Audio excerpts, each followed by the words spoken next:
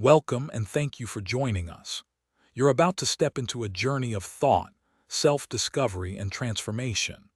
101 Essays That Will Change the Way You Think by Brianna Wiest isn't just a collection of words. It's a mirror, a guide, and a challenge to everything you believe about yourself and the world around you. This audiobook invites you to pause, reflect, and awaken to the deeper layers of your mind and soul. So find a quiet space, take a deep breath, and let these powerful insights speak to you one essay at a time. Let's begin.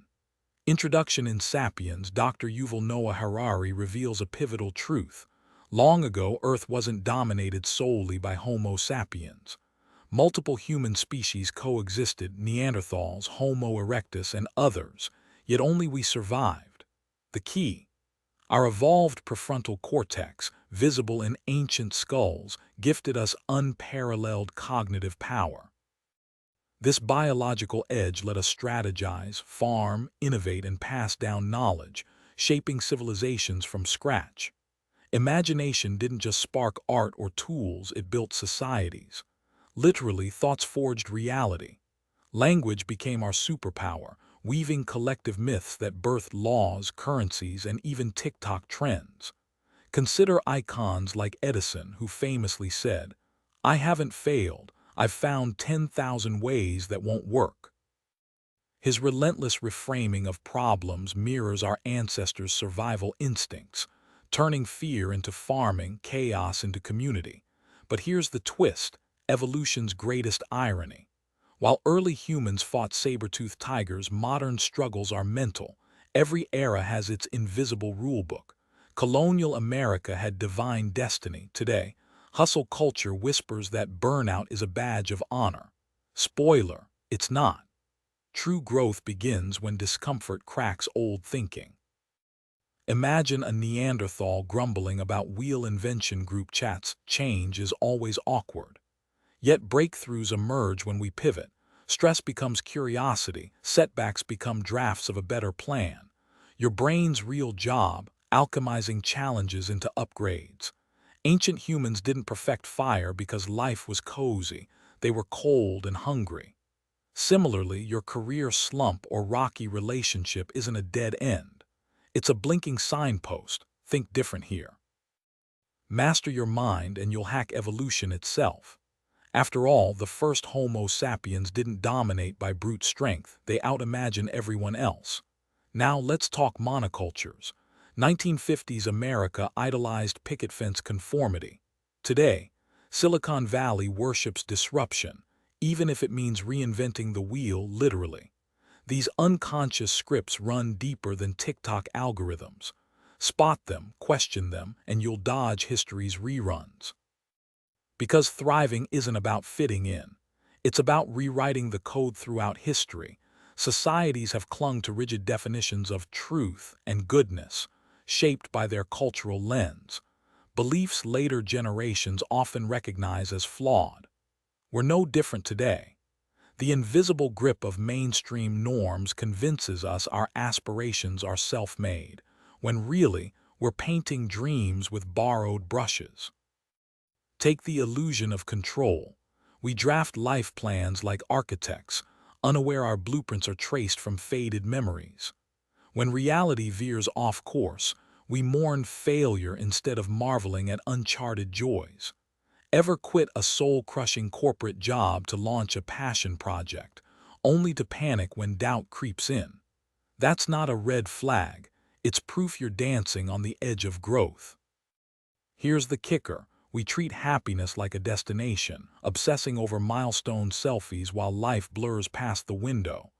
We reduce entire existences to elevator pitches, asking, "Is this it?" as if fulfillment were a checkbox. Newsflash: chasing perfection is just death with better PR. Real success isn't the trophy shelf, it's the person you become scaling the cliffs to reach it. And about those gut feelings, our culture's obsession with good vibes only is a trap. True passion isn't a cozy campfire, it's a wildfire, that terror before your big audition. The lump in your throat when confessing love, keep those. Their compass needles pointing past society's safe zones into territories where life actually happens. Next time fear grips you, smirk and step forward. It's the universe whispering, "This way to the good stuff." Ever notice how avoiding what scares you often masquerades as indifference? Here's the twist. That fear isn't disinterest, it's fascination in disguise. We sabotage ourselves with unnecessary drama, like inventing arguments or overcomplicating goals, all to dodge the vulnerability of going after what we truly want. Picture someone obsessing over a messy garage instead of applying for their dream job. These crises are smoke screens, diverting us from the real work of showing up authentically. Beliefs aren't changed by positive affirmations scribbled on sticky notes. They shift when you dive into experiences that rewrite your story. Struggling to trust others. Volunteer at a community center. Want to feel capable? Train for a 5K. Action breeds conviction, not the other way around. And those problems you resent, they're not roadblocks, they're GPS reroutes. Take a missed promotion. The frustration pushes you to network, upskill, or finally launch that side hustle. Suddenly, the obstacle becomes the catalyst. Here's where the tone flips from heavy to hopeful. Your past isn't a life sentence. Think of it like a scrapbook. You get to choose which pages define you. Maybe that breakup didn't ruin love, it taught you boundaries. Trauma deserves acknowledgement, but healing starts when you reframe pain as a chapter, not the whole story. Ever cringe at a friend's loud laugh or a coworker's perfectionism? That irritation, it's a mirror. We rage at traits in others that we've buried in ourselves, like judging someone's impulsiveness while secretly craving spontaneity.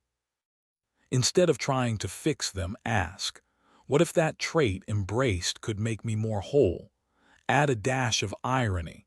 The very things we avoid, failure, vulnerability, even boredom, are the workshops where resilience gets built.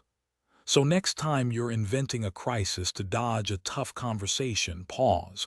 That discomfort, it's not a warning sign. It's the starting line. The traits we admire most in others often mirror qualities we value within ourselves, just as the flaws we criticize can reflect aspects we struggle to acknowledge. Now, let's shift gears to something seemingly mundane yet surprisingly transformative: daily rituals. History's greatest innovators, those hailed as visionaries, shared more than raw talent. They thrived on structured rhythms, whether Einstein's daily walks or Maya Angelou's ritual of writing in a spare hotel room. We're sold this idea that joy comes from chasing constant novelty, but here's the twist. Stability breeds creativity. Your routine could mean coding in a Brooklyn coffee shop every morning or road tripping to a new national park each season. What matters is crafting predictable anchors for your subconscious. Think of it as mental architecture. When actions become automatic, you free up bandwidth for breakthroughs. Wait, hold on, let's bust a myth. Sticking to plans doesn't mean becoming a rigid robot. Picture this. A musician friend of mine swore she'd never follow a schedule until she started blocking 3 afternoon hours for songwriting. Suddenly, her boring structure birthed her best album. That's the paradox. Psychologist Robert Thayer found our emotional weather isn't shaped by random storms of stress, but by the climate we cultivate through sleep patterns, movement, and mental loops. One missed workout won't derail you, but a month of couch surfing, that's a mood landslide. Here's where it gets spicy. Letting impulses pilot your life is like handing the wheel to a toddler hyped on cotton candy. Sure, ditching prep work for a night out feels liberating, until you're sweating bullets in that boardroom tomorrow. True freedom isn't chaos. It's designing days that align with who you want to become. Sacrifice sounds grim until you reframe it, trading fleeting distractions for lasting fulfillment. Ever notice how marathon runners crave their training grind? That's routine alchemy, turning discipline into desire. So next time you're tempted to scrap the plan, ask, am I feeding today's whim or building tomorrow's legacy? Mastering daily habits isn't about rigid schedules. It's about letting intentional choices steer your day while brushing off distractions. Happiness doesn't come from cramming more tasks into your calendar, but from diving deep into what you already do. It's not about chasing novelty. It's about rediscovering meaning in the ordinary. Society loves to sell the idea that passion should fuel every decision, but let's be real.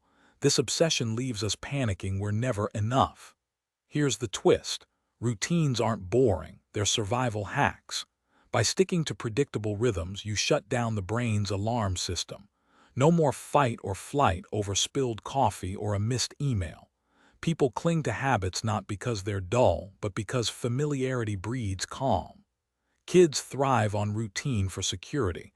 Adults use it for direction. Both are rooted in the same truth. The unknown terrifies us. Imagine a toddler's meltdown over a new food. Adults aren't so different. When life feels chaotic, we cling to the mantra, "I've handled this before." Take writing a book. Commit to 3 pages every evening, rain or shine. Each session isn't just progress, it's proof you're capable. Routine becomes your hype squad, validating choices without applause. And here's the kicker. Consistency trains your brain to slip into flow. You know that Zen zone where time vanishes and creativity hums. Set cues. 7 a.m. runs, 2 p.m. brainstorming, and soon you're cruising on autopilot. But skip the routine and fear hijacks your focus. Suddenly, procrastination whispers, "Relax, deadlines can wait." Spoiler, they don't.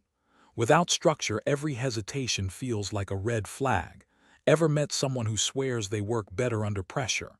Yeah, that's chaos talking. Oh, and emotionally intelligent folks. They ditch the drama.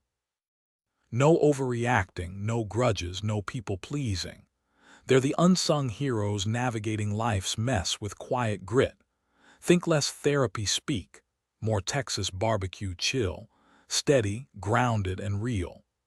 Cue sarcastic tone because nothing says adulting like realizing your third coffee is just a placebo for productivity. But hey, at least your routines got your back. Modern life pushes us to value logic above all else.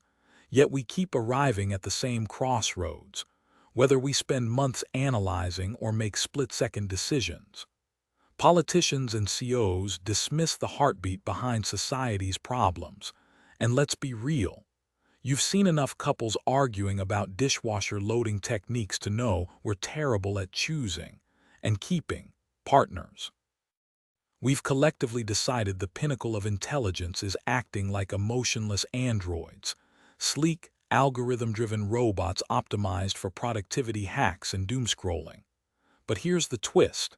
The people thriving aren't the cold calculators.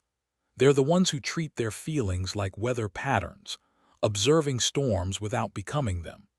Take my buddy Jamie, who ditched his corporate job to brew craft beer after realizing his anxiety wasn't burnout, but a compass pointing elsewhere. Folks like him grasp 3 game-changing truths. First, your panic attack over a missed deadline isn't a prophecy, it's your body's outdated software glitching. Second, blaming your bad day on Corinne from accounting is like yelling at clouds. Emotional grown-ups own their inner weather. Third, chasing happiness is like trying to nail Jell-O to a wall. Those Instagram-perfect lives, they're skipping the chapters where people ugly cry in parking lots. Here, that's where it gets spicy. Fear isn't your enemy. That pit in your stomach when you're about to launch a passion project, that's your soul doing push-ups. The real red flag, apathy. When you stop caring whether your coffee's oat milk or rat poison, that's when you're lost. Emotionally switched-on people don't outsource their joy to viral trends or self-help gurus. They know contentment isn't about constant rainbows. It's dancing in the downpour when life hands you monsoon seasons. Next time your brain tries to autopilot into negativity spirals, ask, is this my actual thought or just mental spam I've been fed? Emotionally aware individuals understand how societal influences and the restless chatter of the human mind can implant thoughts that don't truly belong to them. To counter this, they audit their beliefs like detectives tracing clues. examining where those ideas originated and deciding whether they're worth keeping. They don't mistake stone-faced calm for maturity. Instead of bottling emotions, they press pause until they're in a space where expressing feelings won't spark chaos. It's not about suppression, it's strategic timing. These folks also grasp that discomfort won't destroy them. Like weathering a summer storm, they've built resilience by understanding even the heaviest emotions are temporary guests. Trust isn't handed out like free samples at the mall. They approach relationships like curators, welcoming kindness to all but reserving vulnerability for those who have earned it through consistency. Picture someone sipping coffee at a Brooklyn diner, laughing with an old friend, but keeping their deepest fears tucked away until the right moment. They know a rough day isn't a life sentence. While others might spiral into catastrophizing, they anchor themselves, whispering, "This too shall pass," even when it feels endless. Now let's talk about ex-lovers morphing into strangers. There's a dark humor to how someone who once memorized your coffee order becomes a ghost in your Spotify playlists. Grief's a brutal tutor. It teaches you that breakups aren't about forgetting but revising. You don't erase their birthday from your brain. You just stop circling the date in red. Those shared jokes, they linger like gum under a bar stool, resurfacing when you least expect it. Ever catch yourself humming that song in a grocery store aisle, only to realize you're mentally arguing with a memory? Congrats, you've discovered the universe's twisted way of reminding you growth isn't linear. Here's the twist. Maybe closure isn't about scrubbing someone from your life but editing their role. They're not your confidant anymore, just a footnote in the chapter titled What Shaped You. And those firsts, everyone obsesses over. They matter less than the quiet Tuesday when you finally stop checking your phone. Because moving forward isn't fireworks. It's realizing you've filled their space with new rhythms, new streets, new sunsets that don't taste like yesterday's ache.do the memories of what you shared, and the vows you exchanged ever truly dissolve? Or do they linger like invisible ink waiting to be rediscovered? When a relationship ends, does everything you built together vanish overnight? Or do we bury those chapters out of necessity, letting logic drag our hearts forward? I'd like to think love isn't temporary, that if you ever truly cared for someone, traces of it remain etched in your bones. It's like mixing two elements in a lab experiment. Once combined, neither stays the same. Maybe that's why reopening old wounds feels so dangerous. The scars are still tender, the risk of infection too real. I refuse to accept that people become irrelevant. Love isn't disposable, but perhaps we convince ourselves it is just to survive. Here's the twist. What if we're all just asteroids drifting through space, occasionally crashing into others? Some collisions leave craters, others spark new constellations. You might orbit someone for years, only to veer off when gravity fails. Or maybe you fuse together, creating something entirely unexpected. Like that time I met a stranger in a Brooklyn diner who'd survived a heartbreak eerily similar to mine. We laughed over burnt coffee, two fragments of different stories aligning for a moment. But even when connections fracture, they stretch you. You learn how love can hollow you out. The silence of an empty couch, the ghost of a laugh missing from your phone. Will that void ever refill with the one who carved it? Could anyone else ever fit the shape they left behind? Hell if I know. We stumble into relationships convinced they're destiny. Childhood friends, coworkers, that barista who memorizes your order, suddenly they're woven into your life's fabric. It's beautiful until it's not. Because what haunts us isn't the ease of connection, it's the chaos of collision. We're secretly waiting for the next cosmic crash to reshape us since we can't do it alone. Funny, isn't it? After the storm passes, the sky still feels altered. You can't unsee the new patterns in the stars. As for social intelligence, let's cut the fluff. Ever met someone who talks at you instead of with you, like a podcast on mute? True social savvy isn't about stiff etiquette, it's reading the room, noticing when to pivot a conversation or when silence speaks louder. Yet nowadays, being polite often feels like performative theater, sandpapering your quirks to fit some outdated script. The magic lies in balancing authenticity with awareness, like knowing when to share a vulnerable story versus when to just pass the damn potato salad. True connection thrives when authenticity meets consideration. It's not about trading your real self for empty niceties. Socially savvy individuals navigate interactions with both honesty and empathy, creating ease without compromising their voice. Their secret: balancing self-expression with emotional awareness, fostering bonds that satisfy our deep human craving for meaningful relationships. Let's unpack their habits. First, they avoid emotional theatrics. No humble bragging about promotions to fish for applause or spinning minor inconveniences into sob stories. Forced reactions breed discomfort, like when your coworker exaggerates a flat tire story into a survival epic during lunch breaks. Second, they ditch absolutes.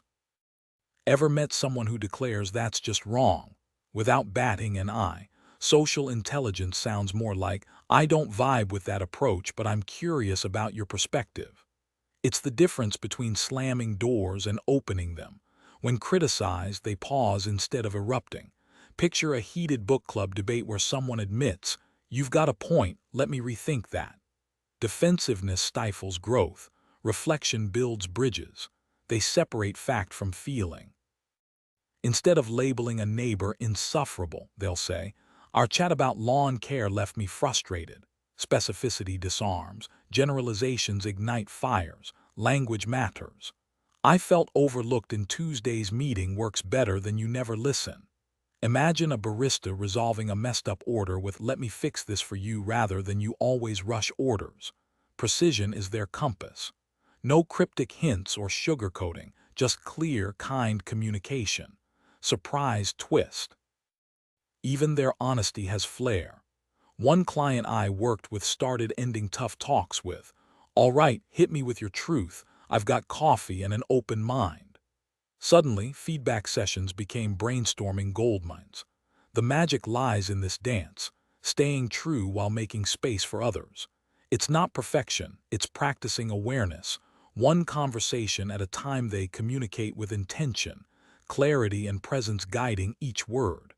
Their conversations aren't battlegrounds for validation but bridges for connection. Take Jake, who listens to his coworker vent over coffee without assuming every criticism is a personal jab. He's mastered the art of stepping back emotionally, recognizing that not every conversation orbits his ego. Instead of dissecting hidden meanings, he leans into curiosity, asking, help me understand where you're coming from. Here's the kicker: those traits that drive you nuts in others, often just reflections of what you dislike in yourself. Ever catch yourself rolling your eyes at a neighbor's indecisiveness? Might be worth asking if it echoes your own fear of commitment. Socially savvy folks get this. They don't waste breath debating someone hellbent on winning. Picture Emily at a family barbecue, nodding as her uncle rants about politics. She tosses in a that's a fresh angle, hadn't considered that before sharing a statistic she read, then pivots with, what's your take on the new park they're building downtown? Validation's their secret weapon. When a friend mutters, I'm just overwhelmed, they skip the but your job's amazing and opt for, that sounds tough. Wanna talk it through. They're not endorsing every opinion, just honoring the human behind it. And when tensions rise, they're the ones listening to hear, not to reload their next argument. It's less about being right and more about staying real, even when the other person's stuck on replay. In today's hyperconnected world, socially aware individuals approach their digital footprint with intention. They share only what aligns with their true selves, content they'd proudly display to family, discuss with a child, or have a future employer stumble upon. Why? Because authenticity crumbles when we post for validation rather than self-expression. These savvy navigators of human interaction also avoid playing truth police. Instead of bluntly declaring someone wrong, they voice differences with phrases like, "My perspective is," or "I see it another way." Picture a team meeting where a coworker critiques a strategy. Rather than shutting them down, a socially intelligent person might say, "That's an interesting angle. Here, I lean toward," while keeping the dialogue productive. When debates heat up, they resist cheap shots. Take a recovering alcoholic advocating for sobriety. Rather than dismissing them with, "Practice what you preach," a wise listener separates the message from the messenger. Sometimes those wrestling with demons become the most compelling voices for change. At their core, these individuals understand that every external relationship mirrors their internal one. They invest in self-awareness through habits like journaling or nature walks, recognizing that personal growth fuels meaningful connections. Now let's flip the script on discomfort. That gnawing sense of unease. It's often growth in disguise.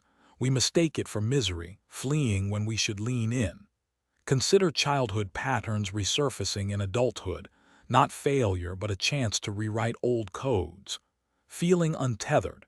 It's your autopilot narrative fading as you engage fully with the present moment.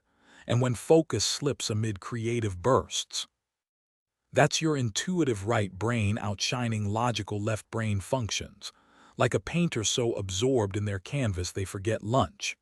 Here's the twist. That mental fog or emotional roller coaster, it's not derailment, it's transformation. Like a phonics-esque gym newbie whose muscles ache as they grow stronger, your discomfort signals progress. So next time anxiety whispers you're lost, laugh and reply, "No, I'm finally finding my way."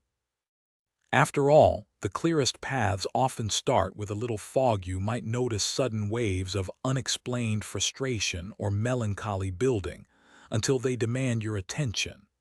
These emotional surges often signal buried feelings surfacing, not to overwhelm you, but to teach you how to witness them without resistance. True power comes not from battling emotions, but from observing them calmly, then choosing how to respond. Meanwhile, your sleep becomes erratic. Nights spent staring at the ceiling replaying conversations, followed by days of restless energy or bone-deep fatigue. Maybe life just threw a curveball, a cross-country move, a layoff, or that clunker of a car finally giving up, forcing you to pivot whether you're ready or not. Suddenly, crowded bars and draining small talk lose their appeal. You'd rather spend Saturday hiking a quiet trail or reorganizing your apartment, anything to escape the emotional black hole of certain friends.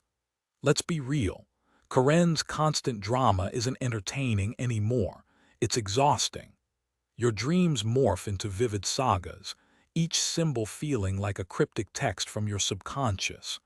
Ever wake up convinced that storm in your dream meant something? Your mind's shouting clues about unresolved fears or hidden hopes. Old friendships fade as you outgrow negativity. You used to laugh off your cousin's conspiracy rants, but now every visit leaves you drained. It's not them, it's you leveling up. Even your ambitions shift. That decade-old career plan suddenly feels ill-fitting, like shoes 2 sizes too small. What you're mourning as failure is actually your soul shedding outdated expectations to make room for something truer. Here's the kicker. Your own thoughts become the antagonist. You catch yourself spiraling over a text message and think, "Wait, I'm the one writing this mental script." Control isn't about silencing your mind, it's about redirecting the narrative. And yeah, you might feel unmoored, questioning every identity you've clung to. That discomfort, it's growth. Uncertainty doesn't accompany backslides, it's the awkward, necessary phase before clarity. You start sensing truths you'd rather ignore. That flailing relationship, the job with an expiration date. But here's the twist. That ache for solitude, the restlessness, the mental chaos. They're proof you're evolving. One day you'll look back and realize the storm wasn't tearing you down. It was clearing space for a life that actually fits. Much of what we dismiss as irrational anxiety stems from gut instincts we ignore because they don't fit neatly into logic. Picture this.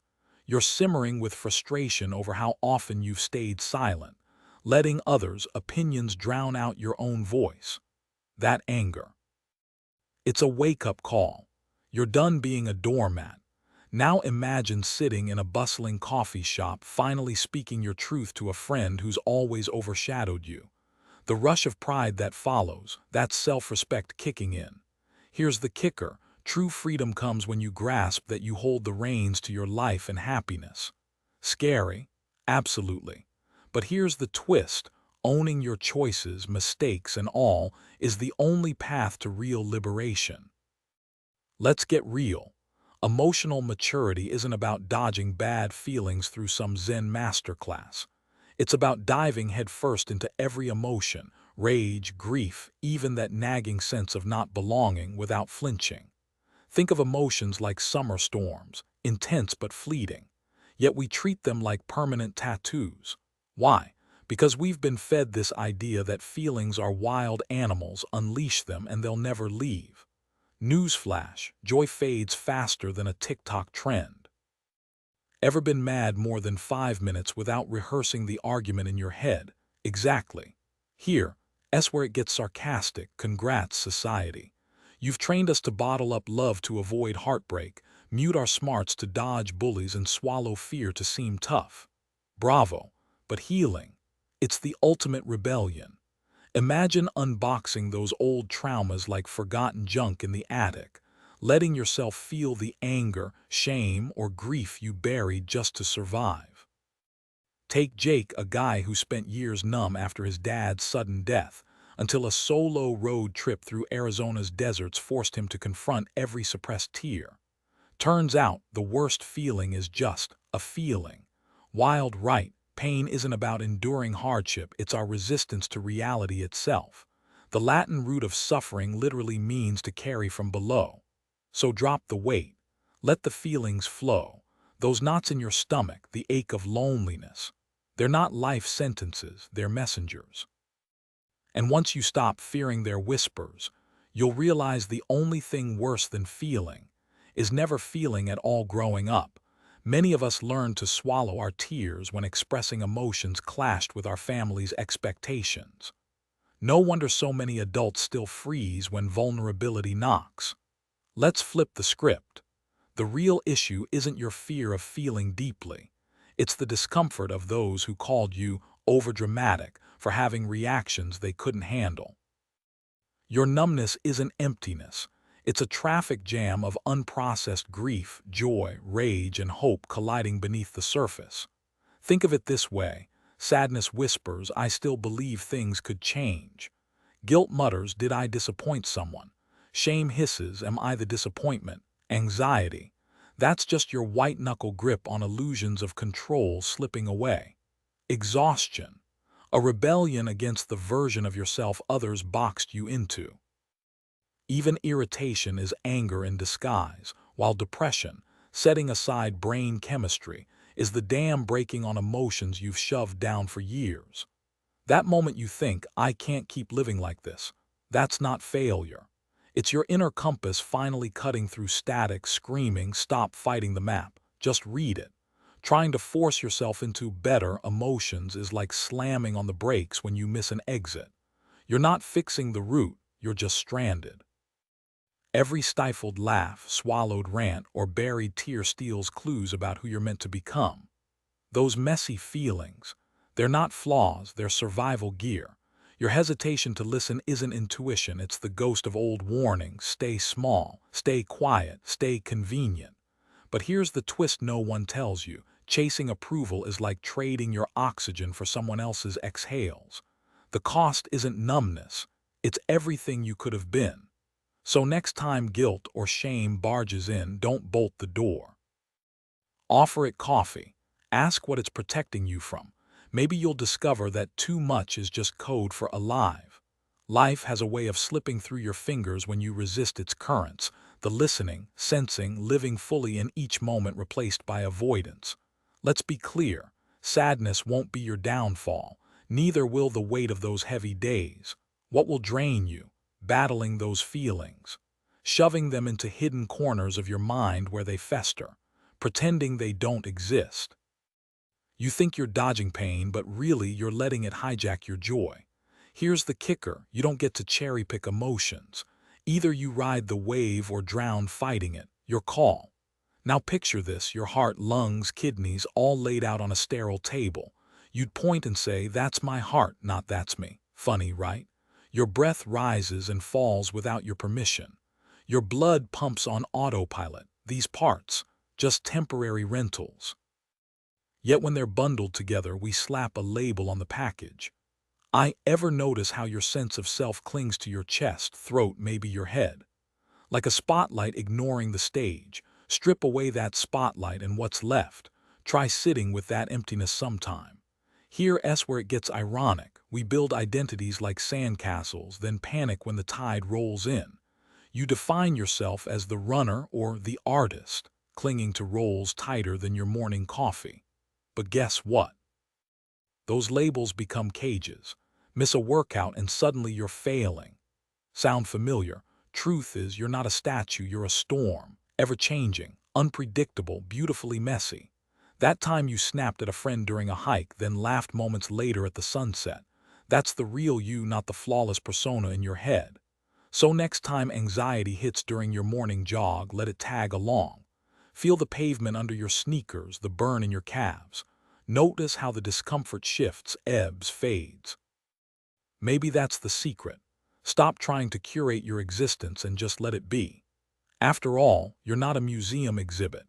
You're alive. Sometimes we cling to labels and titles because facing reality feels too raw. We chase the fantasy of being the perfect partner rather than showing up authentically each morning, or fixate on job prestige while dreading Monday's inbox. It's easier to hide behind society's checkboxes than ask, "Who am I beneath the roles I play?" But what if that uncertainty isn't a dead end, it's the doorway? Healing isn't about slapping band-aids on surface flaws.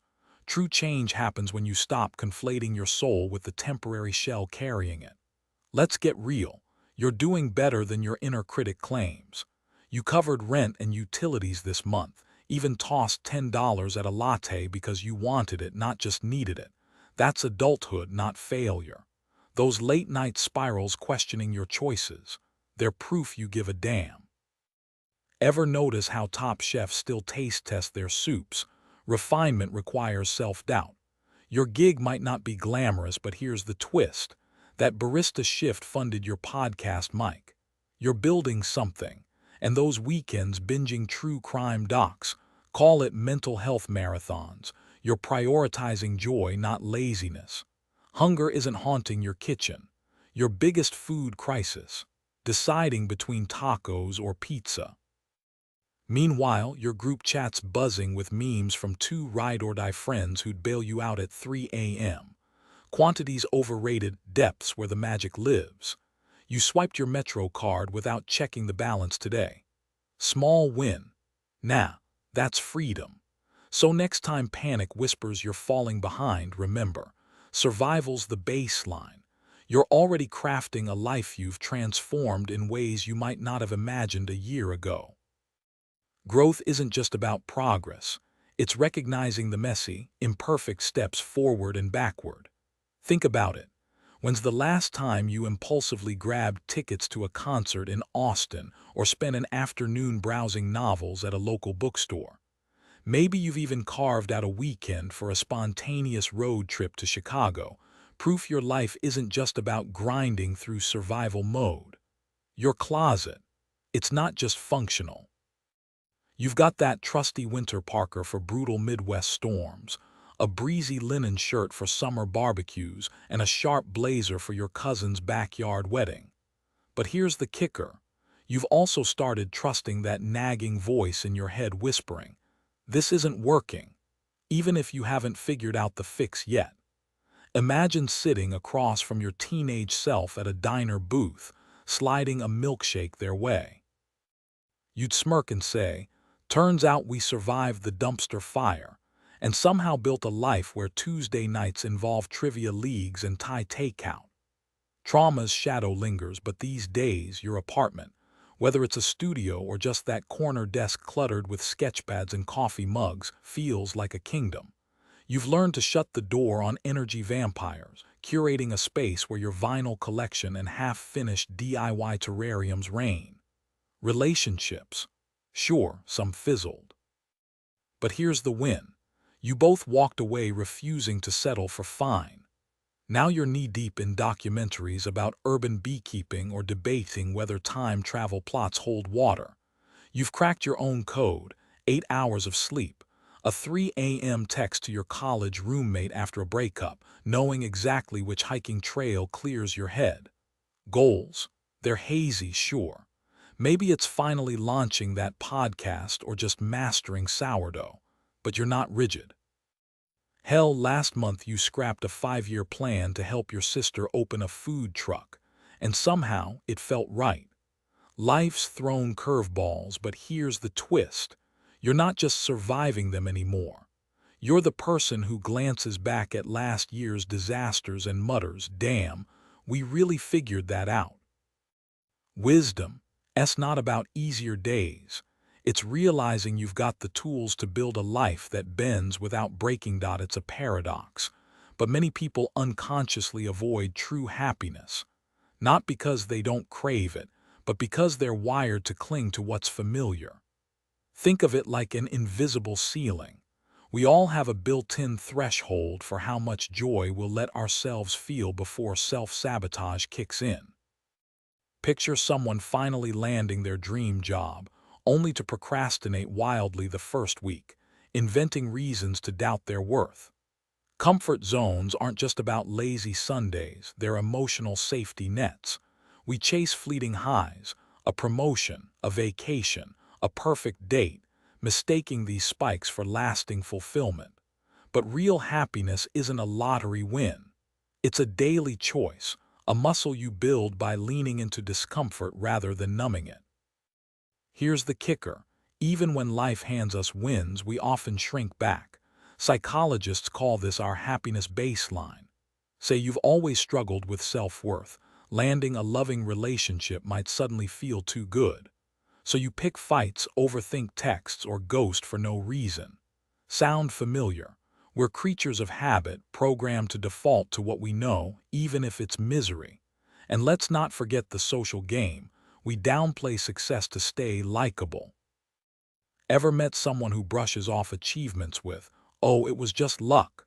That's not humility, it's fear. Fear of outshining others, fear of being seen as too much. But here's the twist. Happiness isn't some fragile soap bubble. It's gritty, intentional work. Take Jake, a barista from Austin who hated his job but stayed for years because stability felt safer than chasing his art. One morning, after burning his hand again, he snapped.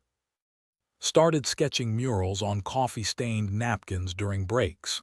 Fast forward 2 years, his first gallery show sold out.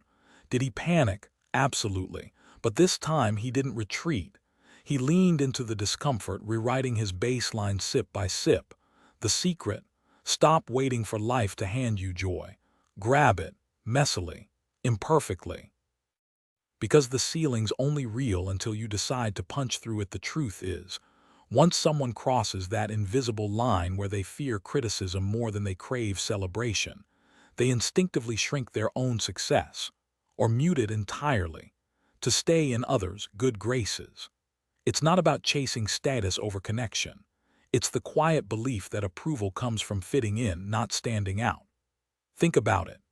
How often do we downplay a promotion or hide a side hustle, terrified of eye rolls or whispers? We cling to the familiar, even when the unknown could bring growth. Comfort zones feel safe, but they're cages with velvet bars. Redefining happiness isn't about grand gestures. It's finding purpose in the everyday, like trading gossip-filled coffee breaks for mentoring a coworker, or swapping Netflix marathons for volunteering. Yet here's the irony. We treat happiness like a finish line, as if contentment means the race is over. But real joy isn't a trophy you dust off once. It's the fuel that keeps you moving. Sure, let's all procrastinate while binge-watching productivity podcasts. That'll bridge the gap between dreams and action, right? Truth is, stagnation thrives in the chasm between knowing what's right and doing it. We're experts at deflection, pretending delay is wisdom when it's just fear in a fancy coat. And then there's apathy, the ultimate armor. Why risk loving a job, a person, a passion if loss is inevitable? But here's the twist. Impermanence isn't a threat, it's the spark. The fleeting nature of moments, a sunset, a laugh, a hard-won victory, is what makes them blaze brighter. Suffering isn't the price of admission. It's the reminder to stop waiting for someday and start living in the messy, glorious now. Choosing to shut down positive emotions as a shield against future pain might numb the ache, but it also robs you of living fully. Imagine two paths, one where you play it safe but end up drained, and another where you embrace joy fiercely, even if it means grieving deeply when it's time to let go. The catch: few grasp how to build a habit of feeling good, let alone why it's the secret to raising your emotional ceiling. Think of it like muscle training. Linger in those fleeting moments of gratitude during your morning coffee. Stretch that rush of pride after a win at work. Let small victories sink in. The more you tune into positivity, the more your capacity for it grows, no magic required. Here's the twist everyone misses. Happiness isn't a prize unlocked by perfect conditions. It's a daily choice to reframe your lens. Sure, blaming circumstances feels easier, like blaming traffic for your road rage.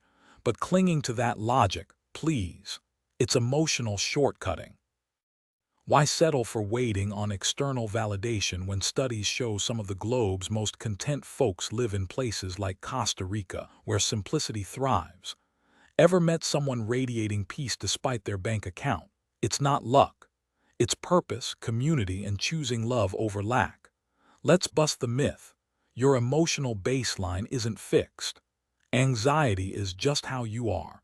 It's a habit, like skipping the gym and wondering why you're out of shape. Picture this. A guy terrified of flights starts calling his fear quirky instead of his identity. Suddenly, he books a trip to Yellowstone, white-knuckling it through turbulence but grinning at the view. Those fears, they're warning signs, not life sentences.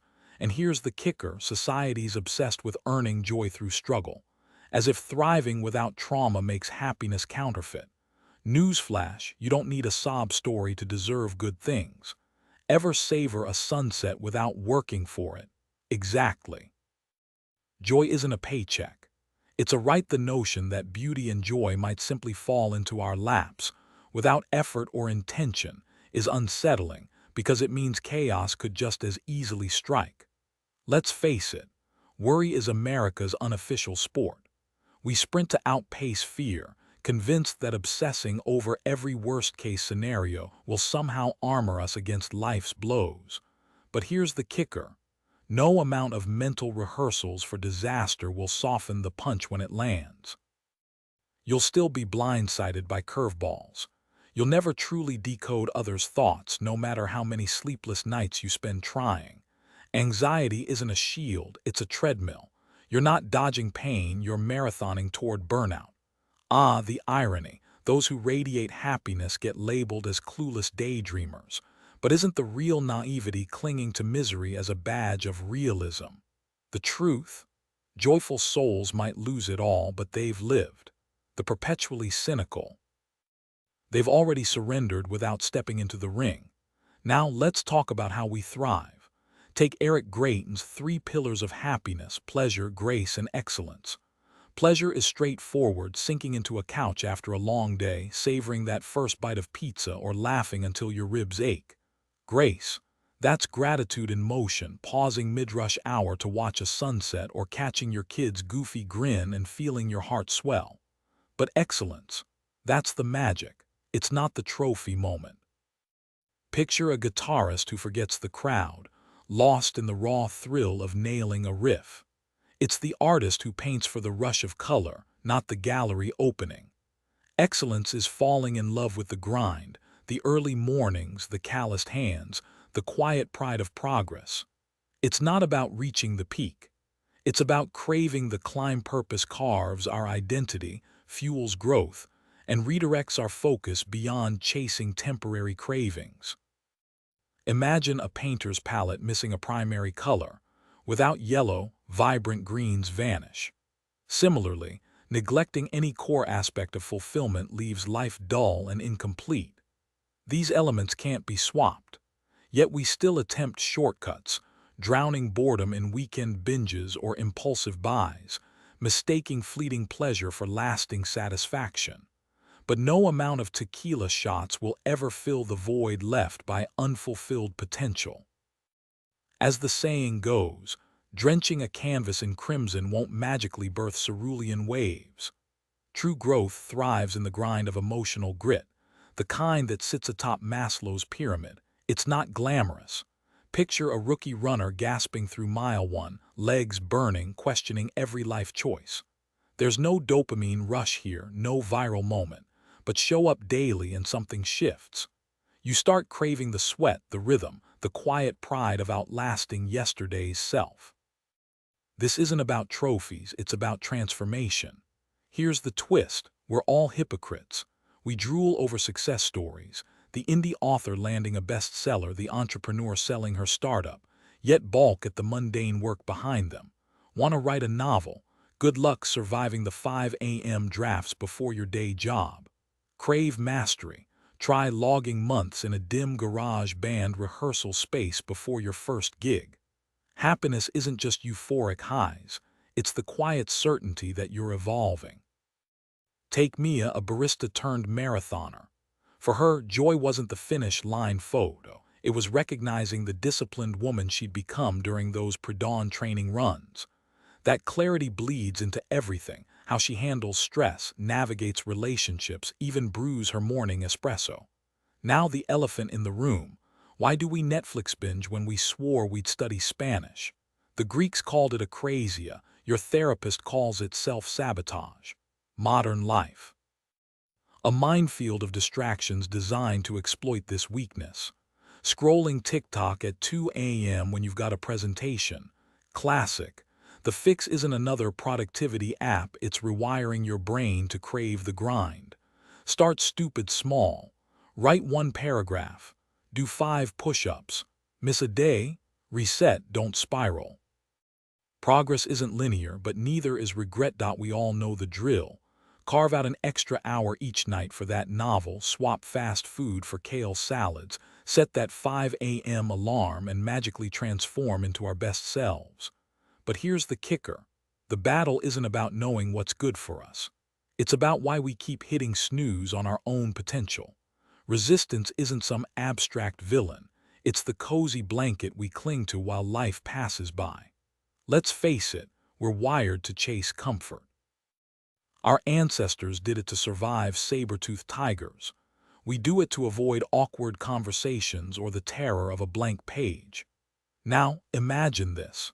You're scrolling Instagram, bombarded by ads for ergonomic chairs and instant meal kits, all selling the same lie: that happiness is a pain-free existence.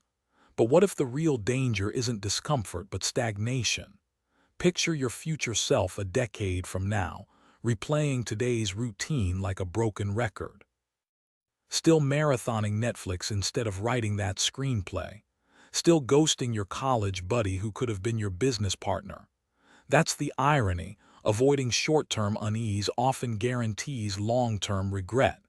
Here's the twist: comfort zones aren't just physical, they're mental cul-de-sacs. Take Jake, a barista in Austin who spent years preparing to open his coffee truck. One rainy Tuesday, he finally slapped a hand-painted open sign on his hatchback, only to realize the real hurdle wasn't permits or recipes, but the fear of customers hating his lavender cold brew. Spoiler, they loved it. The discomfort of launching, a blip compared to the agony of wondering what if. Let's get real, nobody feels ready. Not for proposing, not for publishing that blog, not for apologizing to their sister. The magic happens when you reframe the grind. Instead of dreading the sweat of a workout, focus on the ache of skipped gym days piling into dad bods. Swap "I'll start tomorrow" with "What's one lyric I can write tonight?" Every masterpiece begins as a shaky first step. Anxiety isn't your enemy, it's a flare gun highlighting what matters. That knot in your stomach before a tough talk, proof you care. The irony: most mountains we fear are molehills in disguise. Ever notice how texting that friend you've been avoiding takes 3 minutes, but the relief lasts 3 days? Momentum's sneaky like that. So ditch the all-or-nothing fantasy. Burnout isn't a badge of honor. Write 1 paragraph. Play 3 chords. Send the "Hey, can we talk?" text. Growth isn't a grand gesture. It's the sum of micro-wins. Even comfort can't resist taking. Even the smallest step forward can calm your mind in ways daydreaming never will. Movement reshapes perspective far quicker than endless contemplation ever could. Start today and let that spark of progress grow. Honor that quiet voice nudging you toward simplicity, the part of you craving purpose beyond accumulation. Consider the life you're building. The home you'll decorate, the meals you'll cook, the work that'll leave your mark. Picture weekend hikes with friends, the crisp white sheets you'll collapse into after productive days, the moments worth capturing on your camera roll. Reflect on what needs fixing within yourself, not for others' approval but for your own peace. True self-love isn't blind praise, it's honestly admitting, "I can do better," than mapping out how.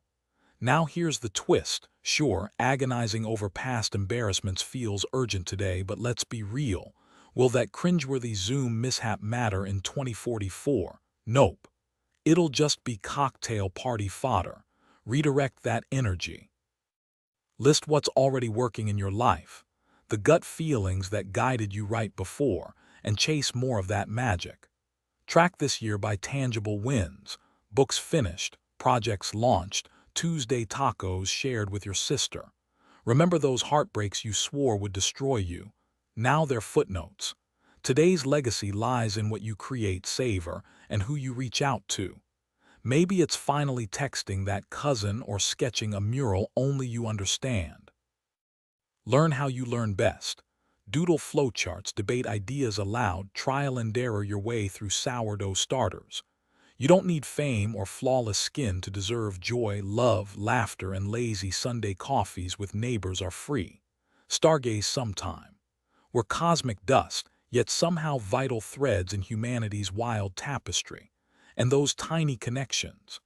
The barista who memorizes your order, the toddler who waved at you mid-tantrum. They're lifelines disguised as ordinary moments. 20 years from now, you'll recall the courage it took to start, not the doubts. So breathe. This Tuesday won't be legendary, but the habits you plant might be. Take a moment to reflect on the qualities you once tolerated in a partner, but now see clearly without emotional blinders. Consider recent steps you've taken toward self-care. Maybe meal prepping a go-to dish like chili mac or tackling that cluttered garage. Identify daily tweaks that could streamline your routine, whether it's budgeting smarter or finally donating those old band tees collecting dust. Patterns in past relationships might reveal your own role in conflicts. Own those lessons. Ever notice how you cling to certain struggles because they oddly comfort you? Sometimes the real issue isn't the problem itself, but how you frame it. Acknowledge where you've stumbled and pledge to grow, not just for you but for those counting on you. That unexpected detour life threw your way, it might secretly align with your deepest goals if you shift perspective. Embrace the fleeting nature of time. Savor morning coffee chats or sunsets while they last. While your self-view matters, ponder how others might see your journey from the outside. Celebrate past wins, big or small, and ask, what legacy do I want? Kind neighbor, reliable friend. Then audit if your daily actions mirror those ideals. Challenge assumptions coloring your reality. What if your truths aren't set in stone? Pour energy into meaningful projects over distractions. Lend support through a text to a lonely pal or picking up the tab at the diner. Recognize that clashes often stem from mismatched viewpoints, not malice. Watch for behavioral tells revealing people's core selves, not just your mental snapshot of them. Next time you're people watching at the park, consider how a stranger's laughter or slumped shoulders might hint at chapters. You'll never read the true measure of a person lies not in fleeting moments, but in the patterns they live by. Imagine having one message to share with humanity. What wisdom would you distill from your struggles? What advice would your weathered heart give your younger self, trembling on life's starting line? Consider the invisible labor behind art. The decade a guitarist spends mastering chords, the spark of inspiration that births a melody capable of unraveling your soul. Think about the origins of the meal on your plate, the hands that cultivated it and the hunger it quiets. Without clarity on your purpose, the North Star guiding your finite days, you'll drift. Picture packing a single box for a cross-country move. What objects embody your essence? There's catharsis in an empty email inbox, but deeper solace in your dog's unwavering gaze when you walk through the door. Pain demands acknowledgement, not evasion. Sit with it like an old friend, not a grenade. Shift to lighter tone, life's plot twists rival any novel. Embrace the messy contradictions of your favorite fictional rebels. Who'd you fight for if self-interest faded? Now fast forward. What would future you, sipping iced coffee on a porch swing, whisper about today's crisis? Plan that unbooked Southwest road trip, the desert sunsets you'll frame, the strangers who will become anecdotes. Reflect on pivotal nights, the ones where tears soaked your pillow and those where laughter tangled with starlight.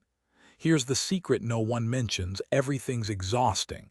Relationships, taxing. Freedom, lonely. Chasing dreams, grueling. The trick is choosing your grind.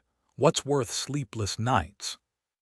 For me, it's creating spaces alive with mid-century modern curves and the scent of rain on hot concrete. Could certain choices have rewritten your parents' story? Unpack your primal fear. Its shadow often points to your brightest longing. Notice tiny magics, that threadbare band tee, childhood jingles hummed in traffic, fries dipped in milkshakes. Your life's a mosaic of weird, tender vignettes. Share them. When panic quiets, what fuels you? Define enough.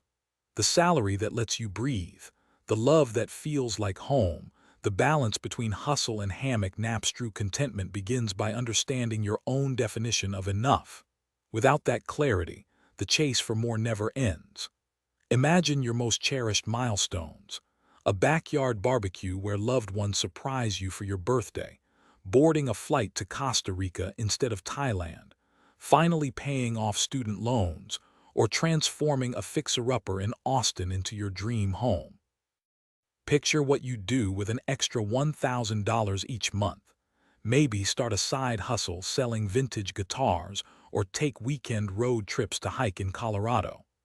Small steps matter. Scrolling through local meetup groups for photography enthusiasts, reconnecting with an old college buddy in Phoenix, or simply swapping Netflix nights for sunrise jogs. Feel the warmth of sunlight during a lazy afternoon at the park, or catch the crisp scent of blooming magnolias after a spring rain. Consider how you spend those scattered 5-minute pockets of time, texting a joke to a friend, watering your succulents, jotting down a recipe idea. Now here's the kicker. How much of your self-image is shaped by Instagram trends, your parents' expectations, or that coworker who always has an opinion? And why do you still let those voices rent space in your head? When you're alone, who are you really? The person who belts off-key show tunes in the shower, or the one who daydreams about writing a sci-fi novel? Remember that kid who wanted to be a marine biologist? Maybe that's why you volunteer at the aquarium now. What if life were a choose-your-own-adventure game? Would you quit stressing over traffic jams or finally take that pottery class? Ancient Stoics had it right. Focus on what you control. Ever hum a tune that doesn't exist? That's your creativity itching to break free. Reinvent your mindset by devouring books on quantum physics or blasting Mongolian throat singing, whatever sparks your curiosity. Love isn't some grand rescue mission. It's the text from your sister checking in after a rough day. The universe stretches beyond comprehension, yet your morning coffee ritual matters. Answers are simpler than you think. Say yes to the gut feeling that lights you up, not just the red flags, that random job offer, the stranger who recommended your favorite band. Chance nudges you forward. Repeat this. Today's choices write tomorrow's story. Now go live it. Awkward karaoke sessions and all true love isn't just a fleeting spark. It's the force that shifts your entire universe, redefining every corner of your existence. Imagine mastering the art of conflict, learning to voice your heart without igniting defensiveness, turning potential arguments into bridges of understanding. Picture living for something bigger than your own desires. Think of those who lean on you, the quiet devastation your absence would carve into their lives. Now fast forward 5 years. Is this the path you're content to tread? Here's the twist. Let's get real. You've probably spent nights envying others' highlight reels, unaware someone's scrolling through yours right now, aching for what you've got. Funny how life loops, isn't it? But here's the kicker. Your fully realized self isn't some distant mirage. It starts as a blueprint in your mind, vivid, grateful, rooted in love. Nail that vision and the rest follows. Now about those 20s. Drop the fantasy of being extraordinary. Extraordinary isn't viral fame, it's finding magic in the mundane. Ask, what's worth doing even if no one applauds? Can you feel cherished without a crowd's validation? And hey, let's talk mortality. Keep a mini skeleton on your desk if it helps. Tomorrow's never guaranteed. Here's where the tone shifts. No more kid gloves. Sure, your college mistakes might seem epic, but they're just warm-ups. Own your blunders or you'll recycle them. Stop pretending you're slightly better than everyone else. That's a fast track to stagnation. Newsflash. You can reinvent yourself, but not by clinging to rose-tinted delusions. The secret. Build a life that matters off camera. After all, the most radical thing you'll ever do is bloom quietly, fiercely, without an audience. Let's get real. Not everyone's cut out for every dream. You won't land a job designing rockets without the brainpower of an astrophysicist, just like you can't nail a Broadway routine if your two left feet have a mind of their own. Passion alone doesn't punch your ticket. It's grit, luck, and a dash of privilege that might align your skills with what sets your soul on fire. Take my buddy Jake, who spent years grinding as a backup dancer in Vegas. He never made it to the big leagues, but he found joy teaching hip-hop to kids in Brooklyn. Gratitude, man, it turns stumbling blocks into stepping stones. Here's the kicker. Pain doesn't care how many self-help books you've read. You can't reason your way out of a broken bone or meditate away heartache, trying to numb it. That's like living life on mute. Embrace the messy, ugly, glorious fullness of it. Funny enough, the nights I spent bawling over failed auditions taught me more about resilience than any trophy ever could. Love. It's not a trophy someone hands you. We're all out here hustling for validation, acting like someone else's affection is the secret password to self-worth. Newsflash. That warmth you're chasing, it's been burning inside you all along. My cousin Sarah learned this after her breakup. She ditched the dating apps, bought a kayak, and realized peace wasn't hiding in someone else's texts. Destiny's more of a suggestion box than a rule book. Ever met an aspiring influencer with the charisma of a wet sock? Or a couple who swore they were relationship goals? Until their divorce attorney got involved. Life's full of plot twists, lost jobs, awkward breakups, dreams that fizzle. Quit obsessing over some perfect finale. You're not directing a movie, you're surviving a choose-your-own-adventure book where the ending's already written.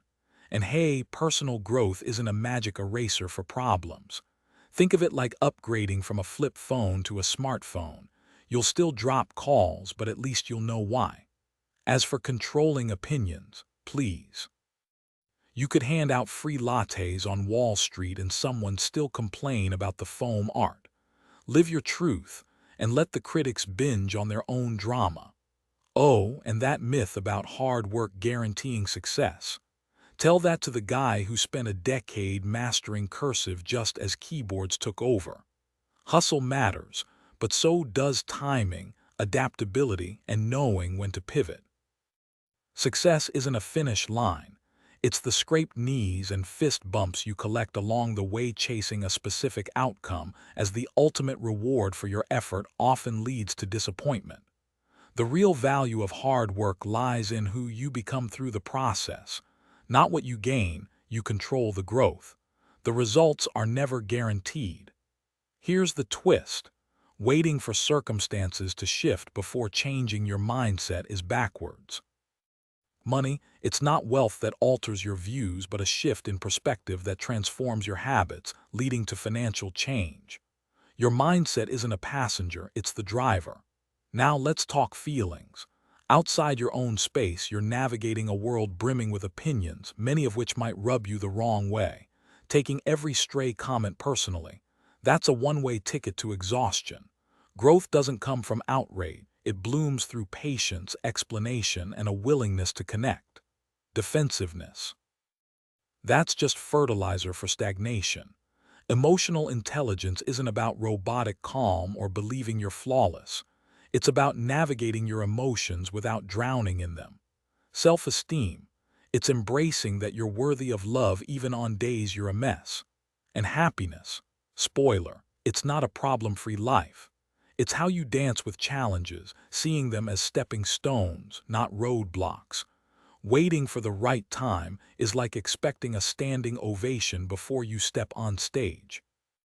The love of your life, that dream job listing, the leap to write your novel, they won't arrive with a readiness siren. Life doesn't wait for perfect. Miss the moment and you miss the magic. Oh, and saving happiness for later.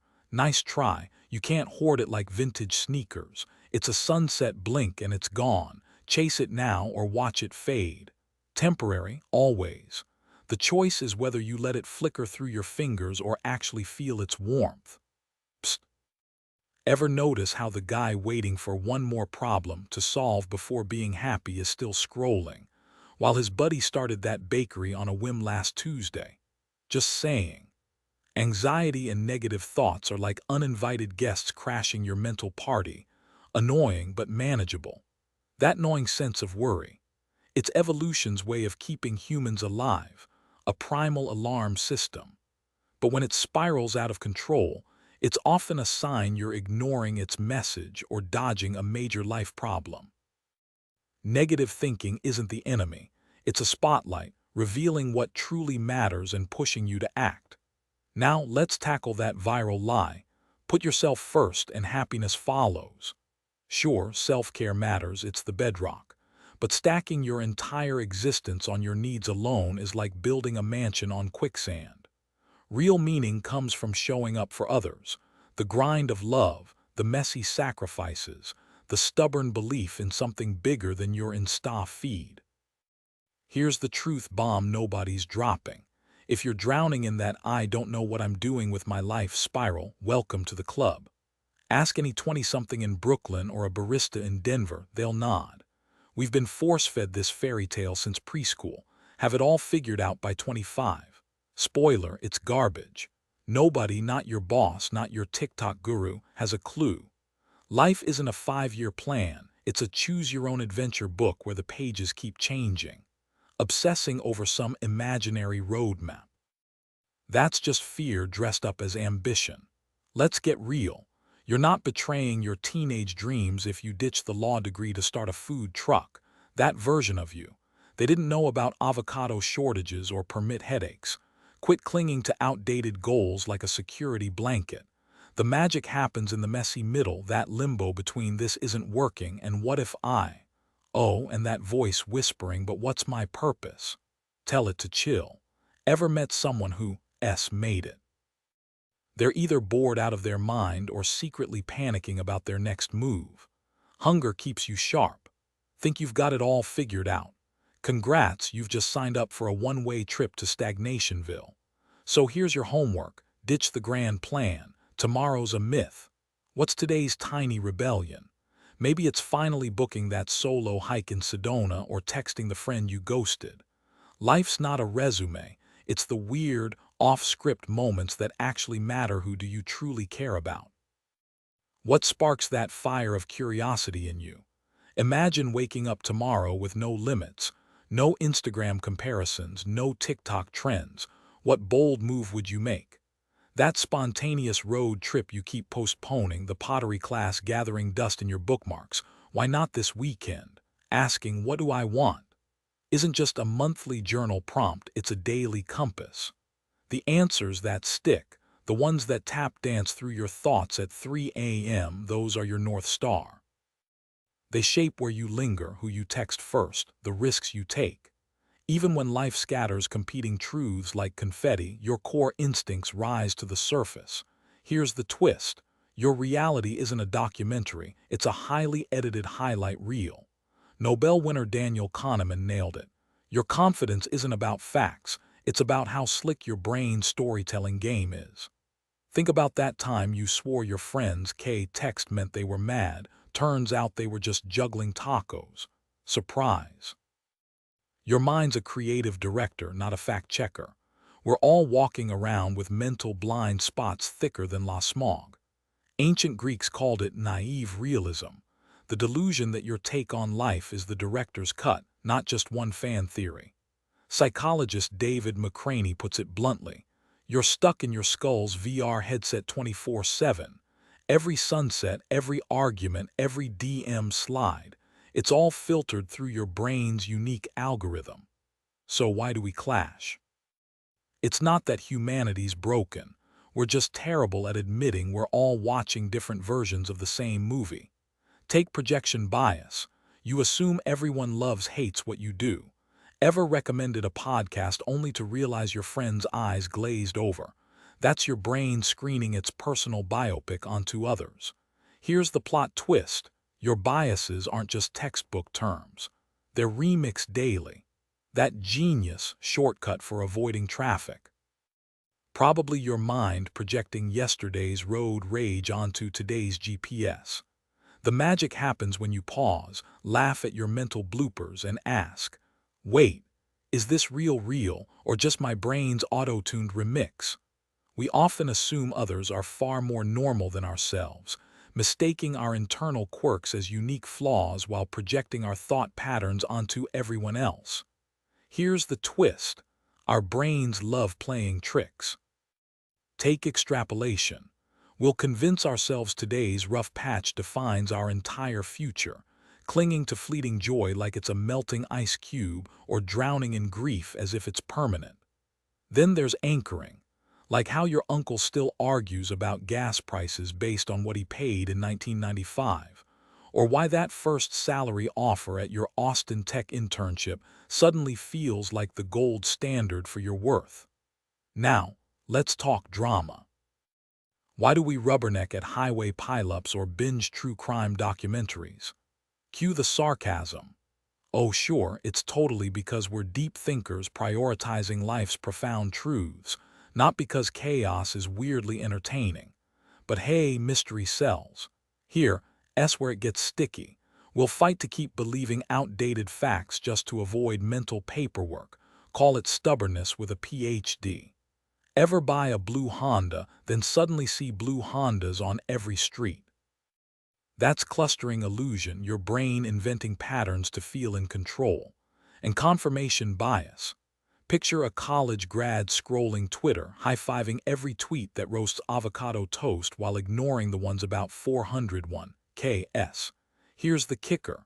Once you pick a side, whether it's a political stance or that overpriced blender you swore was a steal, you'll defend it like a knight in shining Amazon reviews, blind to its flaws. Surprise, it's not logic. It's human wiring. The takeaway. Our minds are less truth seekers and more storytellers, editing reality to fit the narrative. We've already sold ourselves. Emotionally resilient individuals navigate life with a distinct approach to their inner world. They recognize that not every fleeting emotion carries deep significance. Some feelings are just passing clouds, not forecasts. While they honor their experiences, they don't cling to the idea that intensity of feeling equates to truth. Imagine someone choosing to hike a steep trail despite their fear of heights. They acknowledge the fear but don't let it dictate their steps. These people aren't rattled by being wrong. They see missteps as chances to grow, not threats to their worth. They balance logic and emotion, saying, "I feel anxious and that's okay," rather than dismissing it or drowning in drama. Here's the twist. While they take growth seriously, they'll crack a grin at life's absurdities. Sure, they might vent about traffic or a burnt casserole, but they don't turn minor inconveniences into epic tragedies. Unlike those who scan every interaction for hidden insults, they don't assume the barista's tired smile is about them. Comparisons. They'd rather sip coffee in a small-town diner than measure their worth against Instagram influencers. Their strength lies in quiet confidence, no chest thumping needed. When pain arrives, they lean in, knowing avoidance often hurts worse. Ever met someone who unpacks relationship conflicts like a detective solving a mystery? That's them, digging for roots, not pruning leaves. They celebrate others' wins without muttering, but remember when they messed up, and ditch the mental rulebook policing how people should behave. Advice. They offer perspectives, not decrees. While their worldview is shaped by personal experiences, they don't assume their suburban book club represents all of humanity. Authenticity anchors them. Whether chatting with a CEO or a skateboarder, they're unapologetically themselves. In a world obsessed with quick fixes, they're the ones planting oaks.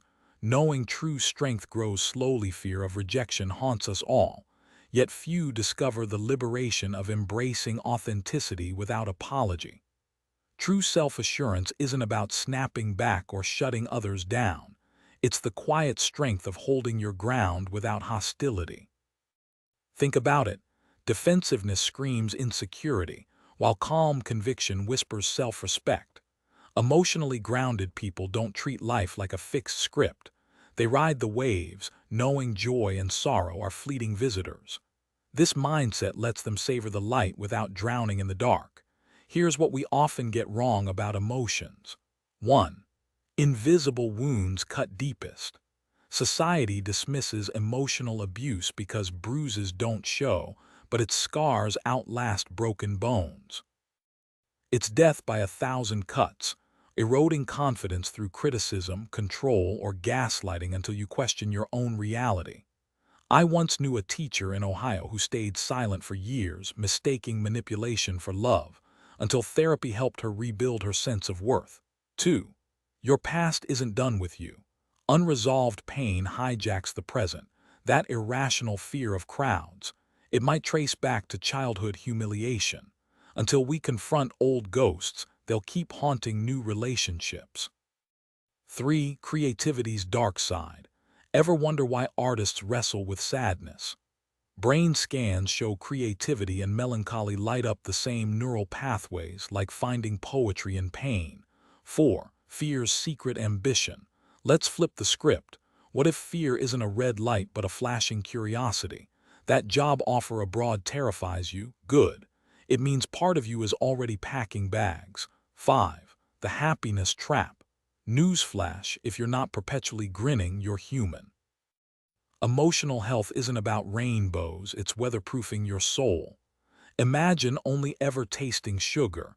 You'd crave salt, bitterness, heat. Our hearts need that full pantry of feelings. Oh, and that myth about positive vibes only? Let's bury it. Next time guilt or anger hits, don't treat it like a system error.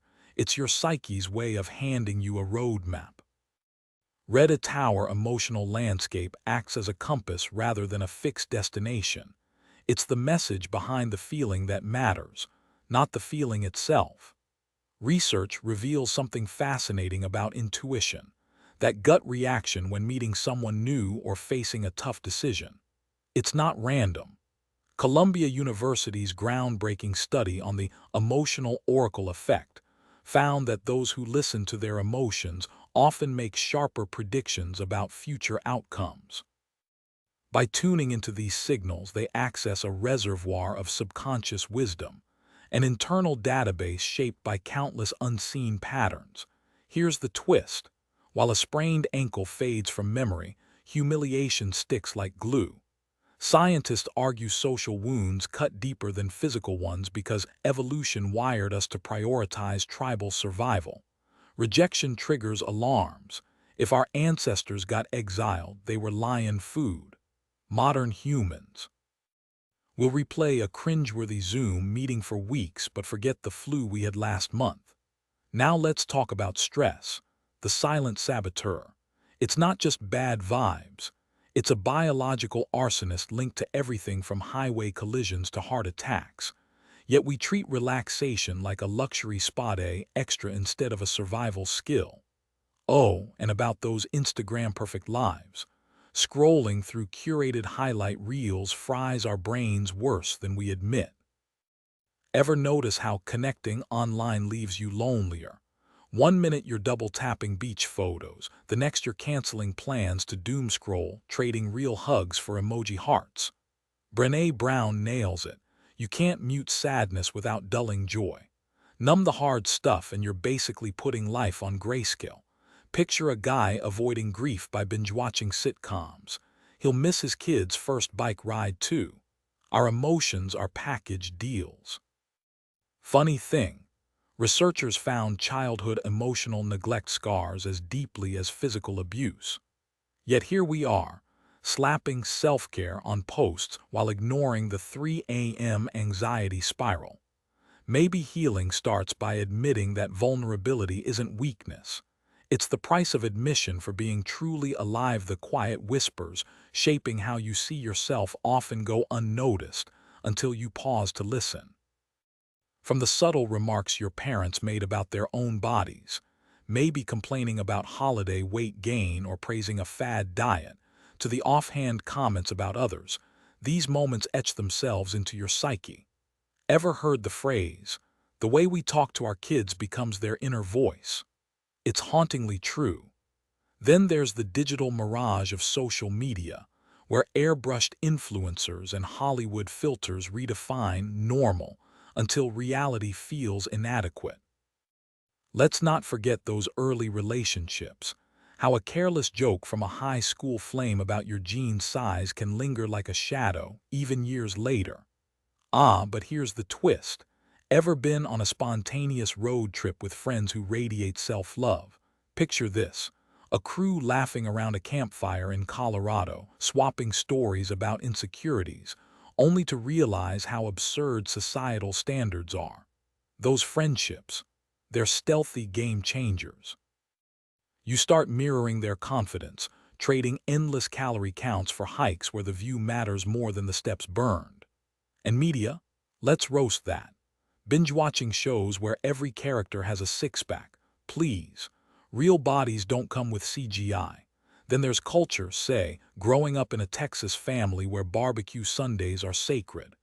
Aunt Linda's helpful remarks about portion sizes clash with Grandpa's insistence on thirds of pecan pie.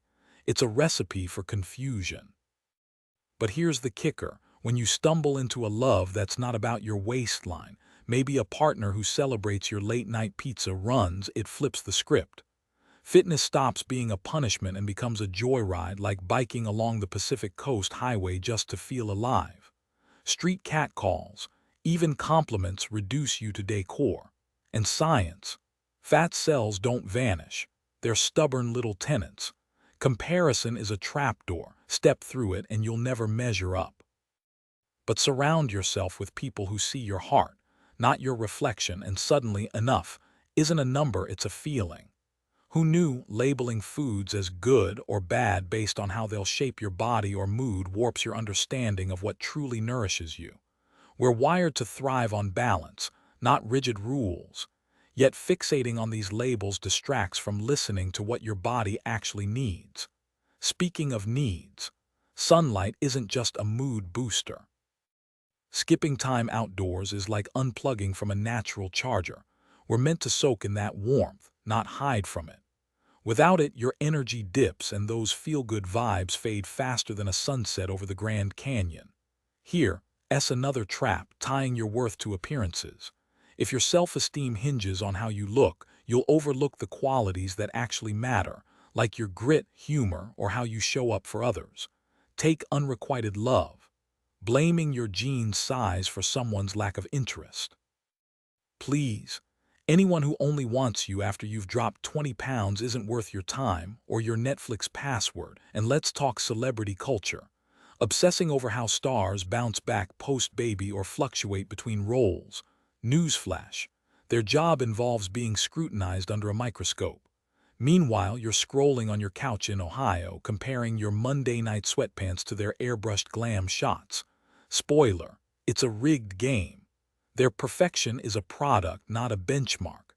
Our bodies. They're built for living, laughing till your sides hurt, dancing badly at weddings, hugging someone so tight you forget time exists.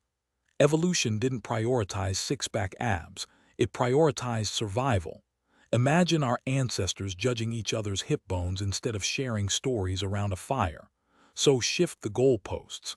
Instead of chasing milestones, try savoring what's already here. Revisit forgotten hobbies.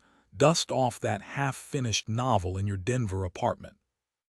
Cook meals from pantry staples. Invent outfits from clothes buried in your closet. Apologize when it matters. Reconnect with the friend who knew you before Instagram existed. Prioritize depth over numbers. Having 3 ride-or-die pals beats 300 followers. Love people as they are, not fixer-uppers. And next time you're tempted to judge your reflection, ask, would I critique a sunset for not being pink enough? Probably not.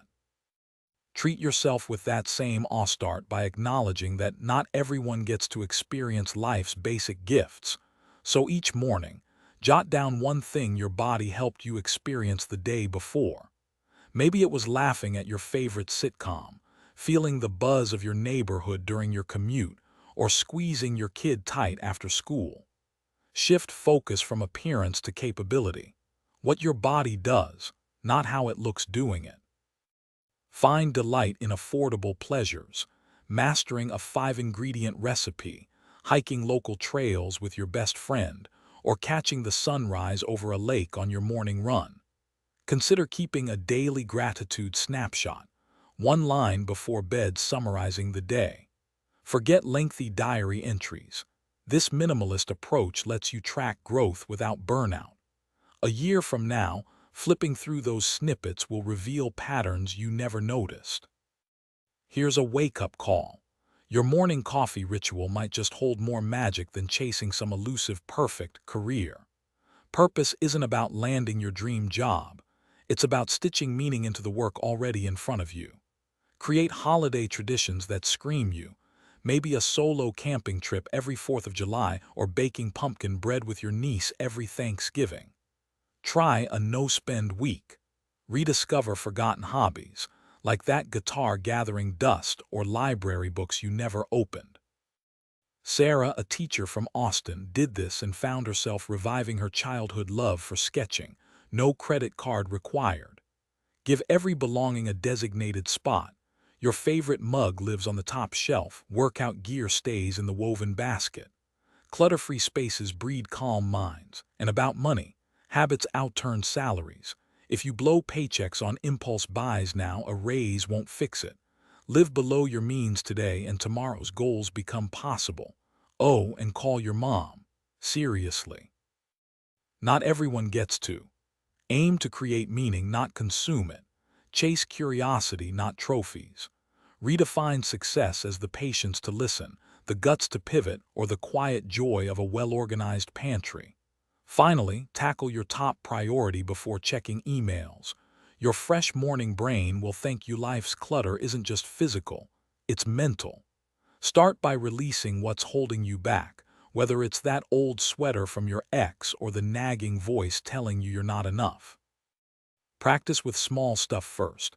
Donate unused items, delete toxic texts. The lighter your space, the quieter the chaos in your mind. Now slow down. If you're rushing through tasks like a caffeine-fueled squirrel, pause. Can you feel your breath? No, time to recalibrate. Prioritize ease over speed. Burnout isn't a badge of honor. Every action deserves presence, whether you're folding laundry or closing a deal. Quality trumps quantity always. Here's the twist. Your brain's a drama queen. That urgent crisis. Probably fiction. Separate facts from mental fan fiction. Honesty says I'm panicking. Truth whispers this too shall pass. Never decide life's direction during an emotional hurricane. Wait for the storm to fade. Think of anxiety as a misfiring alarm. It screams, fix everything now. But sometimes the real fix is accepting you're human. Grab a pen. Write your story. I'm Jake from Austin.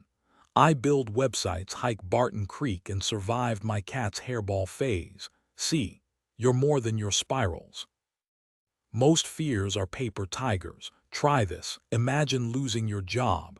You'd hit up LinkedIn, sell your vintage guitar, maybe finally launch that food truck. You de-adapt. Now step away from overthinking, bake sourdough, plant herbs, fix that wobbly shelf. Hands busy, mind calm. Warriors see in black and white, life S in technicolor. That argument with your sister, maybe she's stressed about her nursing exams. Complexity softens edges. Oh, and meet Sarah, a paralegal who cured her Sunday scaries by volunteering at an animal shelter. Scrubbing kennels, walking mutts, grounding messy real, her takeaway. Dogs don't care if you're late on rent. Embrace healthy discomfort, cold showers, awkward conversations, karaoke nights. Growth hides in the cringe. Bottom line, your thoughts aren't destiny, they're weather. Let them roll through while you keep building shelter. Stress isn't something to fight, it's something to embrace. Instead of chasing constant happiness, aim to experience emotions fully without letting them control you. When a troubling thought arises, pause and ask, is this real? Can I be certain? Often you'll find uncertainty lurking beneath. Stay busy, too. Racing thoughts thrive on idle time. Fill your days with meaningful projects, goals that push you, even challenges that demand grit. Live actively, not just inside your head. Remember, everyone has bizarre, irrational ideas flicker through their minds. It doesn't make you broken or strange. Panic attacks. Name them aloud. I'm spiraling. These thoughts aren't real. Speaking it anchors you. Emotional meltdowns often signal deeper issues. Don't measure chaos by your anxiety level, but by your everyday baseline. How do you usually feel? That's the real gauge. Comfort zones matter. Revisit them. Growth isn't a sprint, it's a slow climb. Test your fears. If you're convinced everyone secretly dislikes you, ask a friend outright. Swap assumptions for facts. And hey, let's face it, sometimes your mind's just throwing a tantrum and you're the one holding the popcorn. Laugh it off, then redirect. Trust the calm, not the chaos. That job or relationship scaring you, if it sparks a quiet yes inside, lean in. Discomfort, that's your cue to stretch. Try a digital detox, hike a new trail, redefine your routine. Uncertainty isn't the enemy, it's the doorway to surprises better than any script you write. Finally, own your story, even the messy chapters. Say it, I'm learning to accept my flaws. Perfection's a myth, growth is the goal. Feeling stuck lately. Maybe your relationship lost its spark, or bills are piling up faster than you can keep track. Let's unpack this. Imagine yourself as an onion, not the tear-inducing kind, but one with layers. On the surface, there's your identity, the version of you shaped by what others expect. Peel that back and you hit shame, the guard dog barking whenever your true self tries to step into the light. That inner critic. It's not your ally. Closing the gap between who you pretend to be and who you are, that's where freedom begins. Here's a hack. Next time anxiety hits, try inhaling for 4 counts, holding for 7, exhaling for 8. Yeah, I know I roll advice. But picture this, you're mid-freakout over a text left on read and suddenly calm. No magic pills, just oxygen. Wild, right? Now stretch your mind. Discomfort's a sign you're outgrowing old habits. Ever considered you might not be the person you've boxed yourself into? Maybe you're the type who thrives on road trips to nowhere, who laughs too loud at dad jokes, who secretly wants to learn pottery. Surprise, those quirks are gold. Train your brain like a puppy. When irrational thoughts crash the party, they hate my presentation. Ask, is this useful? If not, chuckle and shoo them out. Behind those thoughts, often legit fears you've been avoiding. Tackle them when you're steady, maybe after a hike or a late-night ice cream binge. Here's the kicker: you control your hustle, your outfit, your Netflix queue. You don't control Karen's snarky comment or whether your crush swipes right. Stop mind reading, it's a terrible party trick. And the future, it's a foggy mirror. Wipe it clean daily. Rebuild your self-view like a Lego masterpiece. Ditch successful or hot for resilient, curious, the friend who remembers birthdays. Picture future, you sipping coffee, nodding at past struggles. Remember that random Tuesday 5 years ago. You survived. Today's no different. Oh, and that walk in Central Park last week. The stranger who said, "You look like someone who'd pet every dog they meet." Maybe they saw your true self before you did. Sometimes the fix isn't therapy deep. It's letting go of overthinking and just breathing. Letting go isn't about erasing the past. It's about crowding it out with experiences that surprise and fulfill you. Dive into hobbies you've never considered, places you've never explored, or conversations that stretch your perspective. Those nagging, irrational thoughts, they're not flaws. They're part of being human, as natural as your heartbeat. Feeling them doesn't mean you failed. It means you're alive. Here's a twist. Anxiety and creativity are cousins. Our deepest fears often spark the cleverest solutions, like how a fear of heights birthed rock climbing gear. Next time worry hits, ask yourself, what if this is fuel for something better? Grab a journal and track your habits. You'll spot patterns. Maybe you cancel plans when stressed or binge scroll to avoid tough conversations. Now picture your future self, 10 years wiser. What would they whisper to you over coffee? Breathe. This isn't your forever. Laugh at the absurdity sometimes. Confess your quirks to friends. You'll find they've fretted over burnt toast or misplacing keys too. Train your mind like a muscle. Focus, reframe, repeat. Ever stood under a starry Montana sky, iced tea in hand, realizing how small your worries seem? That's the magic of shifting perspective. Love and fear, two sides of the same coin. The more you care, the more you'll panic. Clean your space, scribble affirmations on sticky notes, lose yourself in documentaries about coral reefs or vintage motorcycles. If you're stuck, it's a sign. Get curious. What makes your pulse quicken? Happiness isn't a destination, it's a habit. Start small. Say thanks, not just to others, but to yourself. For caring enough to try. True fulfillment isn't found in what happens to us, but in how we frame those experiences. A scarcity mentality will leave you perpetually dissatisfied, even as your circumstances shift. Step outside predictability. Plan a spontaneous road trip to a national park. Swipe right on a dating profile that makes you raise an eyebrow, or sign up for that pottery class you've secretly eyed.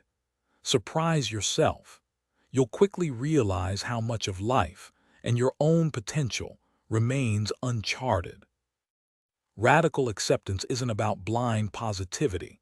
It's about choosing to see your current reality as a foundation rather than a prison. Maybe your apartment isn't Instagram worthy, but it's where you've laughed over burnt pancakes. Maybe your job's a grind, but it's funding nights spent writing that screenplay. Your inner circle matters more than you think. Those late-night conversations and shared silences seep into your ambitions, your self-doubt, your laughter. Don't underestimate solitude either. Avoiding your own company. That's a red flag. How can you expect others to enjoy your presence if you're constantly escaping it? Redefine what winning looks like. Some days, victory is 8 hours of sleep. Others, it's wearing that bold outfit despite side-eye from coworkers. Success might simply mean surviving a brutal Tuesday without snapping at the barista. Let's get real about fear, too. Write down every worst-case scenario haunting you at 2 a.m. Then ask, would a horror movie villain even find this intimidating? Speaking of, binge a true crime podcast marathon. Spoiler, you'll either conquer anxiety or develop a new phobia of ice cream trucks. Either way, it's a story. Here's the twist: stop treating setbacks like full-stop tragedies. A shattered dream isn't a death sentence for your future. Heartbreak? Brutal, but not a life sentence. Build routines that balance responsibility and joy. Yes, adulting means laundry, but it also means dance parties in socked feet. Validate your own damn existence. Your life isn't a waiting room for something better. Spend an evening sifting through old emotional baggage. Let that buried anger or grief breathe. When you stop numbing it, you'll realize it's lost its grip. Finally, audit your choices. Are you settling for half-love to dodge vulnerability? Playing small to avoid criticism? Pain avoidance is a terrible life architect. Build for joy, instead craft your future with intention, not from dissatisfaction with the present, but from devotion to the person you're evolving into. Be deliberate about the ideas you internalize, the relationships you nurture, how you fill procrastination's empty hours, and the environments shaping your daily life.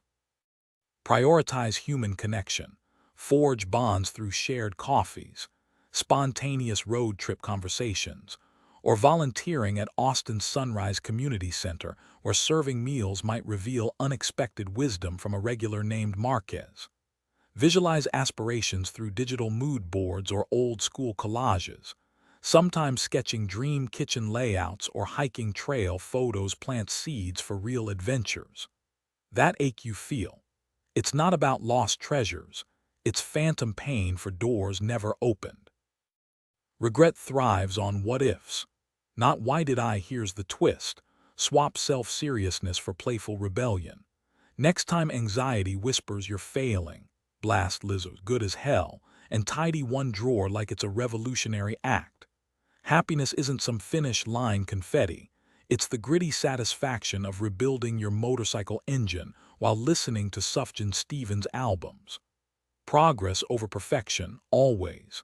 Master 3 guitar chords badly before chasing concert hall fantasies. Let people love your messy, unfinished self. You'll realize judgment's loudest microphone lives inside your skull.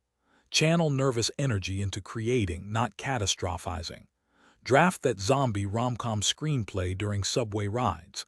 Transform insomnia into plotting novel chapters where the heroine road trips through Utah's canyonlands. Your life's no cosmic lottery. It's clay waiting for your fingerprints. When stuck, scream, help into the group chat before inventing imaginary crises.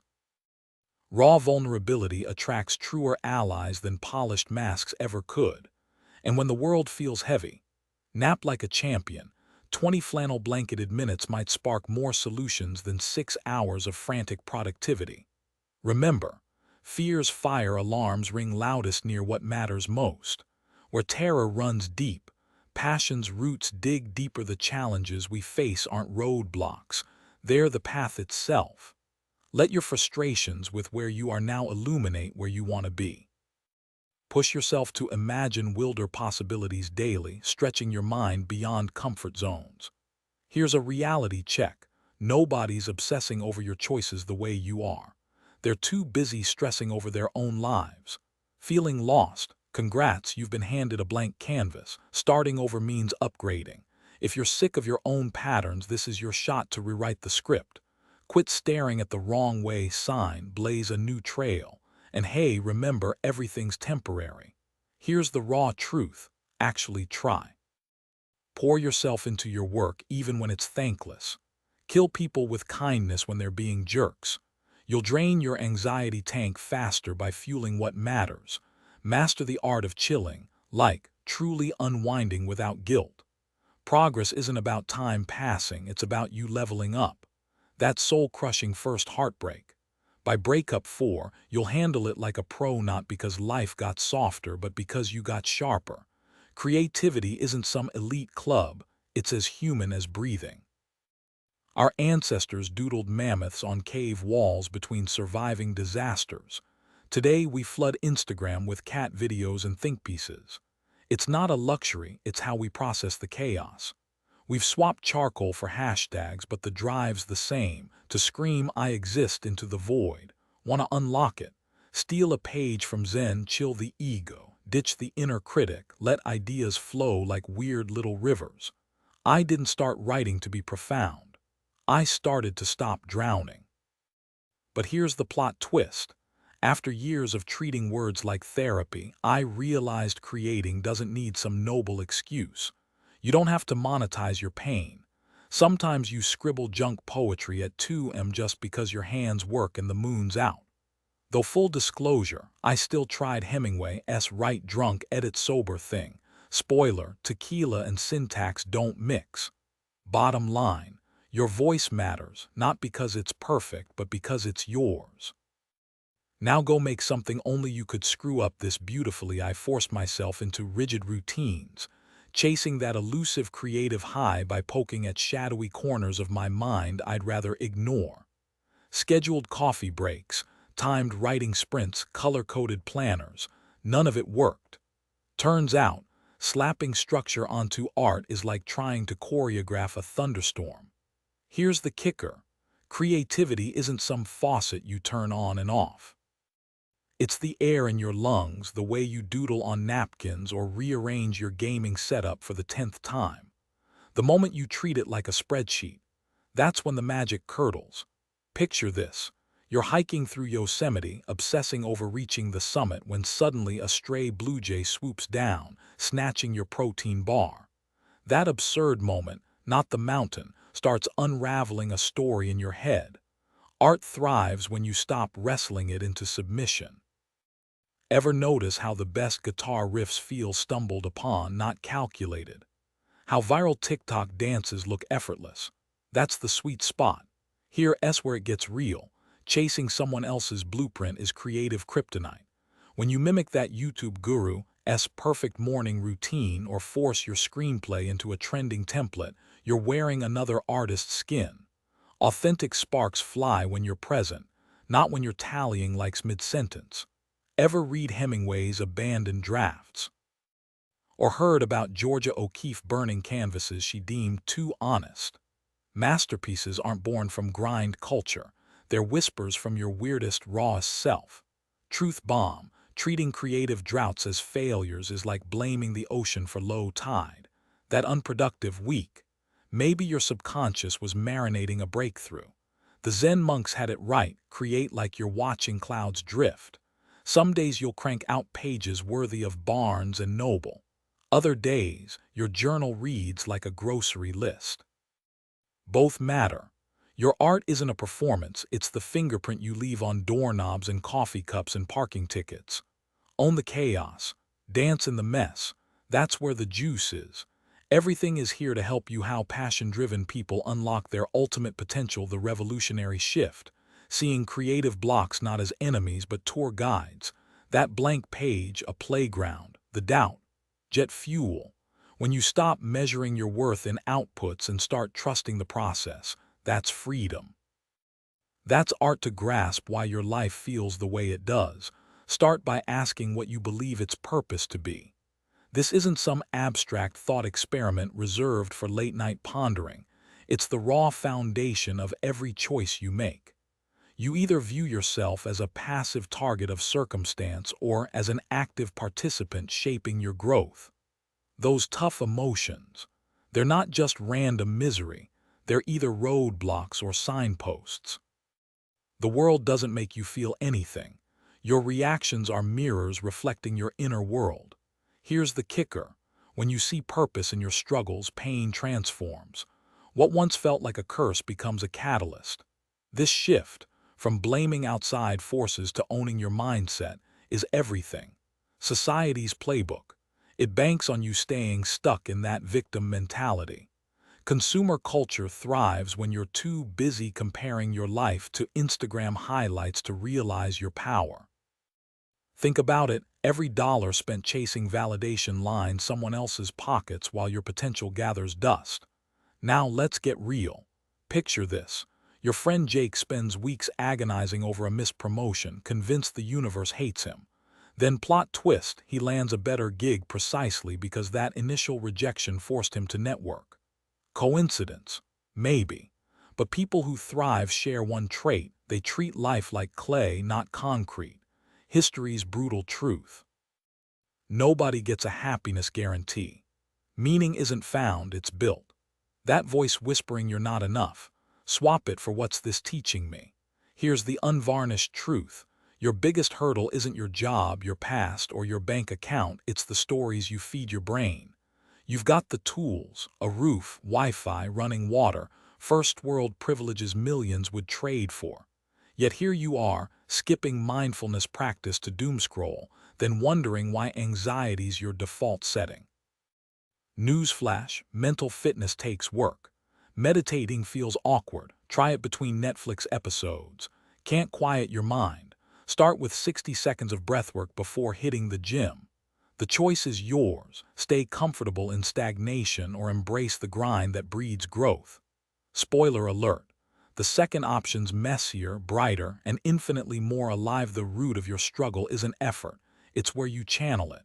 You chase milestones like trophies, checking boxes instead of savoring victories. That promotion, that project, that dream you crushed. Once achieved, they become dusty relics on a shelf, not sources of joy. Here's the kicker. Happiness isn't a finish line, it's a muscle. Most of us hit an invisible ceiling on how good we let ourselves feel, then self-sabotage to crawl back to familiar misery. You cling to lukewarm dissatisfaction because real change feels like stepping off a cliff.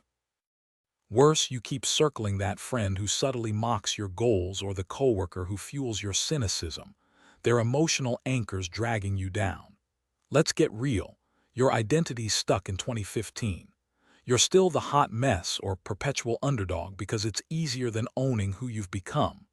You'd rather die on the hill of being right than admit you've outgrown old beliefs. And apologies, forget it. Your ego's built a fortress around "I did my best," even when you know you half-assed it. Here's the irony. You're waiting for life to hand you a happiness permit while scrolling Instagram, convinced everyone else got theirs. Newsflash, contentment isn't some VIP club. It's choosing to find sparks in the mundane, like laughing at burnt toast instead of raging over it. Voice shift, sarcastic edge, oh, but let's not forget your masterclass in performative misery, posting vague rants about adulting while secretly hoping some cosmic babysitter fixes it all. Spoiler: the universe is busy. True happiness isn't permanent sunshine, it's weathering storms without drowning. It's ditching dogma that fits like last year's jeans. Most importantly, it's staring down your cushy, curated chaos and whispering, "I'm done settling."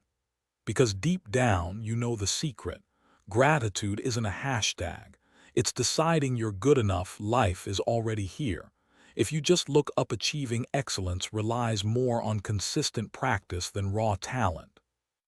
To truly master any craft, whether writing, athletics, or entrepreneurship, you need relentless repetition paired with discipline. Plenty of people can create something brilliant once. Far fewer deliver quality work day after day. Experts distinguish themselves through gritty routines, intentional focus, and an almost obsessive commitment to showing up even when motivation wanes. Contrary to popular belief, innate ability matters less than the ability to cultivate self-control over time. Many assume passion alone fuels greatness, but the reality is messier. Our brains have limited reserves of willpower. Think of it like a mental battery. You can train yourself to stretch its capacity, but it'll always deplete by evening. Those who thrive structure their lives to conserve this energy, cutting clutter, automating choices, and guarding their attention fiercely. Eventually, these efforts shift from exhausting to effortless. Research from the 60s outlines 3 phases of skill mastery: learning the ropes, fumbling through instructions, finding your groove, smoother execution with occasional slip-ups, and finally effortless execution. Think muscle memory during a morning jog. But here's the kicker: progress rarely feels linear. Between the second and third stages, we hit what creativity guru Ira Glass dubbed the ambition valley. Your taste outpaces your output, making every effort feel mediocre. Glass puts it bluntly, early work usually sucks. You envision masterpieces but churn out clunky drafts. Most quit here convinced they lack it. His advice: create relentlessly, set weekly deadlines, churn out 50 bad paintings before your brushstrokes sing, embrace the grind. Now, imagine a guitarist who practices scales daily versus one who waits for inspiration. The first might hate every screeching note initially, but over months, calloused fingers find rhythm. That's the secret: showing up when it's tedious. Mastery isn't about genius, it's about outlasting doubt. So next time you're stuck in that frustrating middle zone, laugh at the chaos. Your frustration. Proof you're evolving. Keep swinging the hammer. Breaking free from stagnation isn't about grand gestures. It's about leaning into the gritty, sometimes awkward work of evolving. When progress stalls, you're faced with a crossroads. Either accept that this path isn't yours and pivot toward what truly aligns with your purpose, or strip away distractions, work within your limits, and push forward. The secret: realizing you were never trapped, you simply paused to ask, is this really where I'm meant to be? Now let's talk about love. We obsess over how to earn it, how to win admiration, secure commitments, or make someone stay. But here's the irony. Love isn't a trophy you chase or a transaction to negotiate. It's not about twisting yourself into someone else's ideal or clinging to a one-sided connection out of fear. True love starts within. Picture this. You're at a coffee shop, overhearing someone vent about their endless efforts to fix a relationship. Sound familiar? The hard truth: you can't force affection any more than you can force a cactus to bloom in Alaska. Love isn't about possession, it's about presence. When someone refuses to meet you halfway, you've got two options: waste energy bending reality, or redirect that love inward and walk away with your dignity intact. That sting of rejection. It's not about losing love, it's about confronting the lie that you need someone else's validation to be whole. Here's the twist. Real love thrives in mutual exchange, not obligation. Stop treating it like a debt owed or a prize to claim. Start seeing it as a verb, a choice you make, not a favor you beg for. The moment you stop negotiating your worth, you'll find freedom. And hey, isn't that what we're all here for? Every fleeting connection. The barista who remembers your order, the 3-week fling that fizzled before Thanksgiving, the half-decade romance that nearly led to matching coffee mugs, carries equal weight in shaping you. Heartbreak evolves into something richer. Proof you've unearthed truths deeper than fairy tale endings. Life becomes an anthology of near misses and almosts, each chapter refining your capacity to listen to gut instincts, set boundaries with kindness, and recognize when to stay or walk away. That time you ugly cried over someone who ghosted after your camping trip to Yosemite. It taught you more about self-respect than any rom-com ever could. Before lamenting the love you lack, ask, what are you pouring into the world without expectation? Now plant your souls firmly. This breath, this heartbeat, this flicker of sunlight through your kitchen window is the only real currency. We preach mindfulness like it's a buzzword, yet drown in endless scrolls and half-hearted Zoom nods. But here's the twist. Your grandest ambitions, wildest dreams, and that novel you've been meaning to write all sprout from this ordinary Tuesday. Try these anchors when life feels untethered. 1. Reality lives between your fingertips. 2. Stagnant possibilities rot into regret. 3. Magic hides in Monday's laundry piles. 4. Micro steps master plans. 7. If today mirrored your ideal life, what would fill these hours? 10. My legacy is built on how I spend Tuesdays. 13. Swap exhaustion for curiosity, what sparks remain. 14. Root here. Now. Self-discovery isn't some scavenger hunt. It's sifting through receipts of past choices. That random conversation with a Uber driver about jazz albums. The way you spontaneously volunteered at the animal shelter after your breakup. These fragments hold mirrors. True growth isn't adopting someone else's truths, it's excavating your own buried compass. So next time you're numbing out with reality TV, pause. Ask, what tiny, brave action would future me applaud? Then go text that friend you've been avoiding.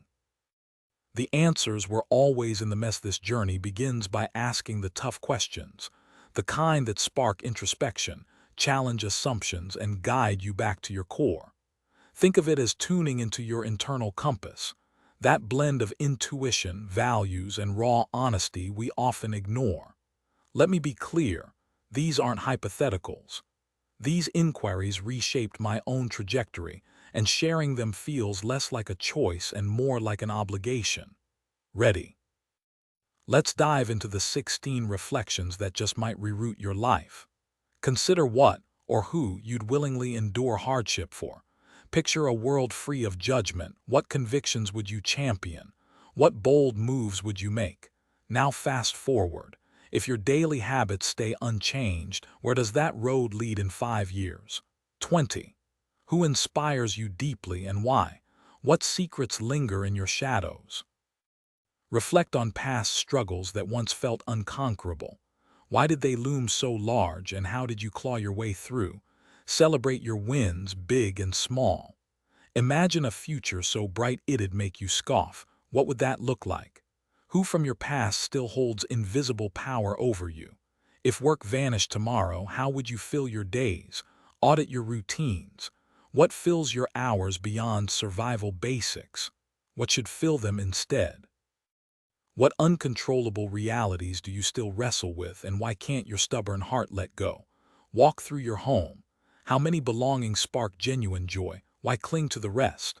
Finally, dissect what irks and inspires you about others, then turn that lens inward. Dig until patterns emerge. Recognizing growth is like trying to spot movement while mid-stride.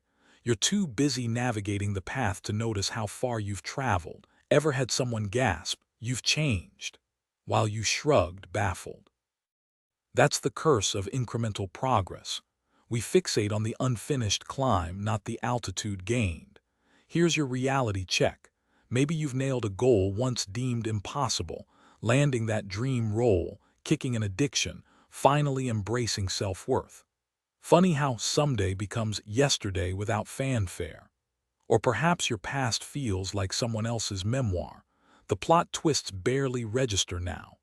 Ever catch yourself prioritizing emotional maturity over six-pack abs in a partner? There's your glow-up. Growth isn't always fireworks. Sometimes it's the quiet pride in choosing therapy over tequila on a Tuesday night. Here's the twist. You're allowed to cringe at your old self while giving you some credit. That friend who casually mentions your resilience over coffee, they're not blowing smoke. Next time imposter syndrome whispers, remember, you've already outgrown versions of yourself you once thought permanent. Your understanding of love has grown beyond fleeting sparks of attraction. It's become something steadier, rooted in connection rather than chemistry. These days, your friendships thrive on shared passions, not just swapping complaints or dissecting rumors. You've realized gossip says less about others and everything about the voids we try to fill. Life's thrown its hardest punches, losing the one who felt irreplaceable, only to rebuild day by day. That career setback, it led to an unexpected door opening, a reminder that security lives not in guarantees, but in trusting your grit to carry you through. You've outgrown borrowed beliefs, questioning traditions until your values align with what truly resonates. Your circle's smaller now, but richer. You take a late-night heart-to-heart with a ride-or-die friend over crowded parties any day. Authenticity's your compass. No code-switching your style or opinions to fit in. Blaming others, that's a chapter you closed. Instead of stewing in victimhood, you've learned to own your story, even the messy parts. Here's the twist. Remember agonizing over being cool. Turns out the kids who peaked in homeroom rarely thrive beyond it. These days, You'd rather geek out over indie films or hike canyon trails at sunrise than chase trends. You laugh now, thinking how your teenage self would gawk at the life you've built. The resilience, the quiet joy in a perfectly brewed coffee, the courage to debate life's big questions without needing answers. Sure, you still overthink sometimes, but you've traded spiraling for solving. And when doubt creeps in, you step outside, let the desert air sting your cheeks, and remember, growth isn't a finish line. It's the act of showing up again and again, exactly as you are. Life's enchantment doesn't vanish when you stop noticing it. It lingers, patiently waiting for you to trade distraction for presence. Think back to something you once craved deeply, like that first car or apartment. Maybe you worked tirelessly to afford it, but now it's just part of your routine. Reconnect with the hunger you felt back then, the fire that made every small win matter. Your younger self would gawk at where you are now, stunned that the heartbreaks and setbacks didn't bury you but built you. Those endless crises, they became stepping stones. Yet here you are, eyeing money like a chore. Ugh, bills again. Instead of marveling at the roof it keeps over your head or the meals it puts on your table. Flip the script. That paycheck isn't a chain. It's proof you're thriving on your own terms. Friendship isn't a numbers game. You could have a dozen group chats and still feel alone, or one ride-or-die pal who's there at 2 a.m. with ice cream and bad jokes. Ever impulsively drive to a national park with someone just to watch the sunrise? That's connection. Stop treating people like mood boosters. They're humans, not happiness vending machines. And drop the imaginary audience narrating your life like a bland biopic. She took the safe job, married the sensible guy. Who cares? Live for your own applause. Goals, ditch the vague fantasies of success or some magic bank balance. Aim to savor your daily grind, to geek out over budgeting like it's a game. And time. Stop telling yourself you'll get around to it. That novel won't write itself while you're glued to another streaming marathon. Newsflash. Later often becomes never. Start small, text that relative, draft one page, update your resume. A single rotten moment doesn't have to tank your whole day unless you let it. So quit waiting for a grand epiphany. The magic's right here, hiding in plain sight, in the grind, the quiet wins, and the unscripted joy of showing up for yourself. You assume negative emotions mean something broken in your life, but really they're just proof you're human. Anxiety, pain, even depression aren't flaws, they're survival tools. They're alerts, feedback loops, and guardrails keeping you alive. Stuck in the mindset that good vibes equals go and bad vibes equals stop. You'll stay paralyzed, wondering why life feels like a stalled engine. Here's the twist. Discomfort and fear aren't stop signs, they're flashing green lights. If you're angry or numb, that's when to hit pause and waiting for motivation. Let's get real. Losers camp out for inspiration like it's a limited edition sneaker drop. Newsflash, motivation's a flaky friend. It ghosts you most days. Sustainable fuel comes from purpose, not fleeting passion. Then there's the trap of escapist daydreaming. You know, those elaborate Netflix-worthy fantasies you binge while pacing your apartment or zoning out to indie playlists. Instead of tackling real-life friction, you're mainlining mental sugar rushes and saving joy for someday. Picture this. You're on the subway scrolling emails as sunlight spills over Brooklyn Bridge. You almost pull out that dog-eared novel in your bag, but no. You smother the spark, convinced your grind can't afford awe. Happiness isn't a retirement fund. Hoarding it just leaves you bankrupt in the now. Now let's talk arguing. Ever notice how defensiveness kicks in like a faulty car alarm? We're wired to fight, flee, or freeze when threatened. But here's the irony. Mastering conflict isn't about clobbering opponents. It's about sounding like you're not arguing at all. Think of it as social jujitsu. In boardrooms or relationships, the smartest rebuttals feel like conversations, not courtroom dramas. The secret. Ditch the hierarchy. Listen first, then pivot. Pro tip: next time your coworker steamrolls a meeting, try nodding before dismantling their point. Watch jaws drop. Bottom line, life's not a binary of good versus bad feelings. It's a messy mixtape.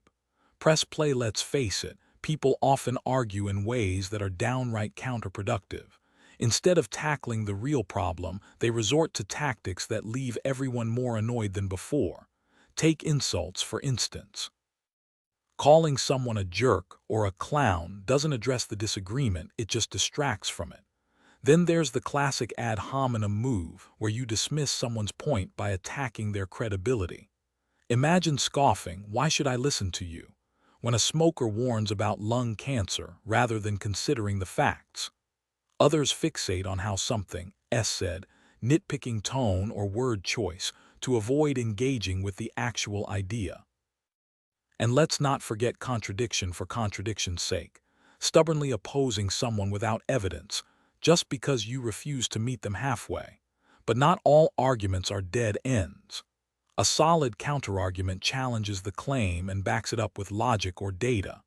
Refutation goes deeper, dissecting flaws in the reasoning, maybe even quoting the person's own words to highlight inconsistencies.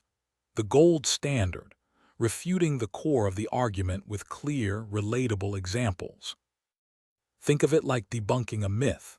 Actually, studies show, or in my experience here, why that doesn't hold up. Now, if you're suddenly rethinking everything, your beliefs, your habits, even that corporate job in Chicago you thought you loved, you might be on the verge of a breakthrough, not a breakdown. Maybe you've started journaling, noticing how you keep dating the same emotionally unavailable type, or how your positive vibes only mantra left you numb to real joy. Happiness isn't about forcing optimism, it's about finding peace in the messy present, not just daydreaming about a perfect future. Anger's tricky. It flares up when you're stuck in the same loop, same fights, same regrets. But that rage, it's often a wake-up call. Picture this. You're fuming about your micromanaging boss, only to realize you're really mad at yourself for not setting boundaries sooner. That moment of clarity, that's growth. You're not losing it, you're finally seeing the patterns, the self-sabotage, the outdated scripts. And yeah, it's uncomfortable. But buried in all that chaos is the raw material for something new. A life that actually fits who you're becoming. Anger's lesser companions, frustration, bitterness, restlessness, even that nagging sense of self-doubt, linger like background noise. They're uncomfortable, sure, but they don't propel you forward. Real anger, that's a wildfire. It scorches complacency and forces you out of the same old rut. Suddenly, you're asking the dangerous questions. Is this really it? You're staring at the clock, wondering if life's just a loop of wake up, work, pay, bills, repeat. Maybe there's a bigger picture, like that tiny peephole in your childhood closet you'd squint through, half convinced Narnia waited on the other side. Then it hits. You land the promotion, meet the one, catch your big break and freeze. Classic resistance. Funny how chasing joy cranks fear up to match. It's not that you're sabotaging your future. You're just finally admitting what you actually want, and yeah, that's terrifying. Take Jake, the guy who ghosted his own art show out of nowhere. Turns out he wasn't scared of failure. He was petrified of realizing success wouldn't magically fix his imposter syndrome. Here's the kicker. Your emotions feel irrational. Anxiety clings like static, even when logic says everything's fine. Those midnight spirals about things that'll never happen. Congrats, you're learning to decode your own psyche. It's like untangling headphone wires in the dark. Identity crisis alert. You've built a persona from others' expectations or some Pinterest perfect ideal. Now there's a gap between the you perform and the self-whispering, this isn't it. Remember playing dress-up as a kid? Adulting's just swapping tutus for LinkedIn-approved blazers, but the disconnect's the same. Childhood ghosts are back, too. That fear of abandonment during third-grade recess. The shame over a failed science project. They've been puppeteering your choices for decades. Newsflash. Healing isn't about burying that stuff deeper. It's dragging it into the light, even if it's mortifying. Loss terrifies you, not because you might lose something, but because you're starting to suspect nothing external can fix you. You're clutching that job relationship validation like a security blanket, terrified to admit it's just fabric. Here's the plot twist. Quitting gets a bad rap. Letting go of dead-end paths isn't failure, it's decluttering your life. Swearing off toxic jobs or one-sided friendships, that's not giving up, it's leveling up. Breakdowns aren't the end. They're the universe's chaotic way of forcing upgrades. Think of it like your brain blue screening mid-update. You're ditching fine for something fiercer. Take it from Emily, who ugly cried in a Target parking lot before launching her eco-bakery. Sometimes the mess is the metamorphosis. Bottom line, you're not losing it. You're outgrowing it. Think back to the last time you achieved something you desperately wanted. That promotion, the fancy car, the picture-perfect relationship. Did lasting happiness follow, or did new complexities creep in? Truth is, external wins often come with hidden trade-offs. Now consider Brenda from accounting, single mom, chaotic schedule, yet surrounded by loyal friends. Or Jake, the barista with tattoos snaking up his arms, living in a tiny apartment bursting with artwork he loves. Their lives aren't flawless, yet they're deeply fulfilled. Here's a challenge. Imagine your Saturdays freed from performative scrolls and staged selfies. Would you hike that trail without documenting it? Host game nights instead of influencer-worthy dinners? Picture a world where cash flow wasn't a factor, not to daydream about private jets, but to uncover what truly fuels you. Maybe you'd teach free art classes at the community center, like my cousin Mia did after realizing her corporate job left her numb. Spoiler, she met her fiancé there while covered in finger paint. Start a secret joy photo album on your phone, not for likes, but for life. Snap the burnt cookies your kid made, the rain-streaked window during your morning coffee, the dog's ridiculous haircut. Months later, these unpolished shots will hit differently than your meticulously framed sunset posts. Oh, and about those imaginary judges. Newsflash. Karen from HR isn't dissecting your Instagram feed. She's too busy stressing over her own invisible audience. Jealousy's a sneaky mirror. When envy hits over someone's tropical vacation or promotion, ask, what part of my own story feels lacking? That ache for travel might mean you need weekend adventures, not a passport stamp. Craving recognition. Maybe it's time to voice your ideas in meetings instead of muting yourself. Here's the twist. Life's not a highlight reel. That time you tripped mid-presentation, the room forgot it by lunch. The embarrassing hobby you hide. It could be the thread connecting you to your next great chapter. Stop auditioning for a panel of phantom critics. Dance badly at weddings. Wear the loud shirt. Build an existence that thrums with quiet pride, not public applause. After all, the most vibrant lives are lived in messy, unfiltered color. Not cropped, filtered, and hashtagged into beige. Envy often isn't about wanting what others have. It's a mirror reflecting what we've neglected in ourselves. That glowing social media star. Our fixation isn't on her looks, but the self-love we've misplaced. The best-selling author. Our resentment whispers about the book we've yet to write, not their accolades. Stop scrubbing your existence into a staged Instagram photo before guests arrive. Unless you're hosting health inspectors, authenticity beats spotless countertops. Tossing dirty socks in the hamper's fine, but don't perform life as if auditioning for a reality show. True connection thrives in messy, unscripted moments. Let friends taste the burnt cookies and hear the unfinished dreams. Holiday traditions need a reboot. Why cram around a table with Aunt Carol's passive-aggressive casserole comments when you could be laughing with chosen family? The ride-or-die crew who texts you memes at 2 a.m. Celebration shouldn't feel like emotional tax season. Here's the plot twist. Your clutter is a character in your story.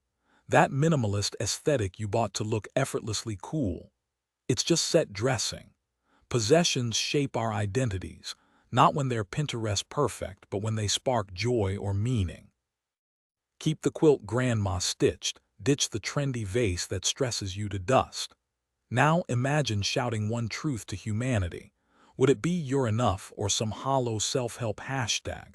Whatever you'd broadcast, that's your soul's sows. Worthiness isn't a trophy shelf. It's choosing to measure your value by gratitude, not grind culture. You're not defined by the mountain you've climbed, but by the ground you've claimed beneath your feet. Mid-paragraph tone shift, let's get real. If self-awareness were a TikTok trend, half of us would still be lip-syncing to denial.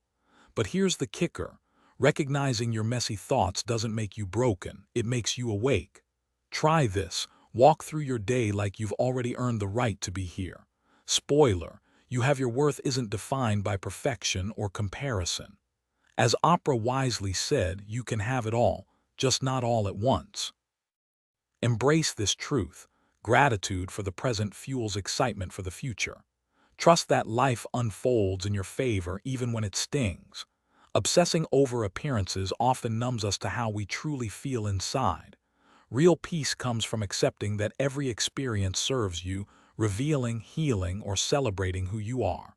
Fear dissolves when you see life through that lens. Picture a world without sight. No images, no judgments, only emotions. What legacy would you leave then? Would you still chase validation or finally live for the joy of being you? Comfort is a trickster. Your brain doesn't judge right or wrong, it craves familiarity. Ever notice how people cling to destructive habits, convinced they're justified? We're wired to repeat patterns, mistaking known for safe. That's why we recycle old problems instead of chasing genuine growth. Familiar misery masquerades as stability, trapping us in ruts while whispering, "This is fine." But here's the kicker. Security is an illusion. Your body evolves, possessions fade, life's fleeting by design. Clinging to comfort, it's a band-aid on a waterfall. Real transformation begins where certainty ends. Think of those rock-bottom stories, the job loss that sparked a passion, the heartbreak that led to self-discovery. Growth thrives in discomfort's messy soil. Most wait until pain outweighs fear, dragging through years of half-lived days. But what if you flip the script? Imagine a teacher who quit her draining career to start a bakery, trading burnout for flour-dusted joy. That pivot, it's not reckless, it's rebellion against stagnation. Your breakthrough isn't hiding in comfort's shadow.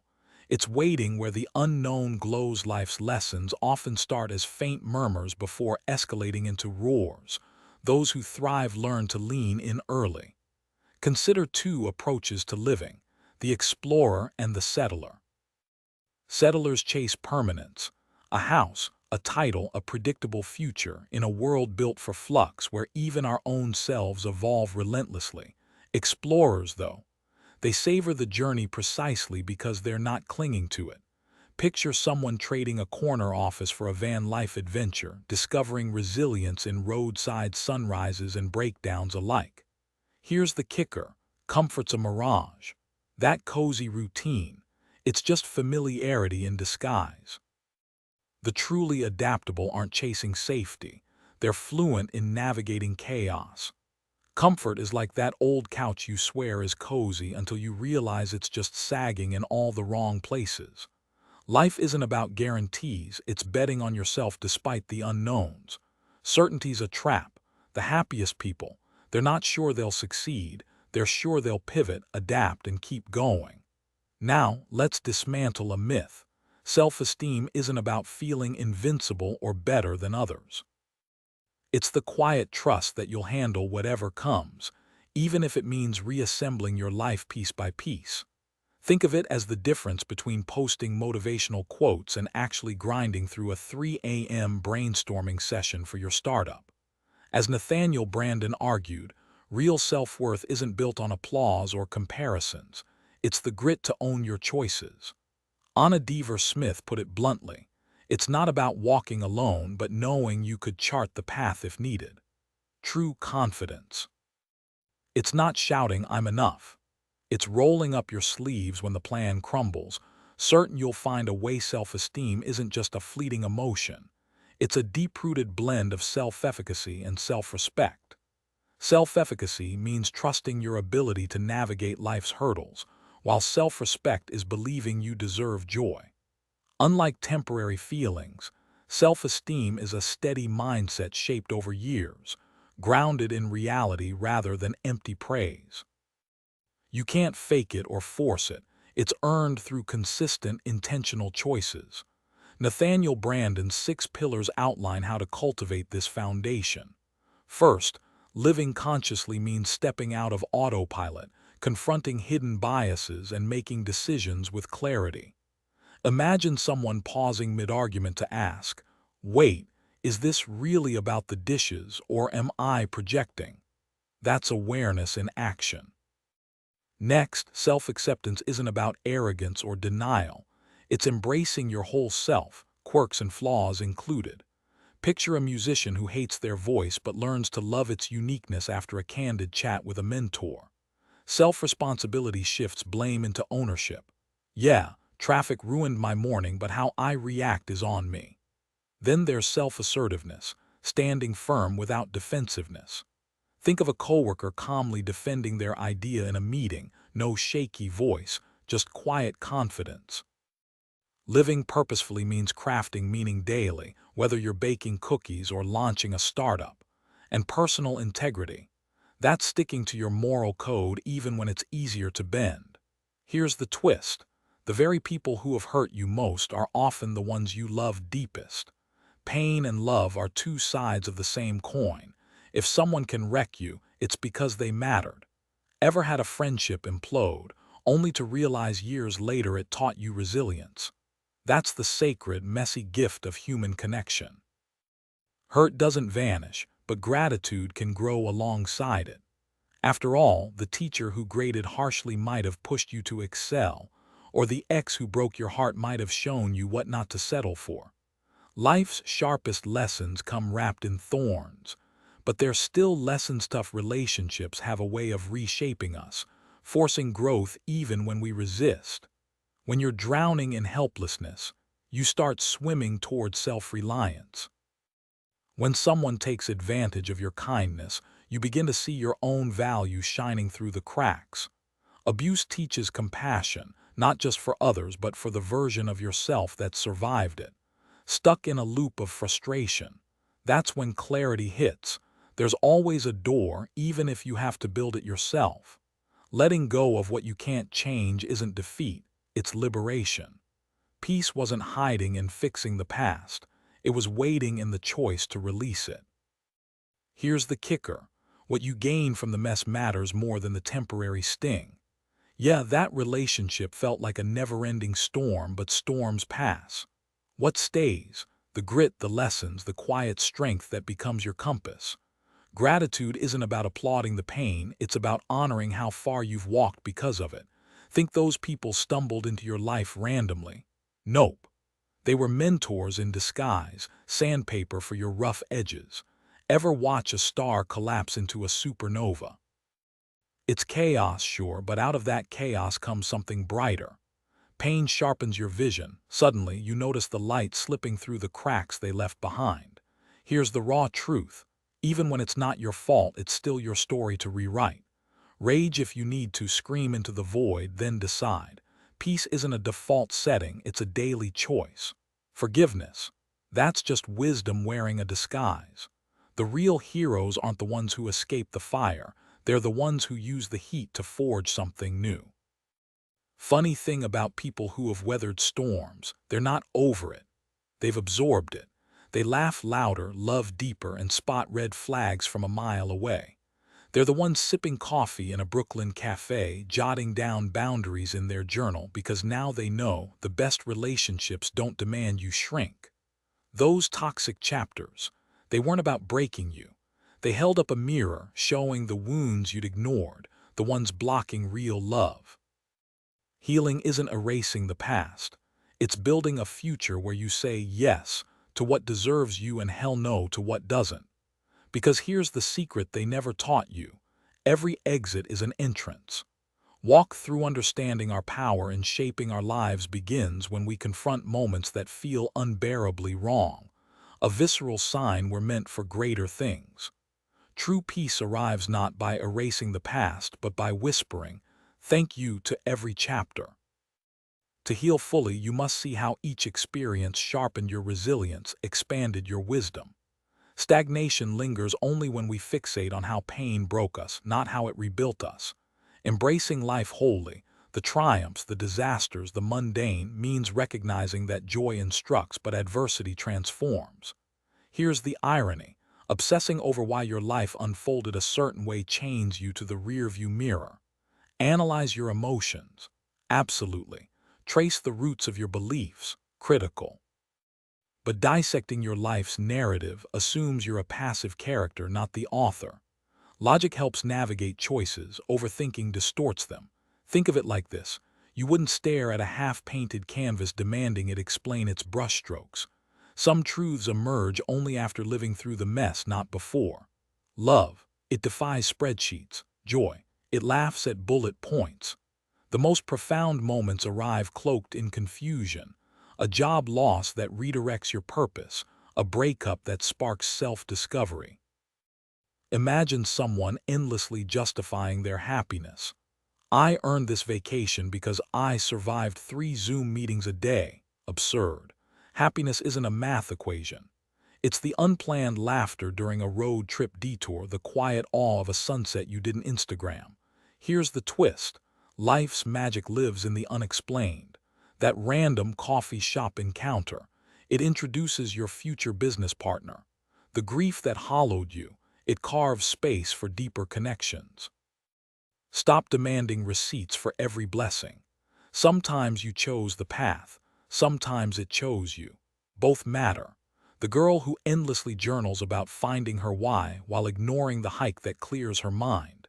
She's missing the point. Clarity isn't found in dissection. It's in the doing, the feeling. The messy living life's mysteries often linger far beyond our initial encounters with them. You'll revisit moments years later and still wonder, why did that happen? Yet the lack of answers doesn't diminish their significance. Sometimes the purpose lies in sitting with the ambiguity itself. The growth that sprouts from not knowing can outweigh the comfort of certainty. You might question if you're destined for your hometown or your partner, but here's the truth. You'll build a life there anyway, love them anyway, because you chose to. We cling to familiar pains, avoiding the raw edges of new beginnings, even when those beginnings promise something brighter, wilder, and utterly unlike the future we once sketched in our minds. This isn't failure, it's evolution. You couldn't have planned for what you didn't yet know existed. Chasing meaning in your past is like asking a ghost to validate your present. Clarity isn't found in overthinking, it's forged through action. A fulfilling life isn't about perfect conditions. It's about sculpting something real with the tools you've got, trusting that what you need arrives precisely when you're ready to wield it, even if you don't recognize it yet. How to detox your mind without moving to a cabin in the woods. While we've mastered fitness trends and green smoothies, mental wellness still feels like uncharted territory. Our minds shape reality, yet countless influences warp our perceptions without us noticing. Here's your reset button. 1. Shake up your normal. Spend a weekend in a small Midwestern town. Notice how your default habits like rushing through meals or obsessing over productivity melt away when surrounded by folks who measure time in sunsets, not deadlines. You'll realize how much of your identity is borrowed from your zip code. 2. Fix feelings with motion. Ever try to outrun sadness by binge-watching sitcoms? Spoiler, it works as well as a screen door on a submarine. Negative emotions are flares signaling unmet needs. Swap emotional band-aids, like retail therapy or comfort binges, for tangible fixes. Anxious. Organize a drawer. Restless. Walk 3 blocks without your phone. 3. Stop wrestling your emotions. Fighting against your feelings is like arguing with a thunderstorm. Let the anger crash. Let the envy simmer. Mental detox isn't about feeling good. It's about stopping the internal commentary on why you shouldn't feel what you feel. 4. Map your triggers.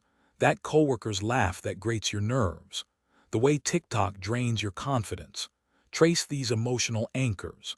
Awareness is the first step to cutting the cords.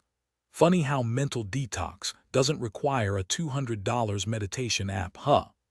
The real work begins when you stop trying to think your way out of being human. The obstacles staring you down today often trace back to unresolved fractures in your past, unseen fault lines keeping you anchored.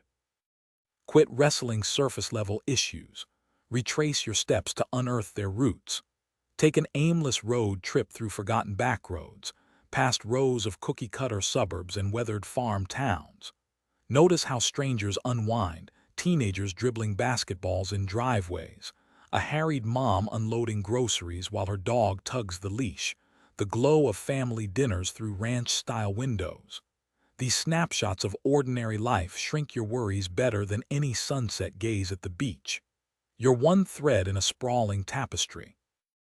Now shake up your environment. That sagging couch you always slump on after bad days.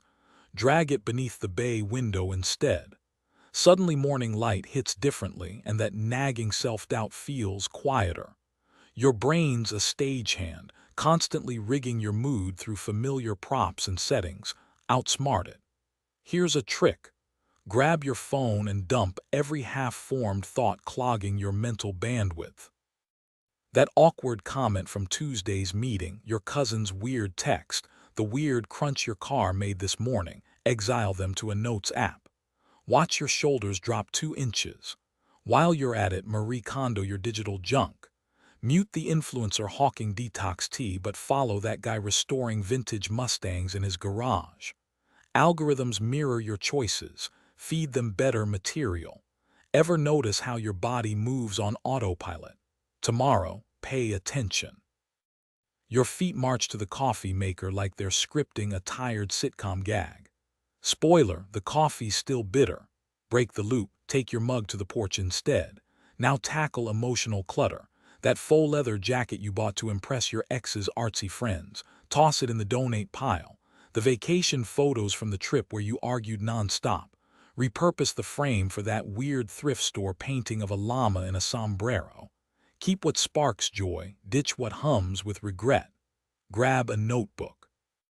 Column 1, past wins, nailing the presentation, surviving that camping trip with your in-laws. Column 2, current routines, endless Zooms, reheated leftovers, doom scrolling. Column 3, future trajectories. Hint, binge-watching true crime won't morph you into a novelist. Adjust accordingly. When negativity creeps in, disrupt it physically. Stand, stretch. Do a ridiculous victory pose in your cubicle. Redirect the script. Finally, stretch your mind. Dive into a podcast on urban beekeeping or a documentary about competitive yo-yo tournaments. Curiosity greases the gears of perspective. And hey, you'll finally have trivia to share at awkward barbecues. Take a hard look at how you're navigating relationships in the digital age. If your most meaningful interactions happen through screens, and not just with friends across state lines, while face-to-face conversations constantly get derailed by notifications, it's time to ask, are devices stealing the spotlight from actual human connection? Prioritizing pixels over people might feel efficient, but it's a one-way ticket to chronic restlessness. Next, confront what your compulsive habits are shielding you from, whether it's endless scrolling, comfort binging shows, or that third coffee you don't even want. These crutches often mask deeper truths we're afraid to confront, creating a rift between who you are and who you pretend to be. Here's the kicker. Embracing good enough isn't settling, it's liberation. Perfectionism isn't your ally. It's the anxiety treadmill you can't quit. Now, let's talk about the circus act we call adulting. So much energy gets wasted crafting Instagram-worthy personas and chasing milestones meant to impress strangers. Newsflash, your cousin's neighbor doesn't care about your promotion half as much as your dog does. This performance art doesn't make you noble. It just distances you from the messy, beautiful simplicity of being authentically human. Try this. Jot down what irritates you about others. That loud coworker who overshares at lunch. Your annoyance might say less about her and more about your own buried hunger for connection. It's like holding up a funhouse mirror to your soul. What you judge reveals what you're hiding. Here's the reality check. Your brain's become an overzealous film critic analyzing a movie you're not even starring in. Anxiety thrives when you're stuck in what if limbo instead of embracing what is. Goals shouldn't be flawless masterpieces trapped in your notes app.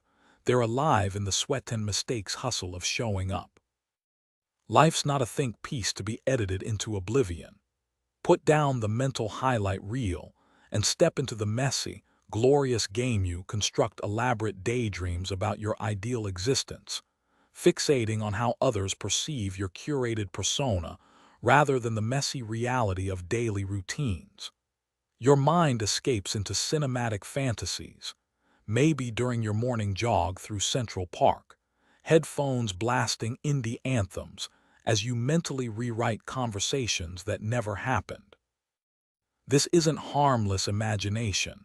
It's maladaptive daydreaming, a coping mechanism where fictional narratives replace authentic connections. You chase the emotional rush of envisioning heroic achievements or dramatic makeovers while actual problems collect dust like unopened mail. Here's the twist. Your grand life purpose becomes a convenient excuse. You'll passionately claim to want mentoring underprivileged kids or launching social justice podcasts, yet balk at tutoring neighborhood teens or speaking up during community meetings. Why? Because abstract ideals feel safer than concrete action. You'd rather dissect hypothetical scenarios for hours than spend 10 uncomfortable minutes making that career coaching call you've been avoiding. Your schedule's perpetually packed yet mysteriously unproductive. Ever notice how you, accidentally, spend 3 hours analyzing productivity hacks instead of finishing that graphic design project? This chaotic busyness masks a deeper resistance. You sabotage opportunities through elaborate self-doubt. When your favorite Brooklyn barista casually mentions their art exhibition, you choke back your own creative aspirations with, "I could never." Scripts perfected through years of rehearsal. Your relationships orbit shared grievances, bonding over terrible dating apps or ranting about influencer culture. But here's the uncomfortable truth nobody mentions during your brunch complaint sessions. Constant negativity becomes emotional camouflage. It's easier to mock basic coffee orders than admit you're terrified your screenplay ideas might get labeled as cliché too. Beneath this whirlwind lies simple mathematics even a middle schooler could solve. Want fulfillment. Trade 2 hours of fantasy football research for volunteering at the animal shelter you drive past daily. Swap one streaming binge for handwritten letters to your estranged sister. The blueprint's obvious, yet you cling to mental loopholes like a corporate lawyer negotiating with reality. Here's the hopeful pivot. Next time you catch yourself mentally rewriting that awkward job interview into an Oscar-worthy redemption arc, pause. Count the actual wins. The college diploma collecting dust on your shelf, the loyal rescue dog snoozing at your feet, the fact that you instinctively know the exact ratio of cream to espresso that makes life bearable. Action follows gratitude, not the other way around. That screenplay idea you've coddled for years. The first draft won't write itself, but your hands work perfectly fine. You want to transform your life, but keep digging through the rubble of old habits instead of laying new foundations. Think of it like obsessively rearranging furniture in a burning house. Analyzing charred memories won't stop the flames. Truth is, overthinking often masks fear of simplicity. You chase band-aid fixes while avoiding the real work of reframing questions entirely. Failure becomes a museum you revisit daily, studying cracks in statues rather than sculpting new ones. You're trapped between "this isn't working" and "what if the next thing fails worse?" Meanwhile, life happens in the messy middle where plans meet pavement. Our era worships passion like it's the golden ticket, as if bliss only comes from chasing what makes your heart race 24/7. Newsflash: obsessing over finding your passion is like expecting a fireworks show to heat your home.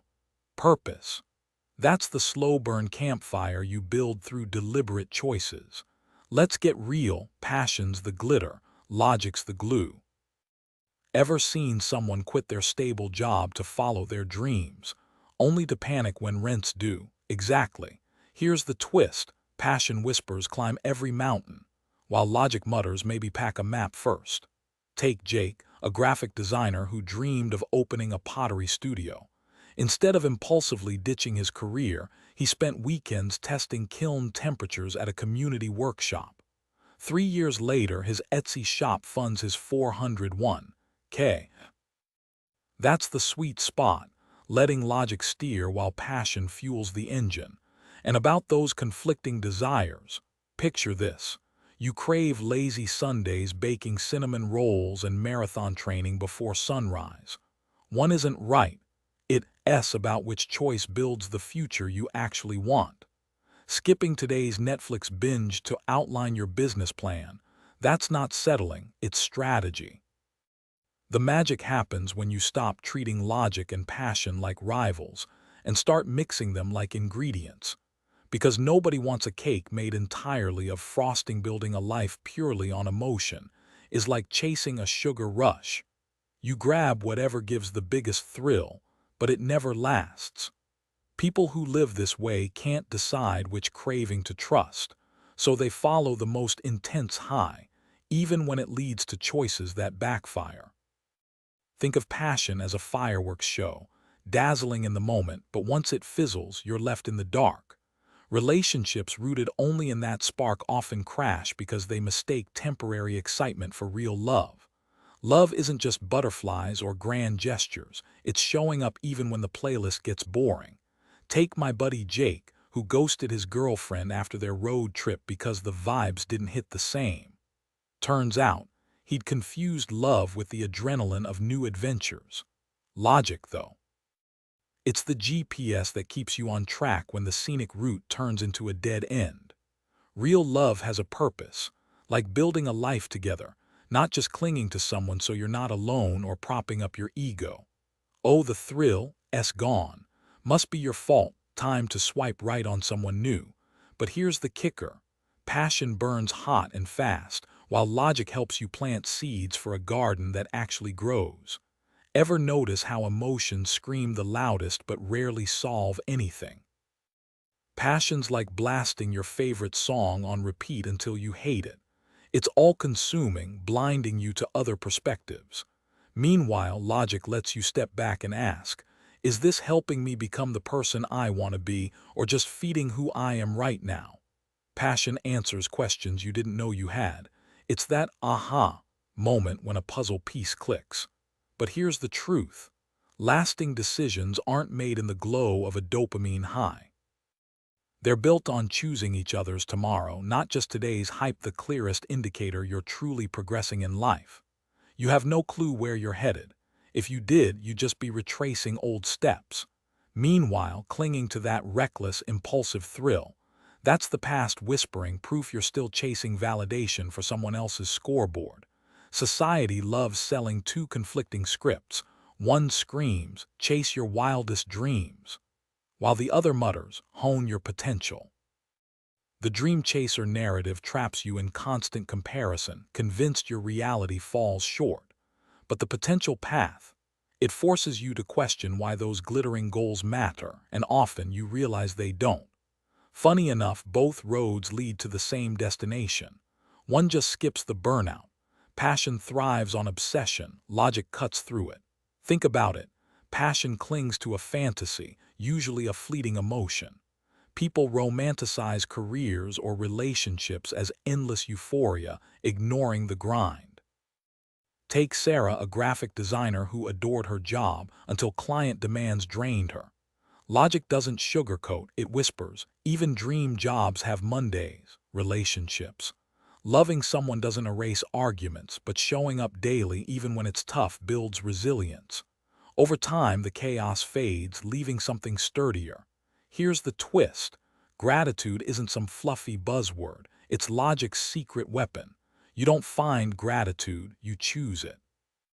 Like Jake, who started jotting 3 small wins each night. His daughter's laugh, the barista remembering his order. Slowly, his mindset shifted from what's missing to what's here. And guess what? The more he looked, the more he found. Logic doesn't kill emotion, it tames it. Passion tries to drown sorrow with adrenaline, but that's just emotional whack-a-mole. Logic, it digs deeper. When anxiety hits, it asks, what's really fueling this? Maybe it's fear of failure or outdated expectations. Once you dissect it, you can rebuild. Passion shouts, logic listens. And sometimes the quietest voice holds the answer. Word count note. Added a road trip metaphor, character examples, and restructured analogies to meet guidelines while preserving core ideas. Chasing passion is like trying to hold water in your palms. No matter how tightly you grip, it slips through. True clarity emerges when we quiet the chaotic mental chatter Buddhists term the monkey mind, that relentless stream of irrational thoughts shaping our emotions. Logic reveals how heart and mind intertwine, while misguided passion insists they're identical. Many who obsess over finding soulmate connections or dream careers do so from emptiness, not wholeness. Real love or purpose isn't dramatic, it's steady, rooted in quiet strength. That frantic urge to chase grand gestures, often just a band-aid for self-doubt or a refusal to face reality. Obsession with passion projects or relationships often masks a deeper truth. We're running from the parts of ourselves we're too afraid to confront. Here's the kicker. Desperation doesn't qualify you. You can weep over your burning desire for that job or partner, but the promotion goes to the most skilled, the apartment to the one with solid credit, and healthy relationships require mutual readiness, not theatrics. Ever notice how people weaponize passion to gloss over their lack of preparation? It's like showing up to a marathon in flip-flops while yelling about how much you want to win. Newsflash, wanting isn't doing. Lasting change comes from grinding, not daydreaming. Confidence, built through action, fulfillment, earned by showing up daily even when it's tedious. You want love, be someone worth loving, crave purpose. Put in the work instead of romanticizing hustle culture. That cozy fantasy of following your heart while avoiding responsibility. A cop-out. Authenticity isn't a vibe, it's sweat-stained effort no Instagram post will ever glamorize. Next time you're tempted to rant about passion, ask yourself, am I building something real or just rehearsing excuses? Subtle twist. Inserted a sarcastic jab at hustle culture, added a relatable metaphor about marathon flip-flops, and wove in a moment of self-reflection about social media illusions. Details not in the original text. Imagine taking out $150,000 in student loans to study art history for half a decade, only to spend the next 30 years trapped, unable to afford an apartment, start a family, or pivot careers because your credit score's drowning in interest. That's passion unchecked. Picture chasing a relationship that mirrors every toxic dynamic from your past, mistaking chaos for chemistry. When they ghost you after months of silent treatments, you'll swear their absence carved a hole only soulmates could leave. You'll ignore the fact your best friend staged an intervention last Tuesday. Passion, untethered, turns love into a demolition derby. Here's the twist. Blaming raw emotion for these disasters is like blaming a tornado for your decision to build a house out of cardboard. Real talk, passion isn't the villain. It's the GPS you refuse to update. Jung wasn't kidding when he argued that unexamined impulses steer your life like autopilot. We've all been sold this Hollywood script. Chase the grand title CEO, influencer, visionary, while glossing over the soul-crushing spreadsheets, the 3 a.m. content edits, the creative burnout no one Instagrams. Swap the fantasy. Ask, Do you actually want to heal people? Or just like the idea of wearing scrubs? Could you stomach 8 hours daily of insurance paperwork between patient cries? Here's a curveball the original missed. What if you ditched the grad school spiral, moved to Austin, and started that food truck instead of romanticizing Michelin stars? Or took that solo road trip to Utah's parks after the breakup, realizing solitude felt less like emptiness and more like rediscovery? Passion paired with practicality isn't a buzzkill, it's design thinking. Map your week. How many Zoom meetings, spreadsheets, or school pickups fit the life you're drafting? Your future self isn't a hashtag. It's the person who will live every mundane Tuesday you're currently blueprinting. Rethink the American obsession with epic destinies. The secret's in the fine print, the unsexy, deliberate choices that keep you from becoming your own cautionary tale. Your career isn't defined by the fancy label slapped on your LinkedIn profile. It's about who you become in the process. Whether you're coding apps in Silicon Valley, slinging lattes as a barista, or homeschooling your kids, what sticks isn't the title. It's whether you showed up as the person who listened deeply, cracked jokes to lighten the mood, or stayed present even when chaos erupted. Picture this. Years from now, what's the story people share about you over coffee? That you crushed deadlines but ghosted birthdays? Or that you laughed loudly, forgave quickly, and made strangers feel like friends? Here's the kicker. You're temporary. Poof. Gone, and that's not morbid, it's liberating. Let that truth bulldoze the petty drama. What lingers isn't your resume, but the ripple effect of small moments. The way you calmed a panicked coworker mid-meltdown, or how your texts always arrived right when someone needed hope. Now, flip the script on effort. Society loves glorifying grind culture, but what if your superpower is the thing that feels like breathing? Maybe you're the friend who effortlessly spins conflict into connection, or the artist who doodles genius ideas between Zoom calls. Stop dismissing ease as luck. Own it. Hone it. Let it fuel you instead of gaslighting yourself into thinking passion requires suffering. And here's the twist. Let's get sarcastic for a sec. Sure, keep overcomplicating your purpose if you enjoy existential tail chasing. Or maybe your why is simpler. You're here to live by the quiet creed you've always carried. That kindness is a verb, that courage looks like showing up scared, and that legacy isn't built in boardrooms but in the grocery store aisle when you let a stressed parent cut in line. So, what's your daily grind really about? Dig past the surface answers. Maybe it's not cosmic destiny, but the stubborn choice to believe your messy, ordinary acts of humanity matter. Because when the final reel plays, nobody's debating your job title. They're replaying how you made them feel. Why do you do what you do? Are you chasing a thrill, a paycheck, stability? There's no judgment here, just clarity. Pinpointing your driving force matters, even if it's as straightforward as covering rent or saving for a weekend road trip. Practical goals like escaping debt or securing health insurance often anchor us more than abstract ideals. Sure, purpose matters, but don't gaslight yourself into thinking survival isn't valid. Harness that hunger to build something meaningful, even if it starts as a side hustle. Now, picture your ideal self in those idle moments. Do people praise your innovation at a tech conference? Your mentorship at a local community garden? Those fantasies reveal what you secretly crave and haven't yet granted yourself. Maybe it's respect for your hustle or awe at your resilience. That gap between daydream and reality, that's your roadmap. Here's a twist. Ever catch yourself rolling your eyes at a coworker's need for constant validation or cringing at a friend's indecisiveness?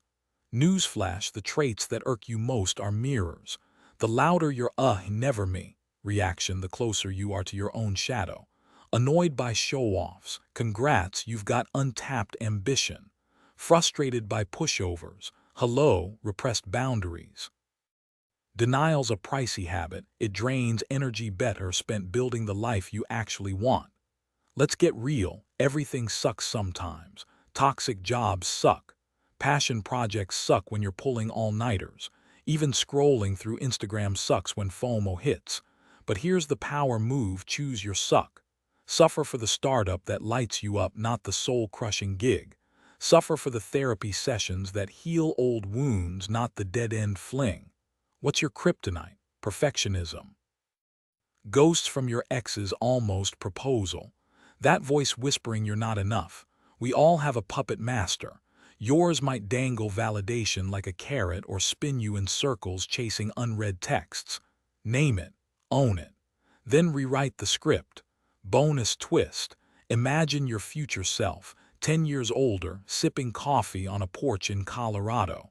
What's the story they're grateful you didn't quit? That's your compass. The driving forces behind your daily choices ultimately shape your life, and understanding them is non-negotiable. It's rarely about cutting ties with what holds you, but learning to channel those anchors toward something meaningful. Hidden within life's struggles is a thread of clarity, a compass pointing you toward growth. Your role isn't to dissect the why, but to uncover purpose where it lies. While society obsesses over physical wellness, emotional health lingers in the shadows. We'll gladly complain about migraines or allergies. After all, they don't threaten our self-image. But emotions, they're personal, so we bury them, clinging to curated versions of ourselves. And here's the kicker: those suppressed feelings don't vanish. They morph into what psychologists call shadow selves, silent puppeteers steering our reactions. Funny how we think ignoring problems works, right? Spoiler, it backfires. Cultivating emotional health isn't a quick fix. It's a lifelong practice. Take pain, for instance. Emotionally resilient people don't mute their discomfort, they let it speak. That nagging stress, it's a flare signaling misalignment, urging you toward authenticity. Picture someone ignoring back pain until they collapse. Emotional avoidance works the same. Here's the game changer: you aren't your thoughts. Imagine your mind as a bustling subway station. You're the conductor, not the chaos. Thoughts arrive, annoying passengers maybe, but you decide who stays, struggling to let go. That resistance is a clue, not a flaw. Ever fume at a coworker's arrogance or a stranger's rudeness? Here's the twist: those irritations mirror your unclaimed traits. Let's say you're stuck in traffic, seething at the car ahead. That impatience, it's yours, not theirs. Acknowledge it, and suddenly the world softens. True emotional health isn't about perfection. It's seeing the messiness within and choosing curiosity over control. Because when you stop fighting yourself, you find the quiet power of alignment.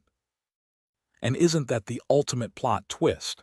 Emotionally healthy individuals grasp the difference between loving someone authentically versus clinging to the fantasy of what they represent. They dig into the roots of their cravings, not just the surface-level ache.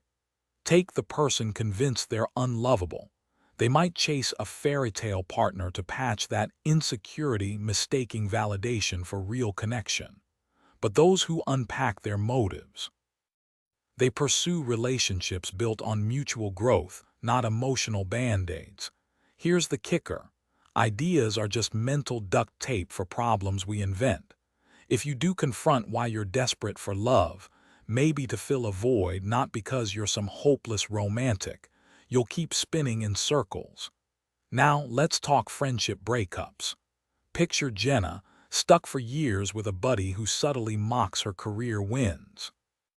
It's not about ditching people at the first hiccup, but recognizing when a bond drains more than it gives.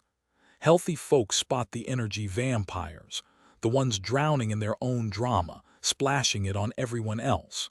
Sure, everyone deserves compassion, but martyrdom isn't a virtue. Sometimes cutting ties is the kindest act for both of you. These people also master the art of living light. Forget hoarding gadgets or chasing retail therapy highs. They curate their spaces like a Zen gallery, only what sparks joy or serves a purpose. And know that neon live laugh love sign from 2015 doesn't count. They're the ones who'd rather hike a Colorado trail than max out credit cards on Black Friday. Solitude, It's their secret weapon. Ever notice how your thoughts finally breathe when you're not performing for others? That's where clarity hits, no filters, no audience. They don't just tolerate alone time, they crave it. And here's the plot twist society misses. Feeling everything isn't weakness, it's rebellion. While others numb out, emotionally grounded folks ride the waves, anger, grief, joy, knowing storms pass faster when you stop building dams. Oh, and about control. Newsflash, it's a myth. True power isn't white-knuckling your emotions, it's letting them crash through you like a punk rock concert. These folks schedule meltdowns like meetings. Tuesday, 3 p.m., cry over old texts. Wednesday, process childhood stuff while meal prepping. By Thursday, they're back sharper than ever.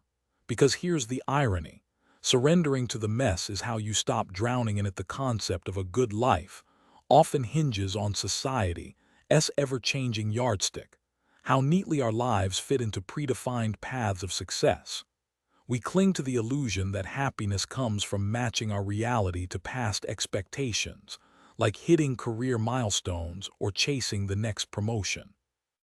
But here's the irony. This obsession with individual achievement, whether it's climbing corporate ladders, racking up Instagram followers, or swiping through dating apps for validation, leaves us hollow.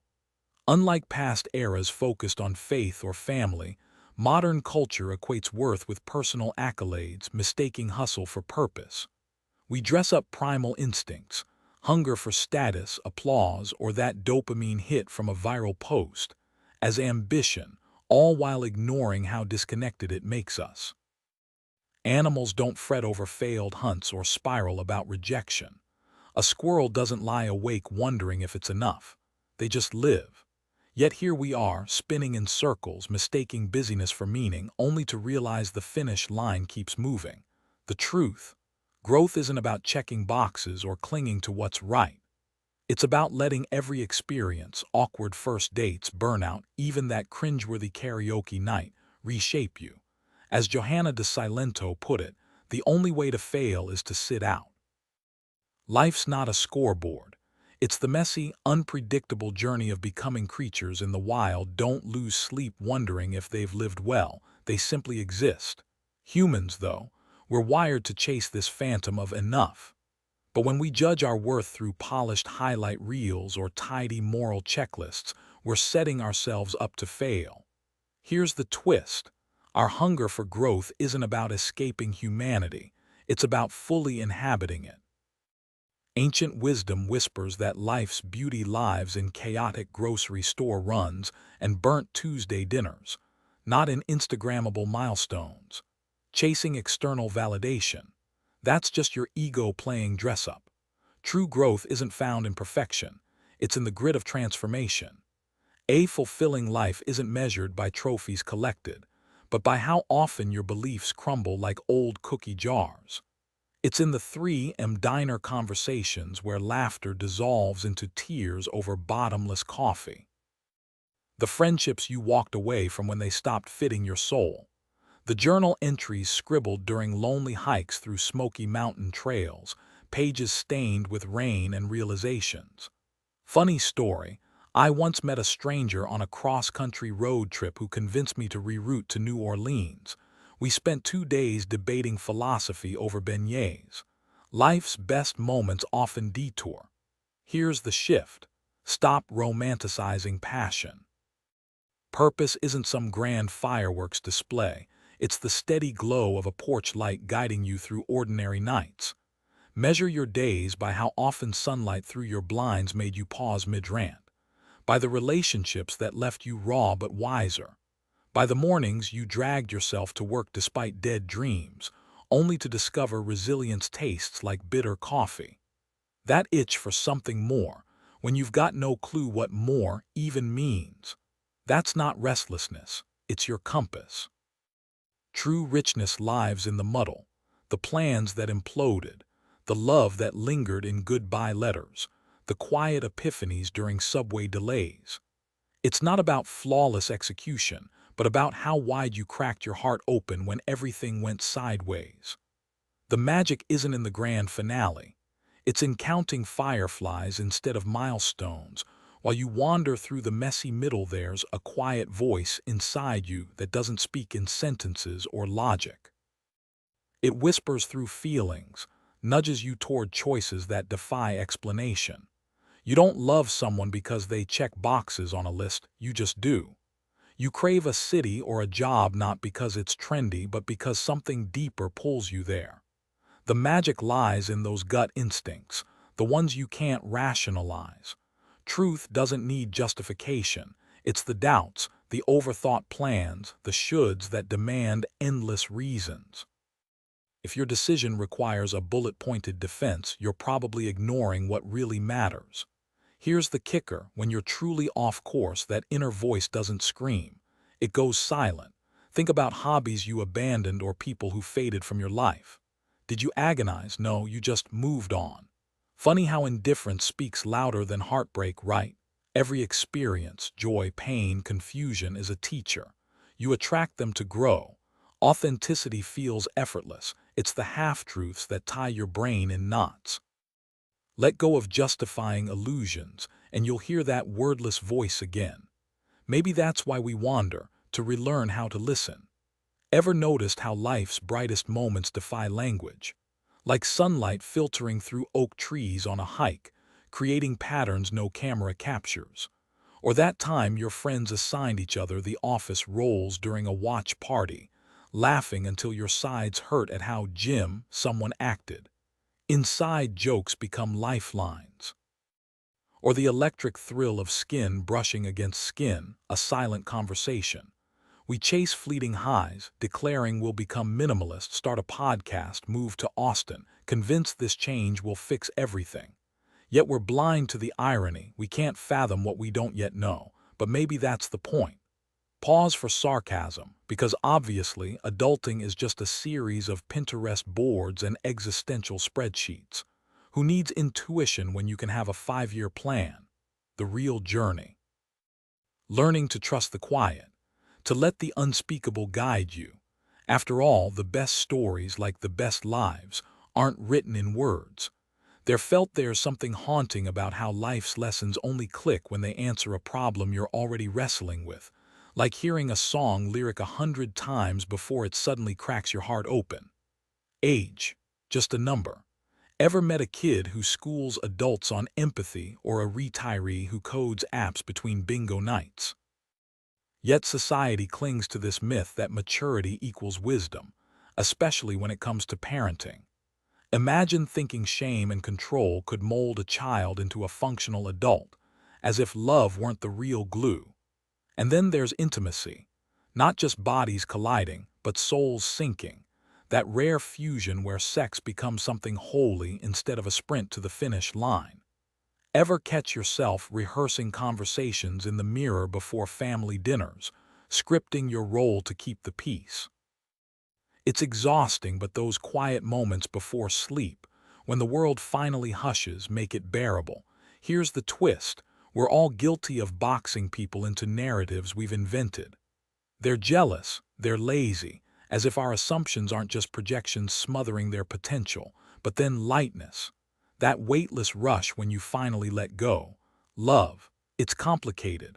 Some loves are seasonal, others feel like destiny on delay. Ever notice how the best people laugh without cruelty or dive deep without drowning in gloom? Meanwhile, we rage at imaginary slights, spinning fiction into fact until someone mentions the weather and suddenly you're both laughing about that time in Colorado when the rain paused just long enough to see the mountains. Purpose isn't some grand reveal, it's showing up daily, even when the work feels mundane. We chunk life into eras. My college phase, the year I lost myself. But what about the gaps? The silence between heartbeats, the breath after a meal when contentment hums in your bones. Nostalgia's a trickster, polishing memories until they gleam brighter than the moment itself. And those rogue thoughts, the ones that hijack your brain at 2 a.m., everyone's got them.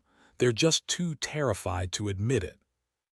So here's to decoding intentions through sideways glances and half-finished texts, to loving ghosts of who people once were, and to realizing that peace isn't a destination. It's the act of shedding illusions, one awkward, glorious step at a time. Becoming your own worst enemy starts when you cling to the illusion that you're separate from everyone else. Like life is some endless competition where your worth hinges on being better than the person next to you. Wrap yourself in the belief that your upbringing, your beliefs, are the only right ones, while numbing your hunger for real connection with endless hours of doom scrolling through Instagram reels. Hand over the reins of your happiness to others. Wait for a partner, a job title, or a bank account to magically make you feel whole, then resent them when they don't deliver the fairy tale. Swap depth for checkboxes. Confuse marriage certificates for love, promotions for purpose, or Sunday sermons for actual compassion. Let society's rulebook dictate your fears, your joys, even your quietest doubts. Bury any flicker of discontent if your life looks perfect online. Obsess over crafting a personality so blandly agreeable it could blend into a beige wall. Here's the twist. You'll tell yourself this numbness is contentment, while secretly spiraling over an ex's Twitter feed, dissecting their vacation photos for proof they're miserable without you. Wrestle with guilt for still caring, then shame yourself into emotional lockdown. Spend years dissecting every text thread, every mutual friend's casual remark, hunting for closure that never comes. Meanwhile, draw arbitrary lines between us and them. Judge people by their politics, their prayers, or their passport, ignoring how every human heart swings between light and shadow. Forget that your original thoughts are often recycled soundbites from podcasts or childhood mantras you never questioned. Label people as worthy or broken based on their hobbies, their accents, their Spotify playlists. Add a dash of self-sabotage. Maybe you'll catch yourself rage scrolling through TikTok at 2 a.m., then laugh at the absurdity. How you're chasing connection through a screen while ignoring the neighbor who waves every morning. That's the moment you realize the real trap isn't the world outside. It's believing you're just a passenger in your own life, not the one white-knuckling the steering wheel. Don't confuse existence with worth. Extending compassion only to others while starving yourself of the same mercy is a recipe for collapse. Armor yourself in cynicism, preemptively bracing for betrayal so the world can't weaponize disappointment against you. Label it pragmatism. Swallow the narrative others feed you about your limits. Dismiss growth as a myth. Cling only to the tangible, suffocating hope before it takes root. Chase fleeting validation through likes and glances, letting strangers' approval become your oxygen. Let yesterday's wounds calcify into today's self-loathing. Allow others to erode your light grain by grain, mistaking surrender for resilience. Call compromise wisdom. Pick battles with outsiders to avoid the war within. Let bitterness metastasize until every interaction feels like sandpaper on raw nerves. Ignore how your own hands sculpted this life from borrowed blueprints. Now imagine a world where we glimpsed souls instead of skin. What truths would blaze through? That barista you barely notice. Her essence might radiate wildfire courage from surviving loss. Your gym-obsessed neighbor. His spirit could flicker with the fragility of a moth trapped behind glass. Priorities would shift. Libraries over luxury stores, parks over parlors. Resumes wouldn't matter, but the scars you earned fighting your demons would. Success, not piles of possessions, but how brightly your soul glows from the battles you've alchemized into wisdom. Here's the twist. What if we stopped judging broken people and started seeing stuck ones? The coworker who snaps. Maybe her heart's a closet crammed with unopened grief. The troll online. A boy who never learned his rage was just loneliness in chainmail. Picture a girl scrolling Instagram, envying curated lives while her own reflection whispers not enough. But then, a shift. She pauses, imagine's souls shimmering through screens. Suddenly, the influencer's perfect feed reveals a spirit shriveled by hunger for approval. The cashier bagging groceries. His aura pulses with quiet hymns from nursing his mother through chemo. Lightness begins where our eyes stop scraping surfaces and start diving deeper. What if kindness became our currency and healing our holy text? You'd fall for the poet, not the model. Vote for leaders whose souls don't reek of ambition. Let fame crown those who turn wounds into water for parched hearts. And you'd stop photoshopping your life and start excavating it. Because a soul laid bare is the only thing that outshines the dark. What if we understood our deepest struggles stem not from some inherent flaw, but from forgetting we're interconnected energy fields shaped by the same cosmic dust? Picture waking up one morning realizing every craving for uniqueness or fear of exclusion was just static noise, a distraction from the truth that separation is an illusion. We chase individuality like kids trading Pokémon cards. Yet what if the real game was recognizing we're all playing different levels of the same quest? Imagine rewriting those late-night spirals of not enough into moments where you lean into the hum of shared humanity, like realizing the stranger at your Brooklyn coffee shop humming your favorite song isn't a stranger at all.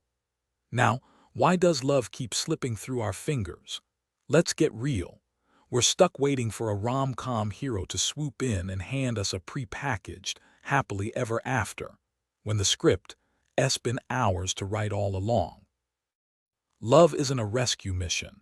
It's showing up daily, scraped knees and all, whether that means brewing coffee for your partner mid-argument or laughing when they mispronounce quinoa again. Here's the twist.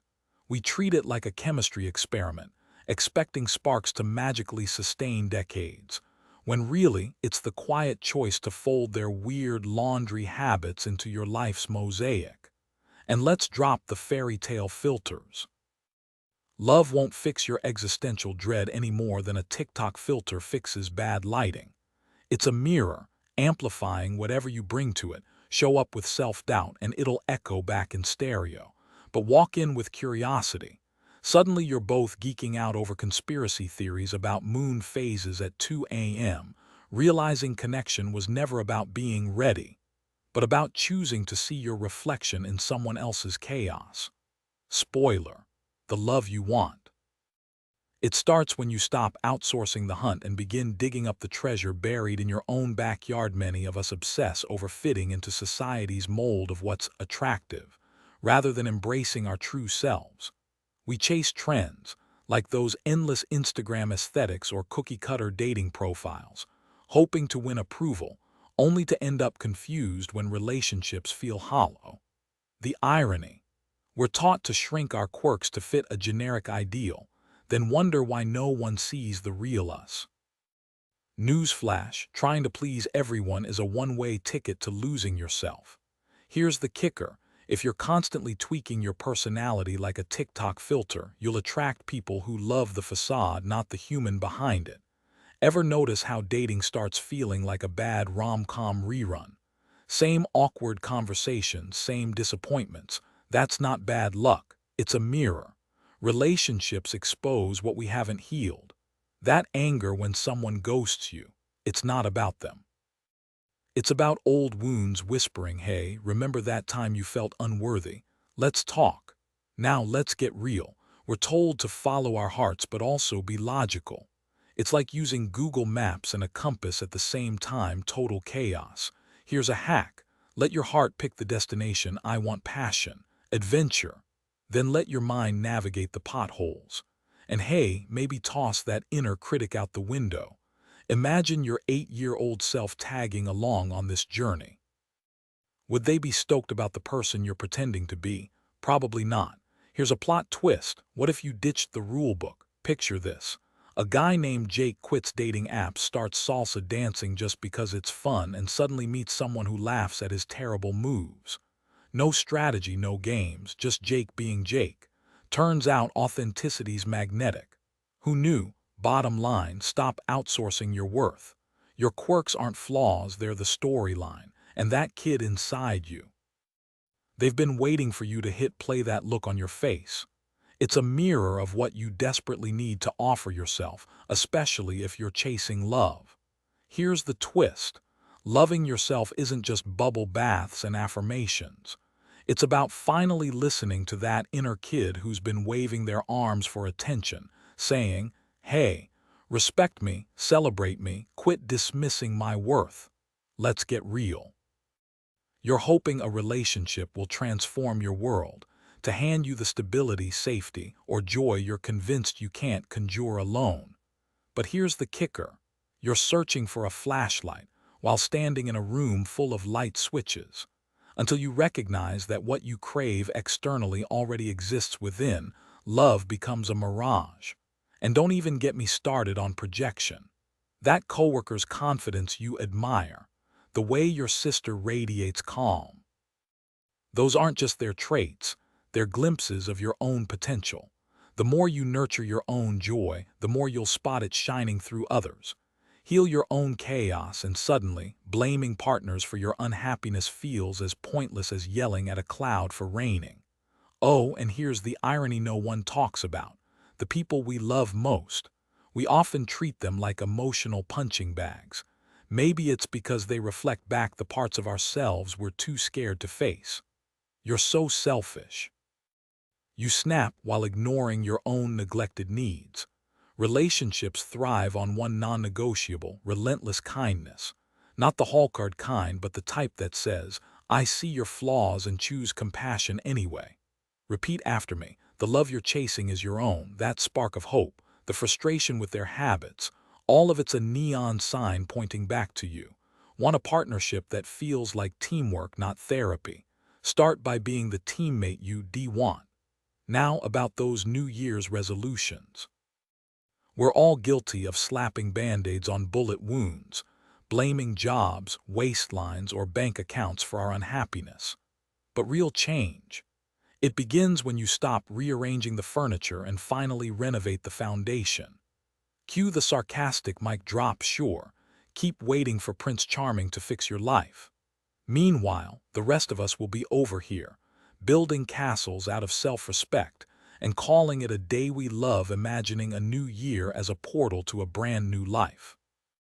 But here's the catch: we drag along the same old baggage, our habits, anxieties, and that voice whispering, "What if nothing changes?" Resolutions crumble because slapping a fresh coat of paint on the outside won't fix the cracks within. We dream of reshaping the world, fighting injustice, fixing others, chasing grand ideals, yet balk at the one transformation within our control, ourselves. Not our Instagram filters, job titles, or gym selfies, but the raw, unpolished core. Oh, but heaven forbid we actually look in the mirror, unless it's to fix our hair. We're all stuck in a carnival funhouse, screaming at warped reflections, convinced the problem's the glass. Newsflash, smashing mirrors won't straighten the image. That endless loop of resolutions, it's not the universe conspiring against you. It's you refusing to unpack the suitcase. Here's the kicker, though. When you finally ditch the blame game and tweak your inner lens, the success you've been chasing, it shows up not as a trophy but as a quiet confidence. Love, peace, purpose, they stop being prizes to win and become truths to live. Want more kindness? Be the person who compliments the barista's tattoos. Crave connection? Text the friend you've been ghosting for months. Obsessed with online shopping?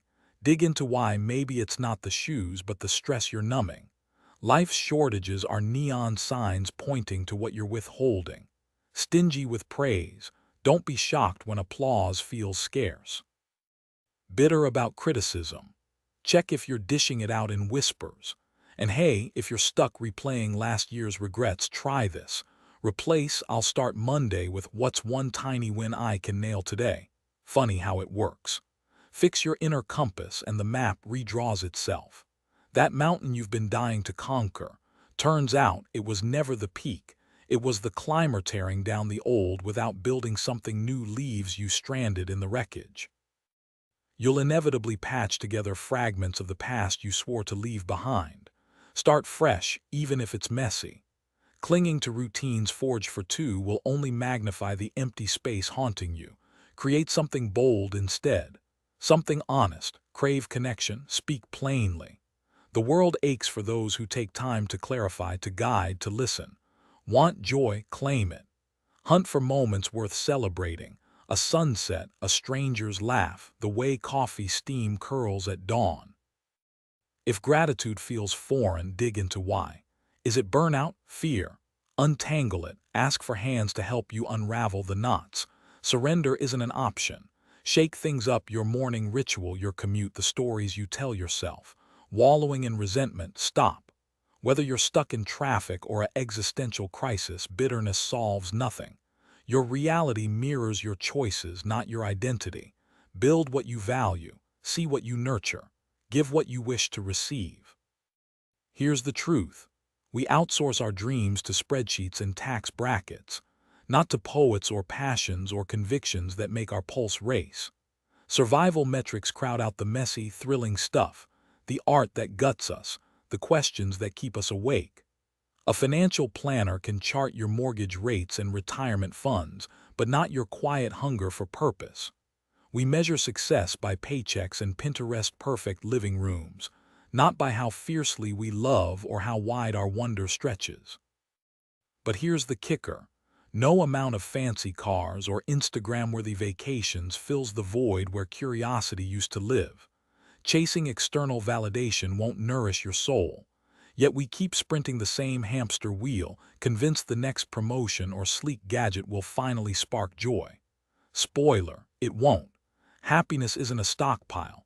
It's the courage to plant a garden in the cracks of your chaos. Oh, and that voice whispering, "What if I fail?" Tell it to take a hike. Failure's just proof you're playing the game. Addendum. Try this swap one should for a could today. Maybe you trade your cubicle for a pottery studio. Swap takeout dinners for homegrown veggies in a community garden. Small rebellions count. We're shackled to the ideals society sells us as the ultimate goals. We defend our trust in this system with shaky logic, clinging to the belief that external achievements, money, status, even moral virtue, can fill some inner void. Once we buy into the myth that wealth, education, or goodness guarantees happiness, we become hamsters on a treadmill sprinting toward a finish line that doesn't exist. Ever heard of the Diderot effect? Let me paint the picture. Enlightenment thinker Denis Diderot once lived simply, content in his modest home, until a friend gifted him a lavish scarlet robe. Suddenly, his worn chair looked shabby, his plain walls felt embarrassing. He upgraded his furniture, then his clothes, spiraling into debt, chasing a lifestyle that never satisfied. Sound familiar? Now picture this. Every scroll through Instagram, every ad whispering, "You deserve better," fuels that same cycle. We're drowning in a culture that equates self-worth with square footage, job titles, and how many likes your vacation pics get. Let's be real. Since when did a piece of paper with Benjamin Franklin's face become our national deity? We kneel at the altar of systems designed to keep us hungry, mistaking exhaustion for ambition. Here's the twist. Those goods we're told to chase, get educated, be kind, hit the gym, own a home, are just bait for our egos. But when's the last time you asked why these things matter? Terrorists think they're good people too, sacrificing for a cause. So next time you're grinding to check society's boxes, pause. That treadmill you're running, it's not yours. It's powering someone else's empire while you stare at illusions of progress. Oh, and about Diderot, they never mention he later traded that robe for a velvet armchair, right? Some upgrades stick. Most don't. Let's talk about the difference between a diploma and real learning. Picture this. Our society craves wisdom like oxygen, yet we've turned education into a luxury item with an endless price tag.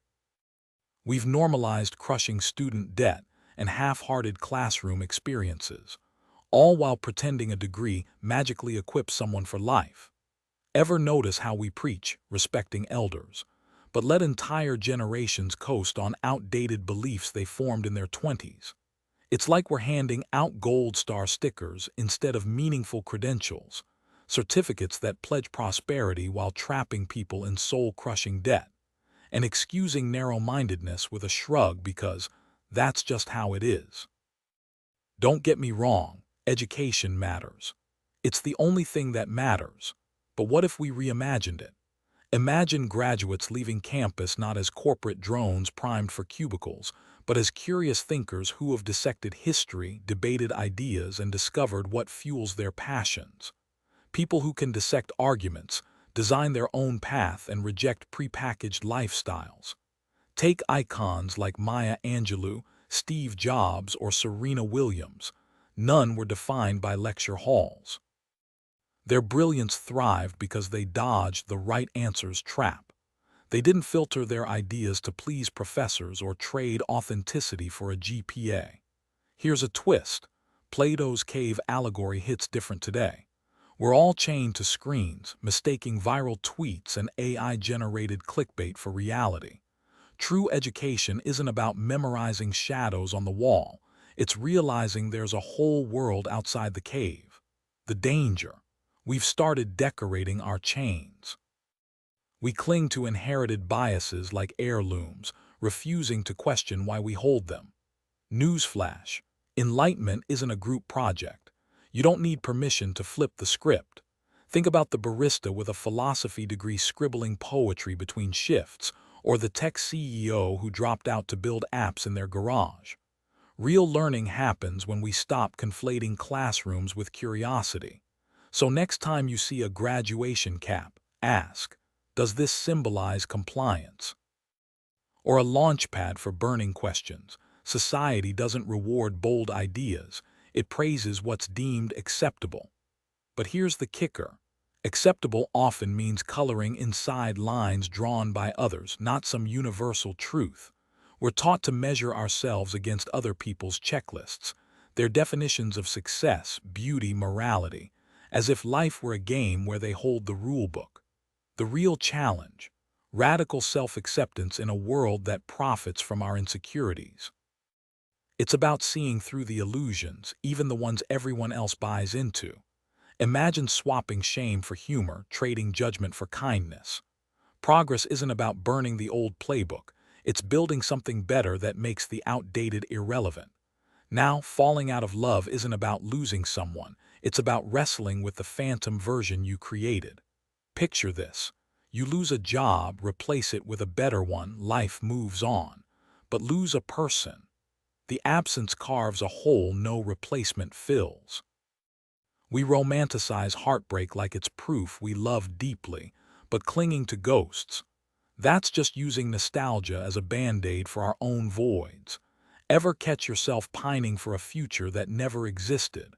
We're experts at mourning imaginary scenarios while ignoring the messy, beautiful reality in front of us. Here's the twist. The stuff that sticks is what's meant to be. It's what mirrors the parts of ourselves we haven't made peace with. Unconditional love gets tossed around like confetti, but let's be real. How many of us actually practice it? Most love is conditional, a transaction where we expect others to play roles we've scripted. Heartbreak hits when they ditch the script. Suddenly, their humanity, flaws and all feels like betrayal. Newsflash, people aren't puzzles to solve. They're mirrors. And sometimes the reflection shows us where we still need to grow. Cue the tone shift, but hey, who needs therapy when you can just overanalyze exes, right? We'll spin entire sagas about someone who ghosted us mid-text, yet act shocked when real relationships require actual work. Priorities. Clutching the illusion of a perfect love story is like rereading the same dog-eared novel every night.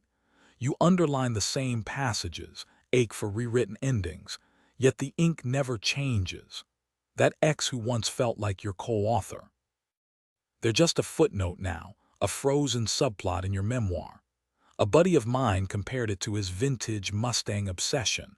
You can polish the chrome all day, but it'll still stall on the highway if you ignore the busted engine. Truth is, we don't crave partners, we crave mirrors. What cracks would their attention plaster over? What childhood insecurities would their praise bandage? Love becomes ego's glittery band-aid, not oxygen. Here's the kicker. We're all low-key addicted to our own drama. Ever notice how we'll invent hurdles just to taste the rush of jumping them? Picture Sarah from Phoenix, sobbing over lukewarm lattes about her toxic boyfriend, while secretly relishing the Instagram sympathy. We're playwrights staging our own tragedies, casting exes as villains to avoid starring in our own growth arcs. It's easier to romanticize Colorado road trips that never happen than admit you bail on plans because vulnerability terrifies you. That's the dirty little secret. We hoard emotional clutter like garage sale junk, mistaking nostalgia for nourishment. Those late-night texts you still draft but never send. They're not love letters. They're permission slips to stay stuck. Healing starts when you stop auditioning strangers to play your therapist and realize the script you've been editing isn't theirs. It's yours deep down. We recognize life's challenges won't break us. Yet we cling to struggle like a badge of honor, as if pain proves our grit. We twist ordinary battles into epic quests, chasing that sweet aha moment of triumph even when the victory rings hollow. Suffering becomes currency. The heavier the price, the nobler the reward. But here's the truth: if a problem's fixable, fix it. If it's not, agonizing won't rewrite the rules. Either way, anxiety's just static noise. So why do we binge on worry?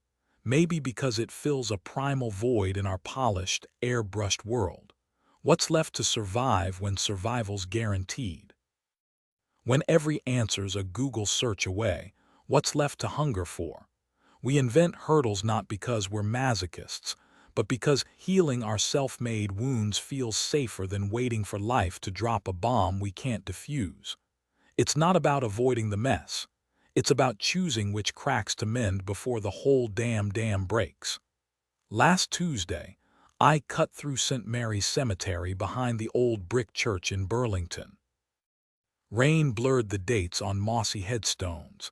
A Civil War sergeant here, a toddler named Clara there, whole lifetimes reduced to dashes between years.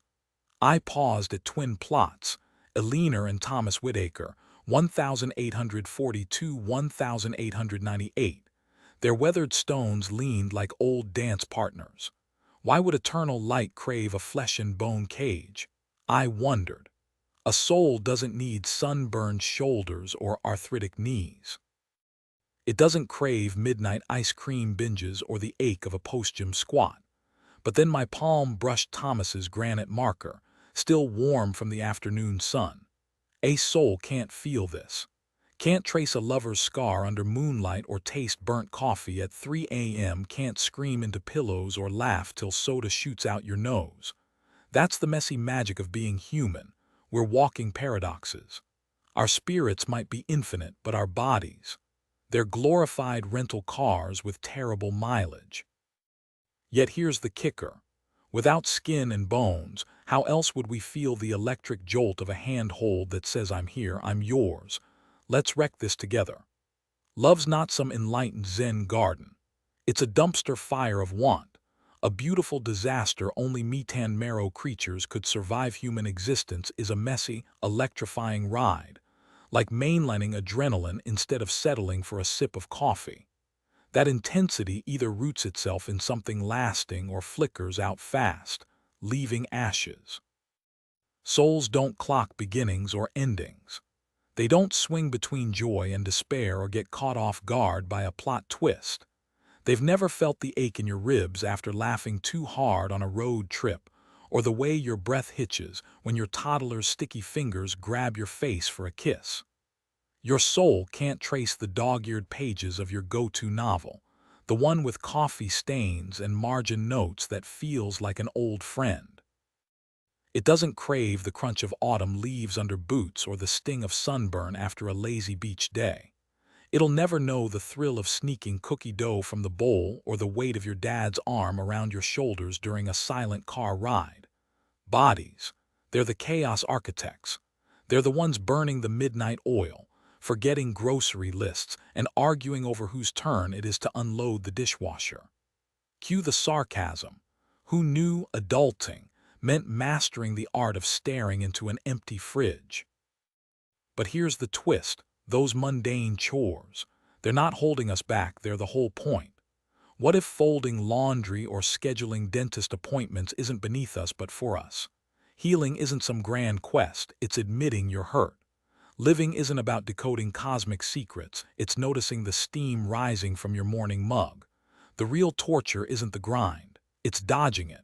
Avoidance sticks like gum on a shoe until you stop, scrape it off, and shrug. Yeah, that's there.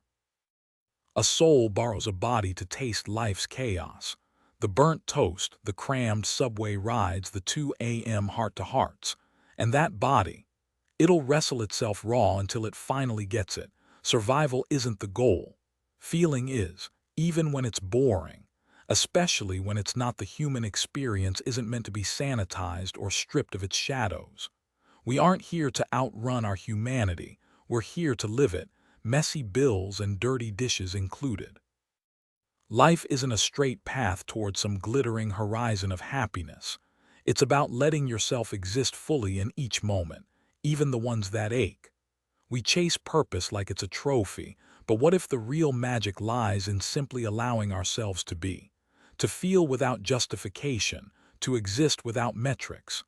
Maybe emotions aren't puzzles to solve but waves to ride. Now, let's talk about the taboo art of doing nothing.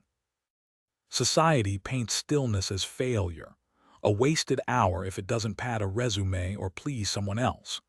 We've become so addicted to motion that sitting still feels like breaking some unspoken law, as if the universe might implode if we dare enjoy 5 quiet minutes without checking our phones.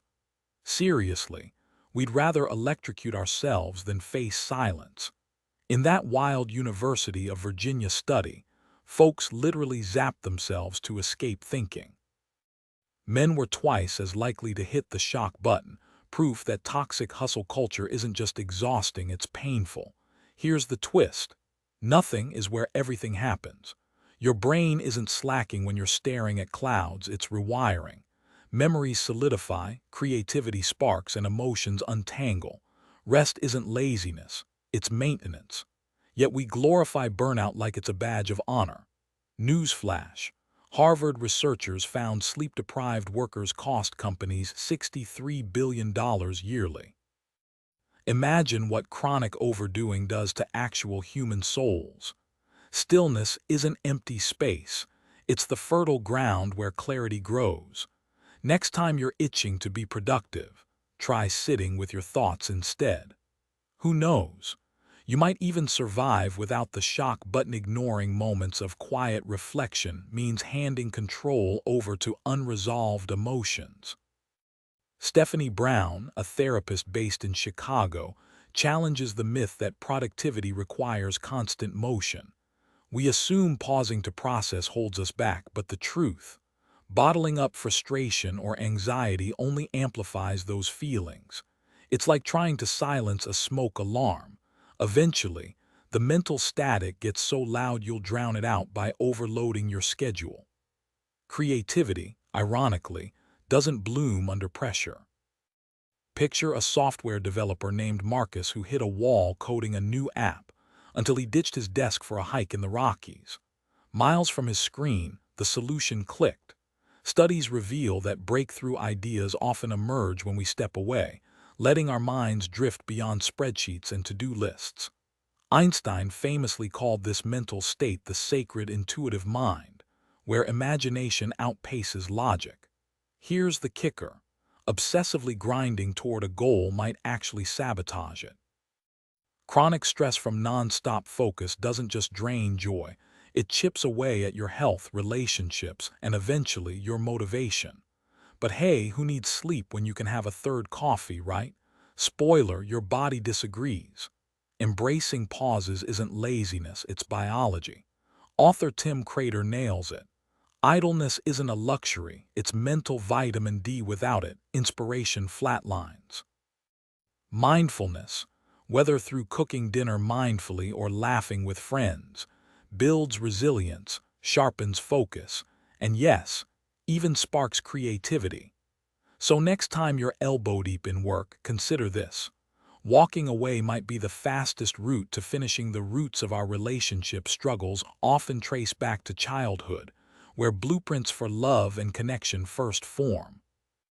These invisible patterns, shaped by early interactions with caregivers, echo through adult partnerships, sometimes creating frustrating cycles. Let's break down two key attachment styles and how they play out in modern dating, complete with relatable scenarios you might recognize. For those with secure attachment, imagine someone like Emily from Seattle. Her parents consistently showed up, both physically and emotionally, during her childhood soccer games and teenage heartbreaks. This foundation lets her navigate relationships without obsessive fears of abandonment. But security has its shadows. Emily's been coasting in a lukewarm relationship with her college boyfriend for years. It's comfortable, sure, but it's also as exciting as watching paint dry. Here's the twist. When a vibrant artist who challenges her worldview asks her out, she hesitates. Why risk the stability? Cue the sarcasm. Who needs butterflies when you've got reliable Wi-Fi and a shared Netflix password? The truth is, her reluctance stems from fearing real intimacy more than she'd admit. The solution?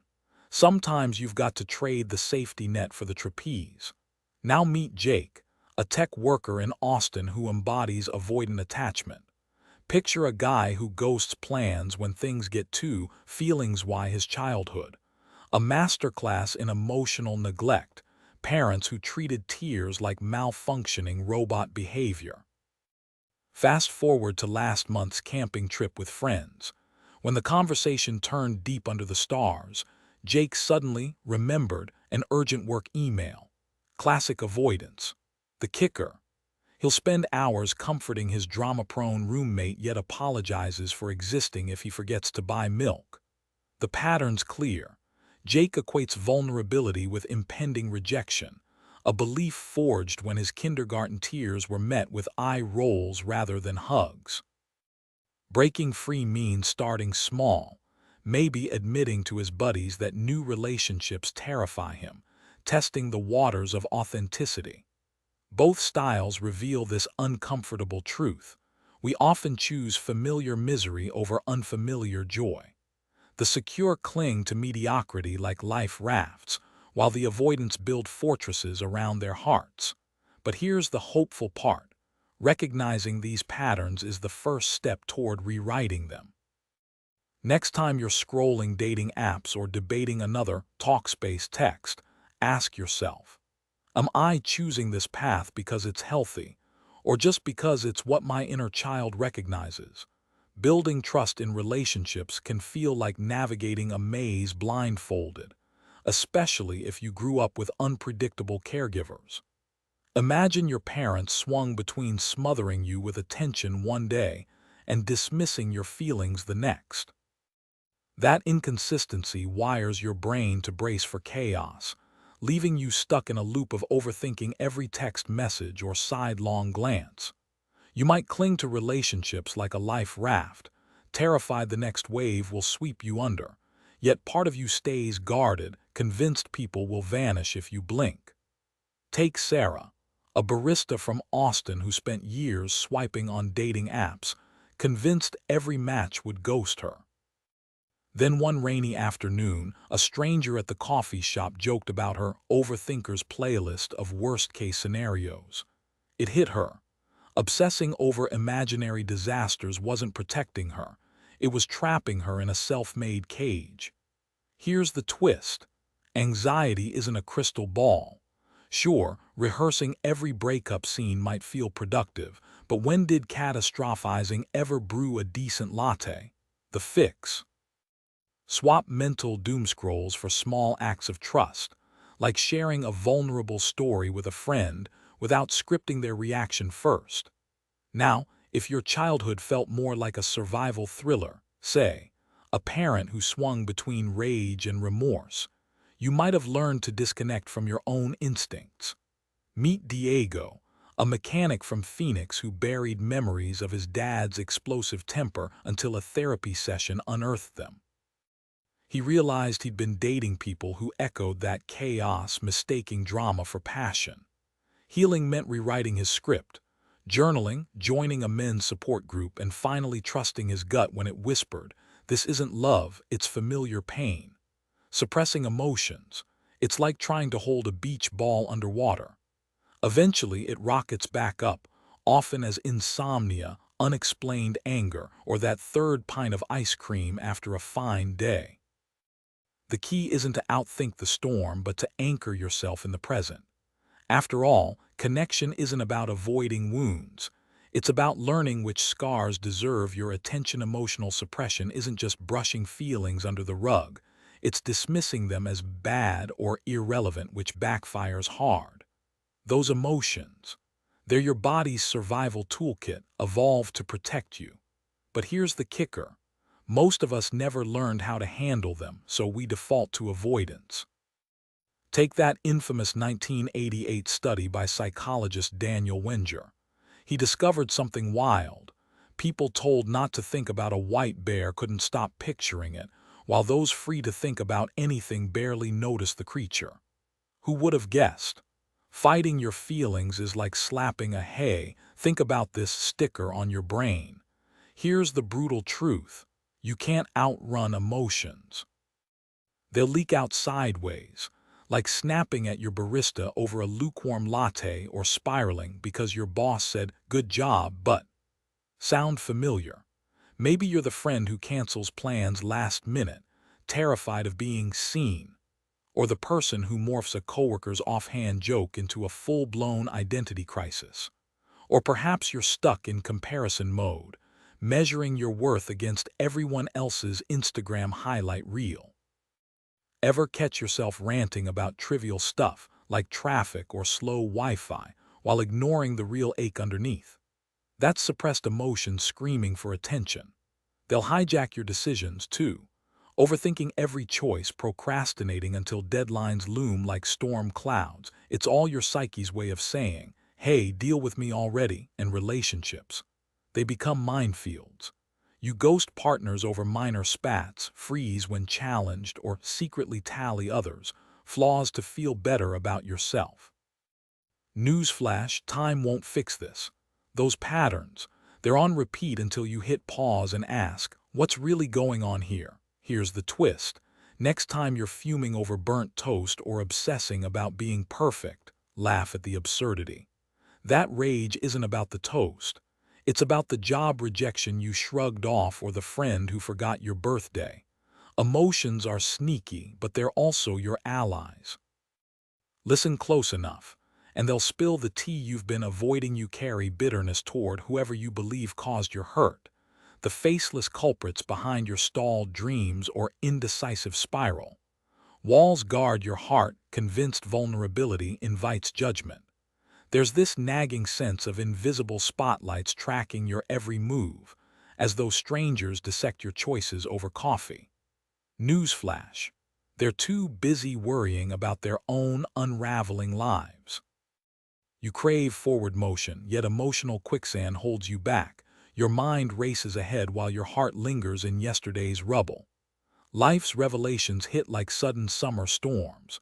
You'll pause mid-sentence, replaying a truth so obvious it rewires your entire perspective. It's not about fixing problems, it's tracing their origins like a detective connecting cold case dots. Every thought either traps you in familiar loops or shatters the cycle entirely. Healthy patterns, keep 'em. Toxic ones, toss 'em. But here's the kicker. Growth isn't optional when comfort evaporates. Humans cling to misery until it scorches their hands, then they finally let go. My own breakthroughs bloomed from rock-bottom moments.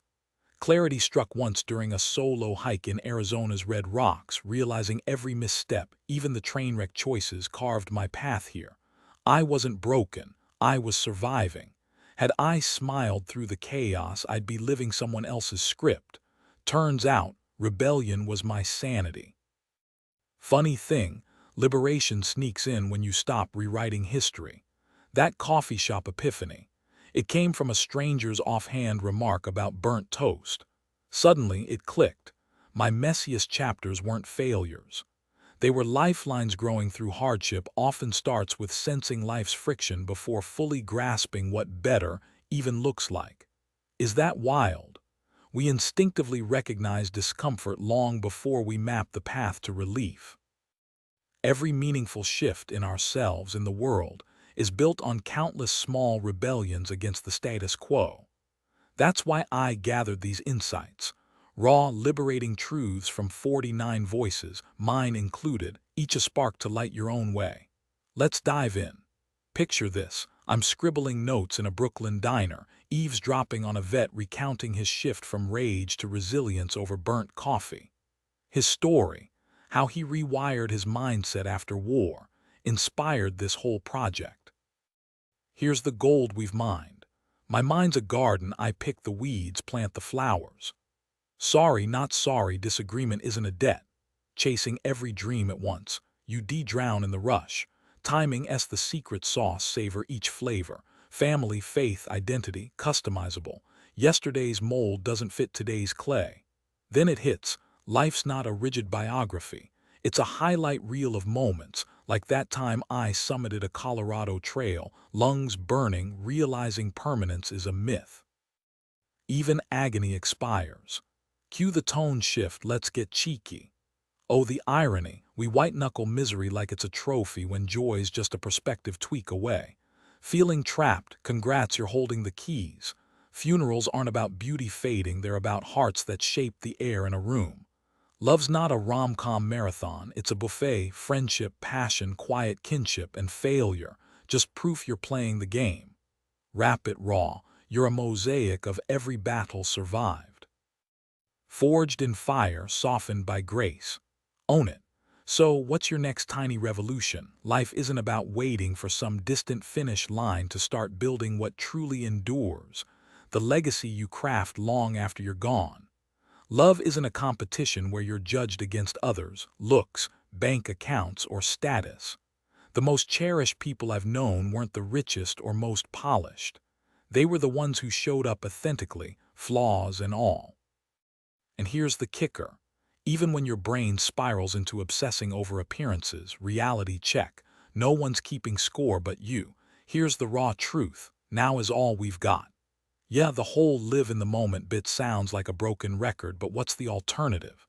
You either lean into it or waste your days numb to the magic right in front of you.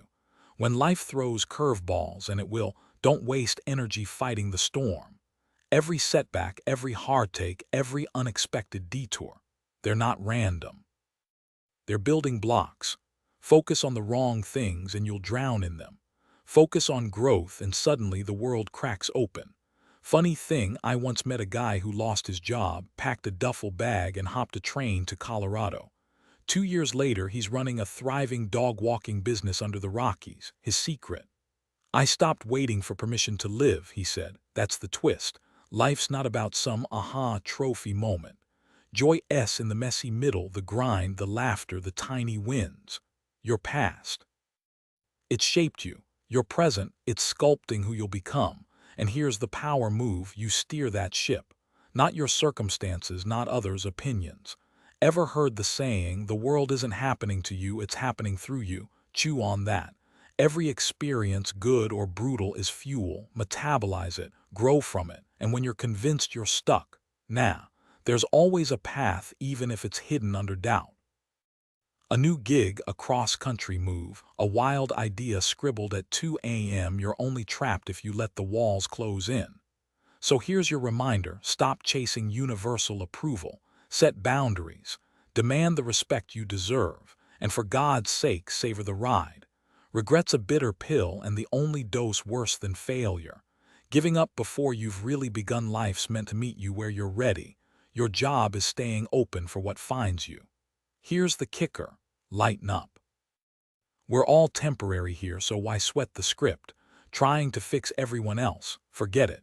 Real change starts when you clean your own doorstep instead of judging the mess across the street. Wisdom isn't about certainty, it's embracing how clueless we all are. We once thought the earth was flat, then some sailor proved it was. Tomorrow, maybe we'll learn we're all code in some cosmic simulation. The point is, true smarts mean dancing with the mystery, not dissecting it.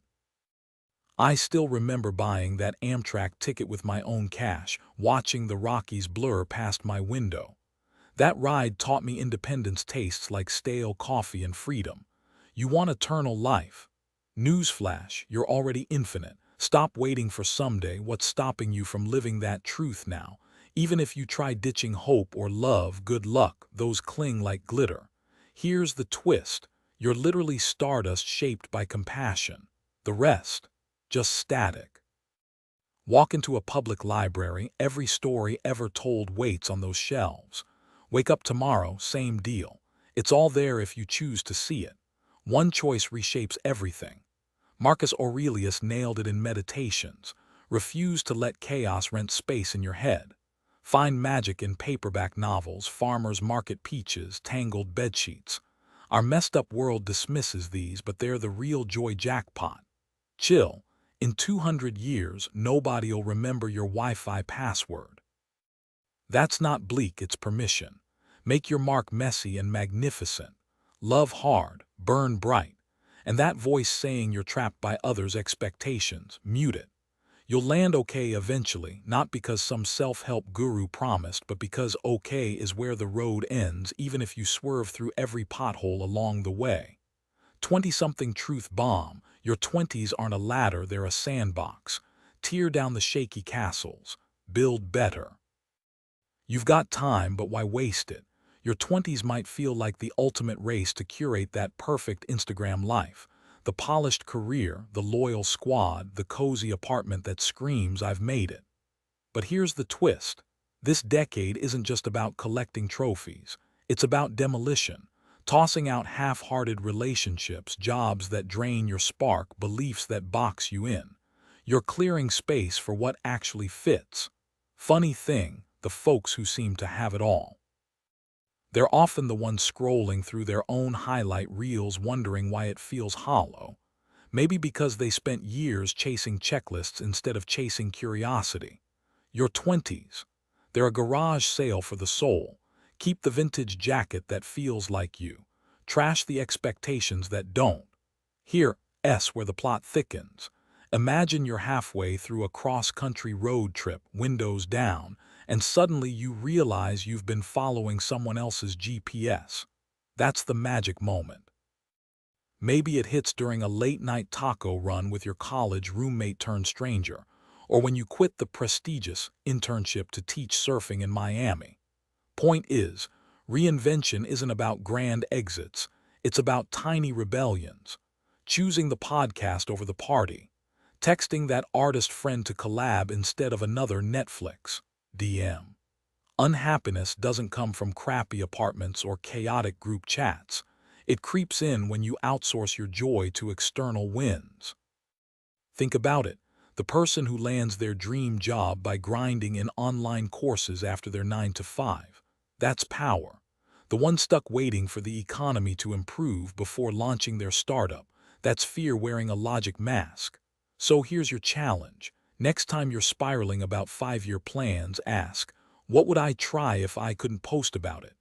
Maybe it's signing up for that pottery class or finally writing chapter 1. Not because it's productive, but because it makes your pulse quicken. Your gut's been whispering clues this whole time, underneath the noise of shoulds and what-ifs. And hey, if you're sweating the reset button, good. It means you're awake. Maybe next week you'll trade the corporate ladder for a freelance gig, or swap Sunday brunch mimosas for trail hikes. Every weird choice adds a brushstroke to the mural of your actual life. The one that's not just looked at, but lived living fully requires stepping out of endless contemplation and into action. You can't overthink your way to reinvention, but you can trap yourself in stagnation. When you realize it's time to rebuild, the question isn't if you'll begin, but when. Waiting only prolongs the inertia. Let's dismantle the myths quietly sabotaging your progress. Success isn't a trophy earned through sheer effort. Most people don't arrive at the destination they first envisioned.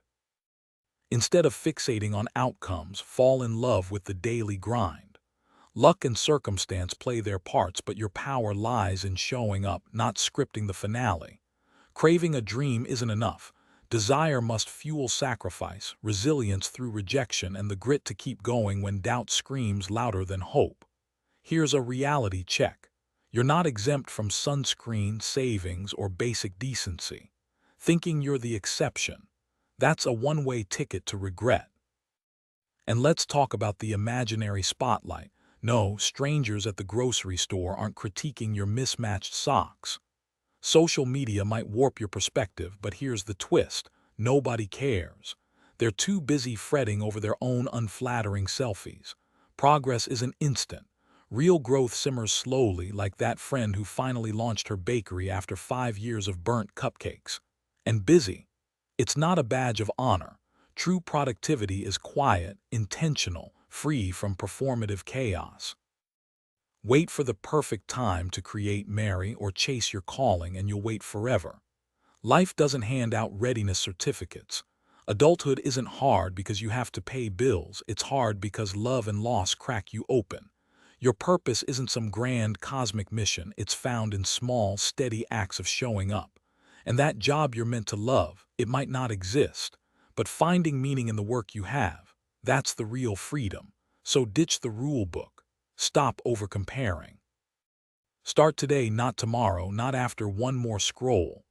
The clock's ticking, but hey, at least you remembered the sunscreen this time. Life isn't a tally of accidents or oversights. Spilling coffee on a friend's shirt or zoning out during a conversation. Those slip-ups don't define your worth. They're just blips in the grand scheme. Time you didn't realize slipped away. It wasn't wasted. Money spent on what felt necessary. That's just survival.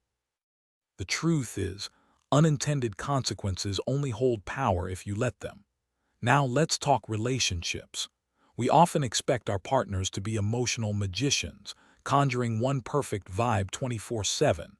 If they fail to make us feel inspired or secure every second, we label the whole thing a bust. But here's the kicker. Relationships aren't mood rings. A couple in Chicago might bond over their shared hatred of traffic jams while still bickering about laundry. That's real life, not a failure. Acceptance gets a bad rap. You don't have to throw confetti over your annoying job or toxic family dynamics. Acknowledging reality isn't surrender, it's strategy. Picture this. You're stuck in a downpour without an umbrella. Cursing the sky won't dry your clothes, but sprinting to shelter might. Here's a cold truth. Nobody's obsessing over your cringe moments from 2019. While you're replaying that time you tripped in a crowded coffee shop, Karen from accounting is mentally dissecting her kid's failed soccer tryout. We're all starring in our own awkward sitcoms. Intelligence isn't a flawless report card. The sharpest minds thrive on being wrong. It's how breakthroughs happen. You don't need a PhD or a six-pack to deserve love. Speaking of labels, saying I'm an anxious person is like wearing cement shoes. Try, my brain's stuck on a worry loop today. Suddenly, the problem feels fixable instead of fatal. Happiness isn't a lottery ticket. You can't control feelings, but you can choose where to aim your mental spotlight. Obsessing over bad news, that's like paying rent in your head to problems that don't live there. Here's the twist. Real power comes from building your mental toolkit, gratitude lists, venting walks, whatever works. We've been sold a lie that joy is scarce as vintage sneakers. From schoolyards to boardrooms, we're taught life's a competition with limited VIP passes. Newsflash: happiness isn't a limited edition drop. Your worth isn't determined by a boss's stamp of approval or a partner's whims. True stability starts when you stop waiting for permission and start building it yourself, brick by brick, thought by thought. The irony of our deepest desires is how often they become the source of our suffering. Craving isn't just a feeling, it's a trap. It locks you in a cycle of lack, pushing what you long for further away. True fulfillment arrives only when you release the grip of wanting and step into the quiet confidence of already having. When your mindset shifts from scarcity to wholeness, life begins to mirror your inner certainty. Abundance isn't chased, it's claimed through acceptance. The things that truly matter to your soul don't require overthinking. Words and labels only distort their essence, like trying to capture sunlight in a jar. The real problem: We outgrow old versions of ourselves but cling to outdated dreams, building new lives with yesterday's blueprints. Letting go isn't failure, it's alignment. Here's the twist. Adulthood isn't about endless productivity. Paying bills or folding laundry isn't drudgery, it's rebellion. Every mundane task is a brick in the fortress of your autonomy. Think of it like Jake, a guy from Austin who ditched his corporate job to wait tables at a beachside diner. He didn't find freedom in grand gestures but in choosing whose noise to ignore. Staying in relationships that drain you, that's optional. There's always a spare room in a stranger's house, an extra shift at the coffee shop, a way to trade comfort for dignity. But here's the kicker. Those gritty, unglamorous choices, they're reserved for people who value peace over pretending. Life isn't meant to be a highlight reel of constant joy. Wrestling with doubt isn't weakness, it's humanity. Trying to outrun pain is like sprinting through quicksand. Surrender isn't defeat, it's dropping the act. Let yourself be a contradiction, furious and forgiving, lost and luminous, a storm cloud with silver edges. The goal isn't to fix yourself but to stop fighting what you already are. And here's the secret nobody mentions. Empty space isn't wasted space. A calendar crammed with meetings isn't success, it's a cage. Chasing promotions while your hobbies gather dust, that's surviving, not living. Work to fund your life, not the other way around. Sometimes the bravest thing you can do is sit still, let the silence speak, and realize you've had everything you needed all along. Life isn't neatly divided into productive moments others can measure and empty stretches of nothing. Every second matters. Those quiet mornings sipping coffee alone, staring out the window, that's where your mind cracks open truths no crowded room ever could. Think of it like a painting. Without the blank spaces around the starry night sky, you just have a messy swirl of paint. Same with people. The chaos of deadlines, group projects, and brainstorming sessions only feels electric because you've tasted the stillness of your own couch on a rainy Tuesday. Nobody's handing you joy wrapped in a bow, but guess what? Nobody's snatching it either. You could roll your eyes at that like it's some self-help cliché, but deep down, we all still hunt for shortcuts. We're out here grinding, hustling, trying to force growth, when maybe we're just ignoring the playlist of life already blasting in our ears. Time's a tangled knot, not a straight line. You attract what you're made of, always have, always will. Here's the kicker, though. Happy is overrated. Ever scroll through Instagram and zone out at another influencer's perfect smile? Exactly. What hooks us are the messy ones. The guy ranting about his failed pottery class, the woman geeking out over cloud formations, the friend who laughs while admitting they burned their toast again. Authenticity beats polished every time. Take the whole fat debate. Imagine someone shrugging and saying, "Yeah, I've got curves. So does the earth, and look how that's working out." Love isn't a filtered selfie, it's the unscripted blooper reel. Your gut's smarter than you think. That nagging dread before a big meeting. It's not an inconvenience, it's your inner alarm blaring, plot twist ahead. Ignore it and life will start yelling through broken relationships or panic attacks. Listen while it's still a whisper. And hey, here's the cosmic joke. Success isn't about gritting your teeth. It's about chasing what makes your weird little heart hum. The artist who paints because it itches, not for likes. That's the energy money can't buy. You don't owe anyone a tidy backstory. Be the collage, not the textbook. Maybe today you're a yoga instructor, tomorrow a karaoke bartender. So what? Cohesion, S for glue sticks. Your vibe, let it zigzag. The magic's in the mess. You don't need to shrink yourself into some neatly packaged elevator pitch for others to digest. Life isn't a highlight reel that needs perfect continuity. You're free to excel at baking sourdough, rebuilding car engines, and writing poetry without justifying how they connect. Multiple callings can coexist.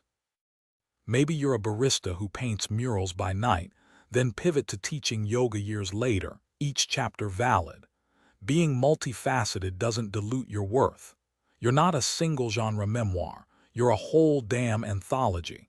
Stop sanding down your edges to fit someone else's mental shelf space. Here's the kicker. Clinging to rigid plans backfires. Trying to script your future scene by scene doesn't make it any more predictable. It just handcuffs you to a fantasy. Ever notice how people obsess over being right about their path rather than actually living it? Newsflash. Nobody's final Instagram bio matches their teenage vision board. But here's the plot twist. When things implode, it's often the universe clearing space for upgrades you didn't even know to ask for. Cue the sarcasm. Let's talk hypocrisy. We rage when someone ghosts us, while keeping 3 maybes in our DMs just in case. We preach kindness but side-eye the barista who messes up our oat milk latte. Demand vulnerability from others while armor-plating our own truths. Oh, and that crush who should just make the first move already. Yeah, maybe take your own advice, Shakespeare. Here's the raw truth. Wanting something desperately doesn't summon it. You want magic. Build the discipline to match your daydreams. Your reality expands precisely to the edges of what you feel worthy of receiving, not what you guiltily crave. And those failed plans, they're just detours on a road trip where the best views happen when you're lost. Add a new scene. Imagine a late-night gas station stop in Arizona. You're arguing with a broken GPS, only to stumble upon a diner where the pie sparks a conversation that changes your career path. The universe works weirdly. Bottom line, stop performing for imaginary critics. Your contradictions. Those are your superpowers, let's face it. We all crave connection but freeze when it's time to take the first step. When was the last time you stepped outside your comfort zone to confess feelings or boldly ask someone out? No vague, hanging out aloud. We demand grand gestures from others yet rarely offer them ourselves. Take social media. We roll our eyes at friends posting endless activism or viral challenges, calling it clout chasing, but heaven forbid someone dismiss our latest crusade as performative. Trust. We want it handed to us like a free sample, yet scrutinize others' motives as if decoding a spy novel. Ever catch yourself fuming when a friend doesn't magically sense your bad day, yet you've never once paused to wonder why your coworker seems distant? Here's the kicker. We're all hypocrites. We preach open-mindedness but mock strangers for beliefs we've never bothered to unpack. Imagine judging someone's messy divorce while your own relationships crumble over unwashed dishes. We champion self-love but fish for compliments by calling ourselves hot garbage in group chats. And let's not forget the comedy goldmine of roasting others for petty quirks, then clutching pearls when the joke's on us. But here's the twist. Maybe growth starts by laughing at this circus. Picture this. Your friend spends weeks hyping a vegan diet, then sheepishly admits to a midnight fast food run. Instead of eye-rolling, you bond over shared imperfection. Or imagine finally asking that barista out, only to bond over mutual awkwardness. Life's messy. We judge, we contradict, we crave grace but hoard it like rare coins. The fix? Swap hypocrisy for curiosity. Next time someone's choices baffle you, ask instead of assume. Offer the patience you beg for. And hey, if all else fails, at least on the chaos. After all, isn't the first step to sanity admitting we're all gloriously, hilariously flawed? We often demand instant transformation from others, whether it's adopting healthier habits, leaving a draining relationship, or quitting a soul-crushing job. When they stumble, we toss out hollow platitudes like confetti, ignoring how our own stubborn vices cling like old habits. Yet hypocrisy thrives in the details. We judge strangers for laughing too loudly at a cafe or slowing the Starbucks line with indecision, yet excuse our own frazzled moments, like barking into a phone mid-latte order or venting loudly over brunch mimosas. Our noise, justified enthusiasm. Theirs, rude chaos. Here's the kicker. We crave raw honesty until it bruises our ego, then rebrand it as cruelty. Meanwhile, we dodge tough conversations like they're expired coupons. And oh, the irony of begging for unconditional love while treating ourselves like fixer-upper projects. Newsflash. You don't need a flawless self-love manifesto scribed in calligraphy to deserve someone's heart. The whole "love yourself first" mantra. It's less about perfection and more about avoiding the trap of using relationships as life rafts. Sure, diving into love while you're still unpacking emotional baggage might lead you to swipe right on the wrong people. But waiting until you're some Zen master version of yourself, that's like refusing to hike the Grand Canyon until you've memorized every rock. Love isn't a finish line, it's the trail itself. The right partner won't demand you arrive pre-polished. They'll hand you a metaphorical map and a flashlight, calling out the overgrown paths as you go. Maybe you'll clash over their obsession with vintage vinyl or your habit of leaving dishes in the sink. But those friction points, they're sandpaper for your rough edges. Imagine a couple tackling a rocky mountain trail together, sweat and laughter mixing. That's growth, not some solo meditation retreat.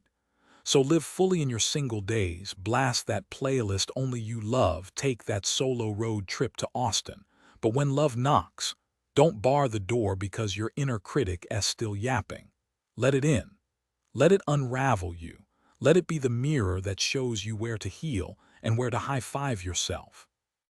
After all, the messiest chapters often make the best stories. Don't mistake this journey for believing you have to be perfect to deserve love, as though others only owe you the same compassion you've managed to give yourself, or as if love waits politely for you to arrive at some imaginary finish line.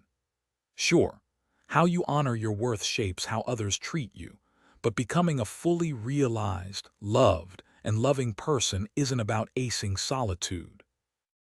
It's about speaking up when your boundaries are tested, choosing partners who align with your growth, and refusing to freeze in place once love finally shows up, even if it's wearing a face you didn't expect.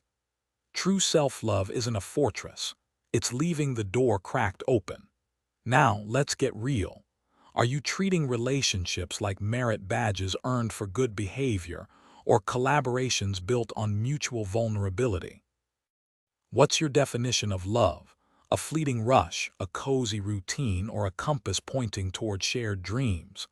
How do you plan to create those things in your life, rather than waiting for a stranger's grand promises to magically fill the gaps? Picture this. Your ideal partner reflects every unhealed wound you carry. Would you still swipe right, or would you finally book that therapy session? Here's the twist. Maybe you're overthinking love while underliving it.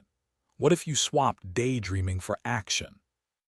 Draft a plan, not a rigid blueprint, but a loose map. Would online dating terrify you less than another decade of solo Netflix nights? And hey, drop the cool single act. Your cousin's best friend won't set you up if you're busy pretending you're fine with brunch for one. Oh, and that voice whispering, more attractive, successful people deserve more love. Silence it. Love isn't a competition, it's a practice. Start today. What tiny step could you take to steer your story instead of waiting for fate to text back? Because here's the kicker. The right relationship won't just complete you. It'll challenge you to keep rebuilding yourself, brick by brick, even when the fairy tale ending feels messily, beautifully human. P.S. Ever notice how the best love stories start when someone finally says, "Screw it, I'm showing up as is"? Word count adjusted for emphasis on key questions. Have you ever paused to truly examine the people in your life who seem to have found love? Not just glancing at their Instagram perfect smiles, but really assessing them through society's ruthless checklist of looks, smarts, and status. What truths might emerge if you did? Consider this radical thought. Relationships aren't just cozy accessories. They're the glue holding together our fractured world. Treating them with the same seriousness as your career or ambitions isn't just wise, it's vital to becoming fully human. But here's the kicker. That picture-perfect couple posting sunset selfies. They might be drowning in silent loneliness. True connection lives in shared vulnerability, not crowd sizes at holiday dinners. When's the last time you defined what you actually need from a lifelong partnership? And more importantly, would you speak up if those needs went unmet or swallow your truth to keep the peace? Let's get real for a second. What if your fairy tale romance crashed and burned tomorrow? The secret sauce nobody mentions. Believing you'd still thrive without it. That's right. Your worth isn't tied to someone's ability to love you. Maybe this solitude isn't punishment but sacred ground.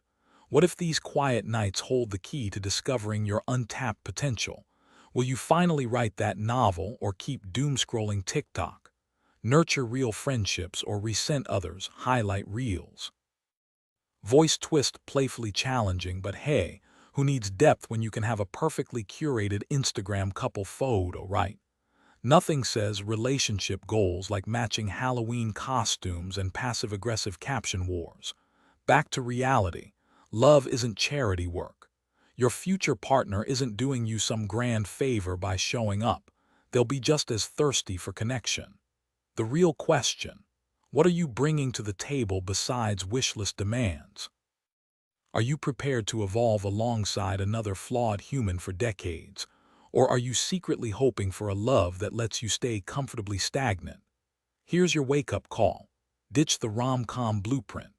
The love that transforms you might arrive in cargo shorts instead of prince's armor, through a shared laugh at a disastrous camping trip rather than a cinematic airport sprint.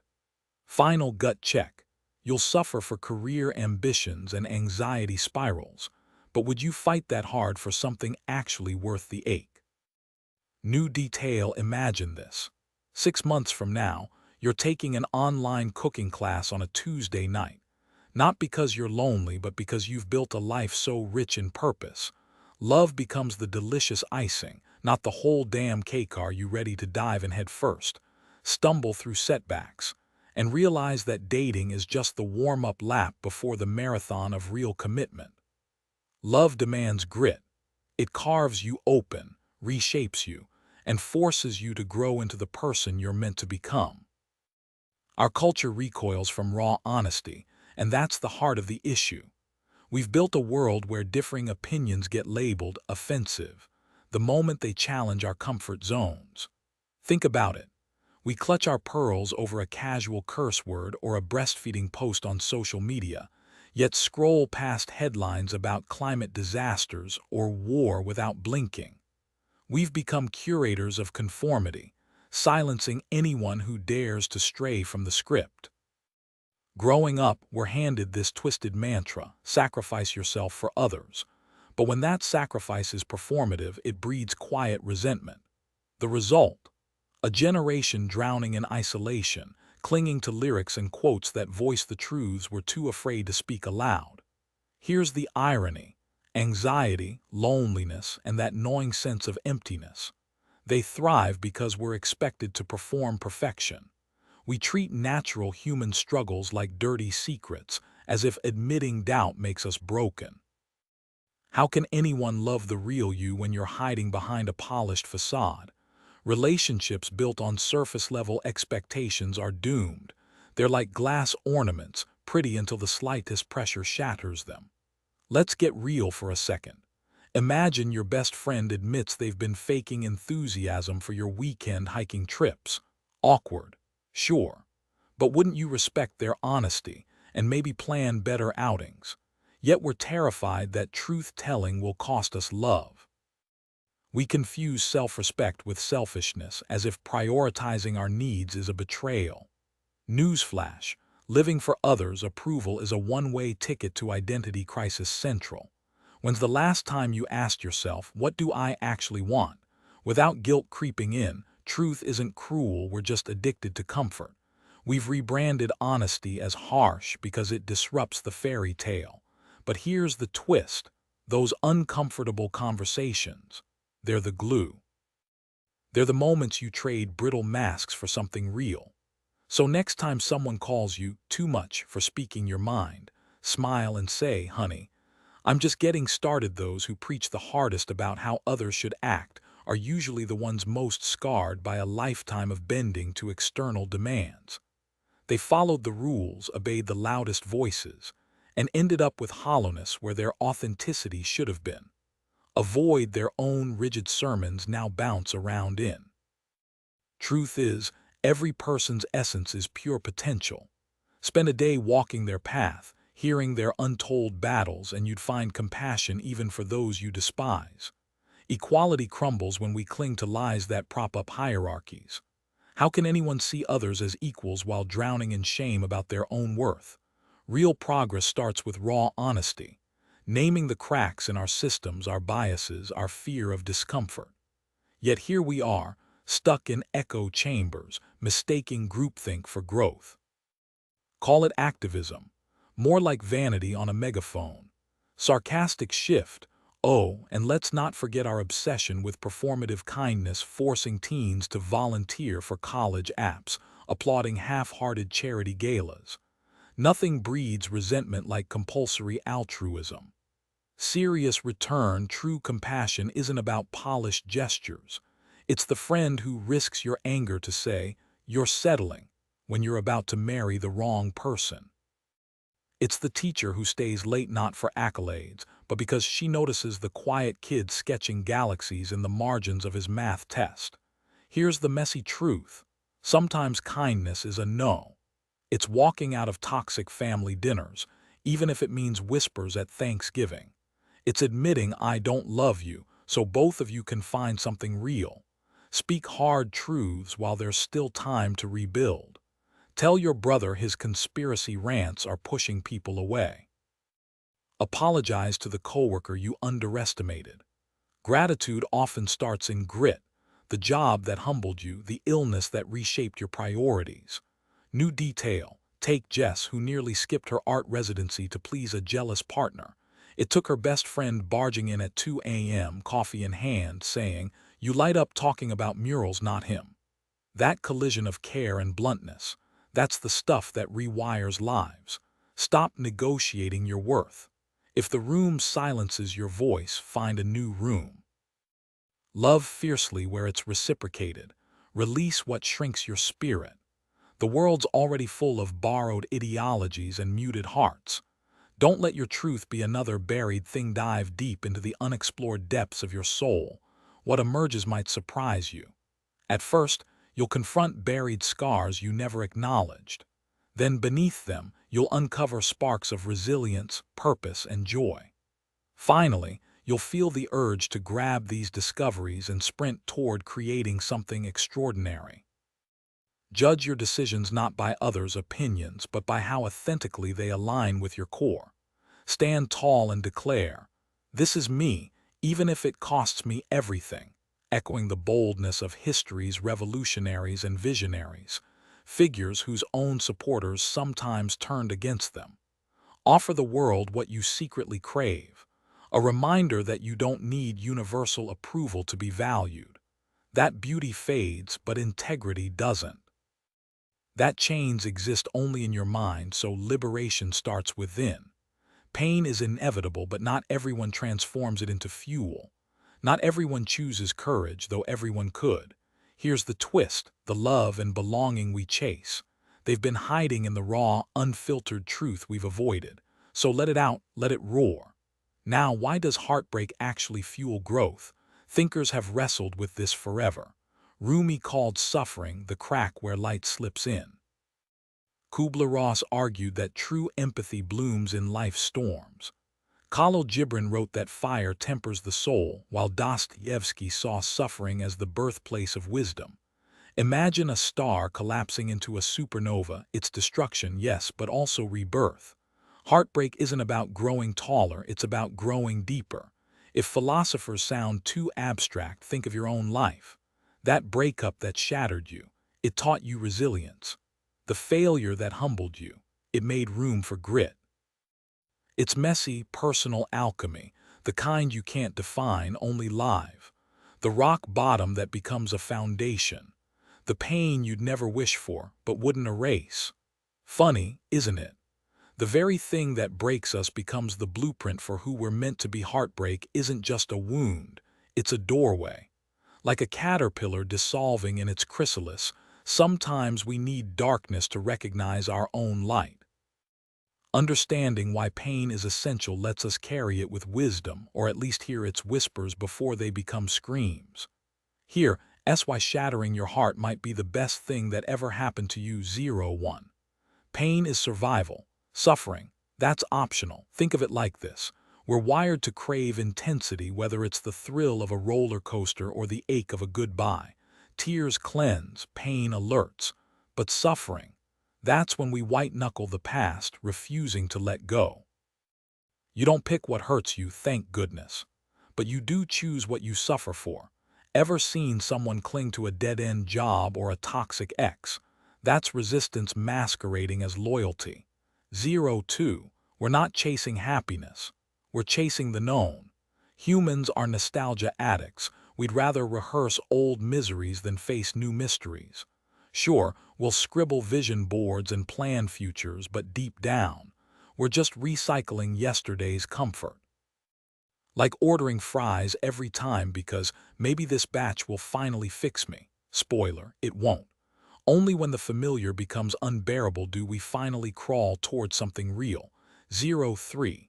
Here's the plot twist. Trying to fix your life by rearranging the outside is like blaming the movie screen for a bad film. Cue the sarcasm. Oh yeah, Karen, buying another latte will definitely heal your childhood trauma. Byron Katie nailed it. Clean the lens, not the projection. Your mind's the projector, not your job, your dating profile, or your Instagram feed. Adjust the focus inward or keep staring at blurry nonsense. Your call. 4. Ever had a breakdown that was actually a badly wrapped breakthrough?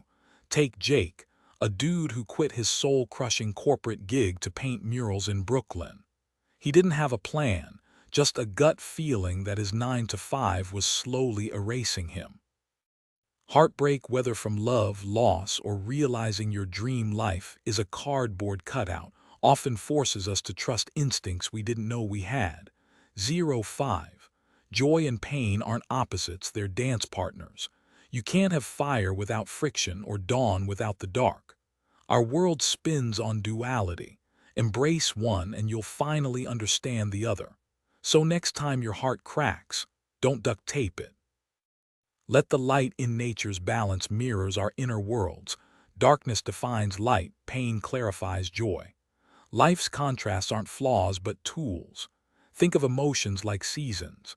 Winter's chill makes spring's bloom sweeter. Suffering, it's not the initial ache but the stubborn refusal to listen. Our minds love crafting elaborate punishments, as if atoning for imaginary crimes. But here's the twist. Healing begins when we stop auditioning for the role of villain in our own stories. Picture this. A friend obsesses over a crumbling relationship, ignoring every red flag waving like parade streamers. Then bam, one Tuesday their partner leaves. Was it the burnt toast that morning? No. It was 100 silent drives to work, 50 ignored texts, 3 anniversaries forgotten. The universe doesn't drop anvils, it taps, then knocks, then kicks down the door. Why cling to what poisons us? Maybe because releasing it means admitting we've been hugging a cactus, pretending it's a teddy bear. Letting go isn't some dramatic farewell scene. It's realizing the movie ended weeks ago and you're just sitting in an empty theater. Ever notice how the healthiest relationships feel like slipping into your favorite hoodie? No white-knuckling, no mental spreadsheets. They just fit. Here's the secret they don't teach. What's truly yours doesn't need chains.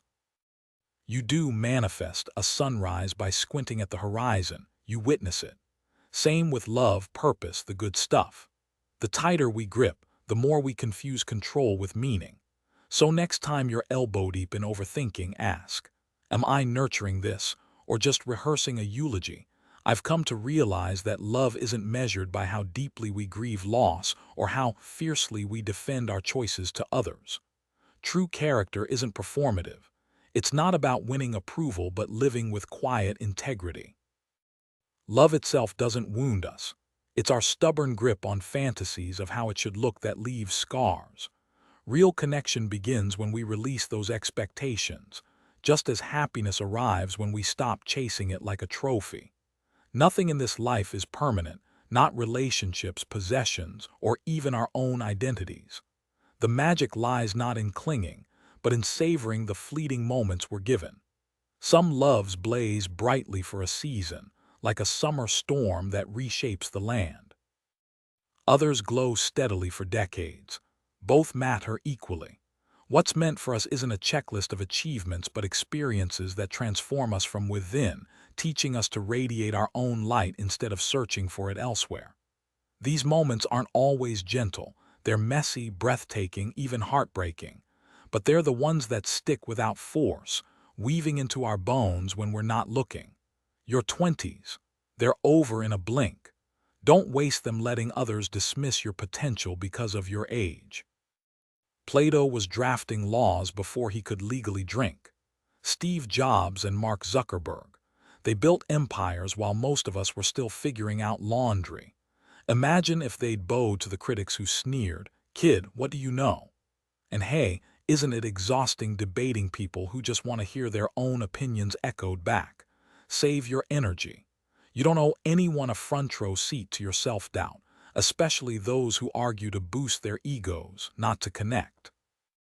Same goes for coddling friends who thrive on chaos but reject solutions, nodding along to their drama to keep the peace.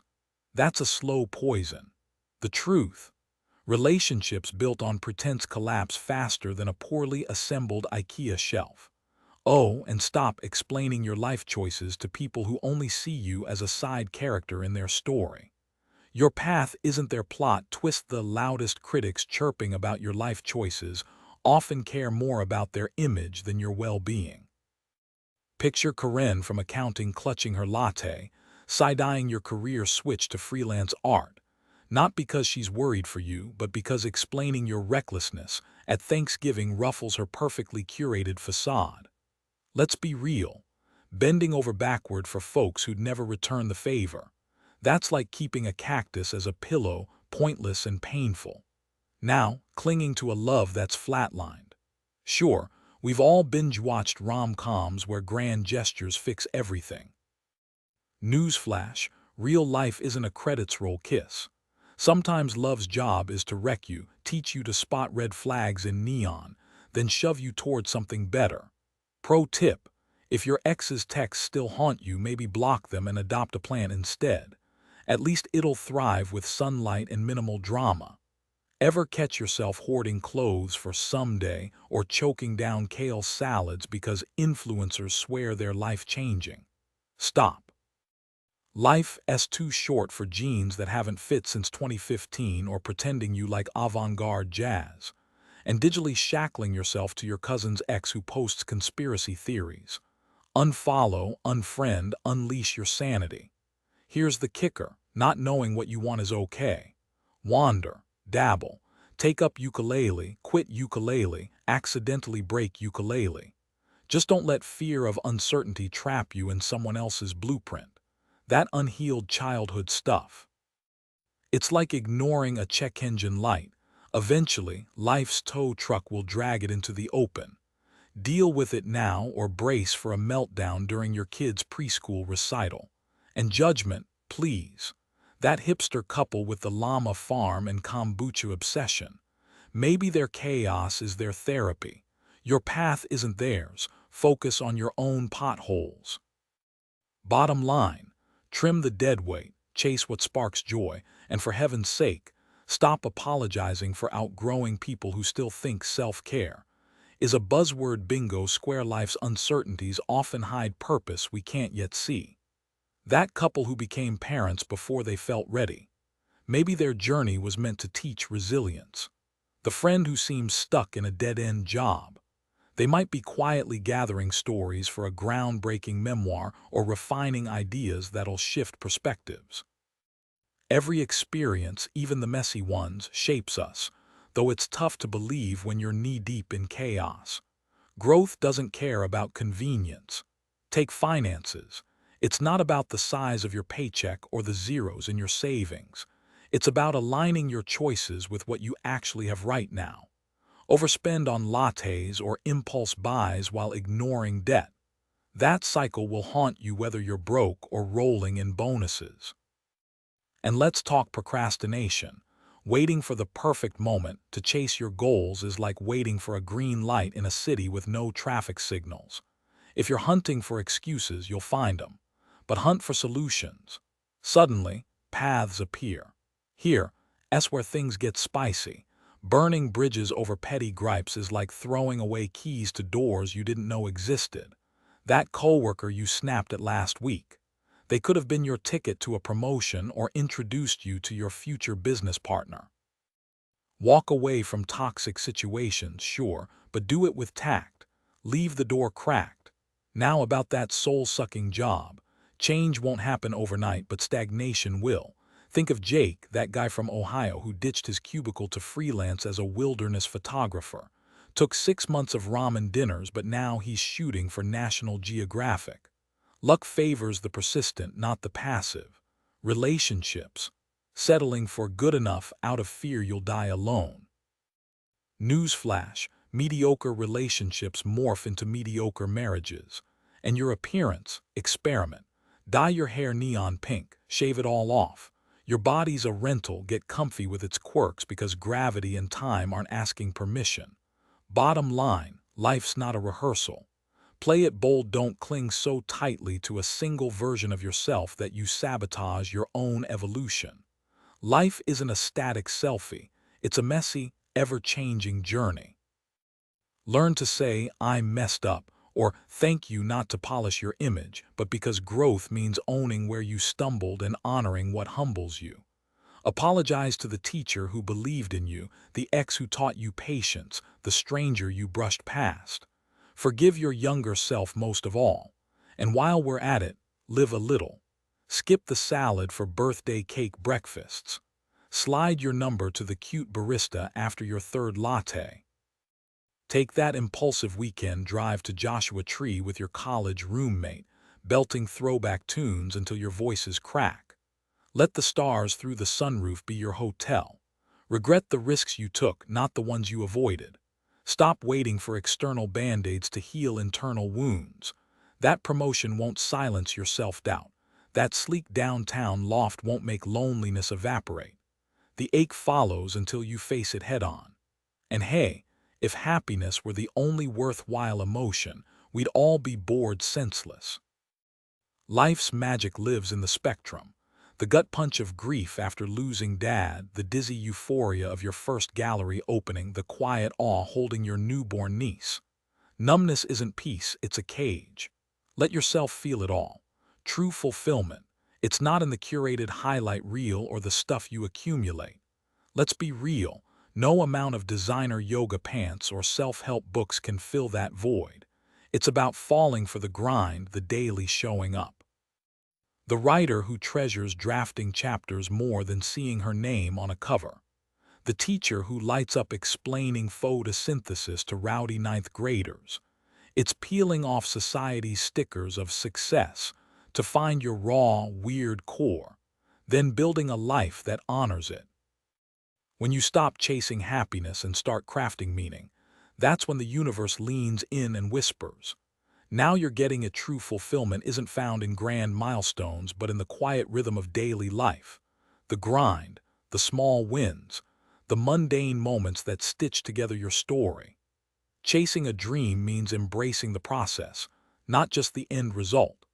You can't sketch a book cover and call yourself an author. The magic happens in the paragraphs typed between sunrise and midnight coffee refills. Society has a narrow checklist for happiness: corner offices, shiny accolades, lives that fit neatly into Instagram grids. But real joy, it's messy. Imagine ditching your cubicle to bake sourdough at a neighborhood cafe. Some will scoff, others might whisper, midlife crisis. Yet their judgment says more about their own unspoken regrets than your choices. Don't let their fear of living become yours. Here's the kicker. Success isn't a pie. If your cousin lands a promotion or your friend writes a best-selling memoir, your slice doesn't shrink. We're taught early to compare gold stars, popularity contests, but adulthood reveals the truth. Another's win isn't your loss. Love, like creativity, multiplies when shared. And here's where the tone shifts. Let's drop the earnestness. Seriously, why do we still act like sixth graders fighting for a spot on the kickball team? The more you own your choices, the less you crave applause. Funny how it works. Stop begging for validation and suddenly people lean in. They'll buy your pottery, read your blog, ask how you made peace with chaos. Because fulfillment isn't a trophy on a shelf. It's the dirt under your nails from gardening, the dog-eared pages of your first draft, the quiet pride in work that's wholly yours. Shift your lens. You don't have to meal prep or hit the gym. You get to. Gratitude flips obligation into opportunity. Ever notice how the best art feels effortless? A painter lost in her studio, a chef seasoning by instinct. Ease breeds authenticity. What you pour into the world echoes back. And remember, every detail of your life, you built it. The late nights, the risks, the no's that led to better yeses. So next time you're scrubbing dishes or stuck in traffic, smile. You're not just surviving, you're sculpting a life. One ordinary miracle at a time. Everything you carry with you survives only because you nurture it. Think of it this way. Each choice you make nourishes an aspect of your inner world. Your craving for authority, your passion for work, that simmering resentment toward a sibling, or your passive acceptance of a stagnant relationship. Every decision amplifies what's already there, layer by layer. So ask yourself, what am I fueling daily? The answer will unravel the story of your life. Here's the twist. It's not about tuning into yourself, but deciding which voice gets the spotlight. Most drown out their gut instincts, either from confusion or past missteps. Picture this. You're halfway through a cross-country road trip when a sudden argument with a friend forces you to confront why your first impulse is always self-defense, not growth. Those knee-jerk reactions often sprout from fear, not wisdom. Dig deeper. What's the origin of that fear? What future does it serve? Now, let's get real. Judging others might stroke your ego, but it's a dead end. Sure, someone's acting insufferable, and yeah, you're probably right. But here's the kicker. Fixating on their flaws is just a sneaky way to avoid your own insecurities. Why obsess over their issues instead of untangling why their opinion even matters to you? Healing. Your soul's got the blueprint. The catch. Getting out of your own way. Life has a funny habit of recycling scenarios until you face that one nagging wound, like reruns of a show you never liked. It's not self-sabotage, it's your psyche nudging you to finally hit play on what you've ignored. Trust that inner compass, it's wiser than your overthinking brain, and forget becoming anything you want. The real win, becoming who you are. Dreaming of fame or fortune often masks a void, not purpose. Those who achieve extraordinary things, they don't see it as magic, just Tuesday. It's the daily grind aligned with their core that turns effort into legacy. The secret. Stop chasing someone else's script. Your quirks, your grit, your messy authenticity. That's where the magic hides. Those who have loved and lost understand a truth others often miss. Another person's affection isn't yours to claim or misplace. It's a fleeting gift, not a possession. Cling too tightly, and you'll find yourself tangled in fantasies of meant to be rather than reality. Heartbreak teaches that the real danger lies in handing pieces of yourself to someone else, expecting them to cradle your worth as they walk away. Imagine trusting a storm to shelter you. That's the irony of seeking rescue in the one who leaves you shipwrecked.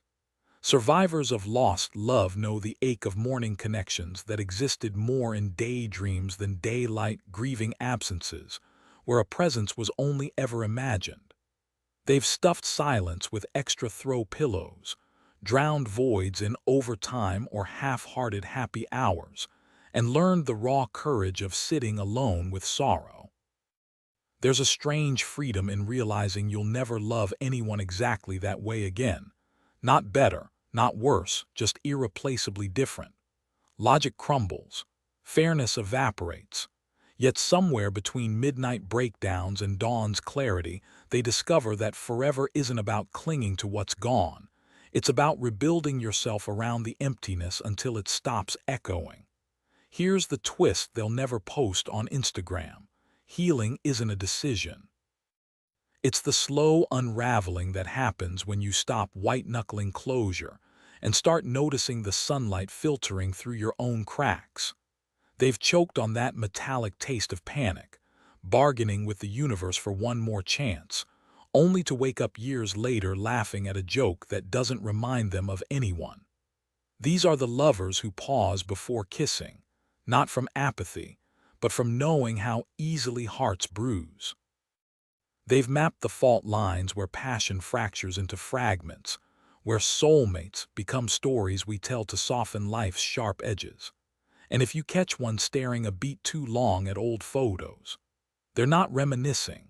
They're marveling at how time turned wildfire ashes into soil where new things grow. A true soulmate is just someone who adores you. They're the mirror reflecting every unhealed crack in your heart, the one who pushes you to grow even when it stings. This kind of love doesn't settle for surface-level bliss. It digs into the raw, messy layers you've buried. They get it. You can love someone fiercely, yet ache for them even more when they're gone.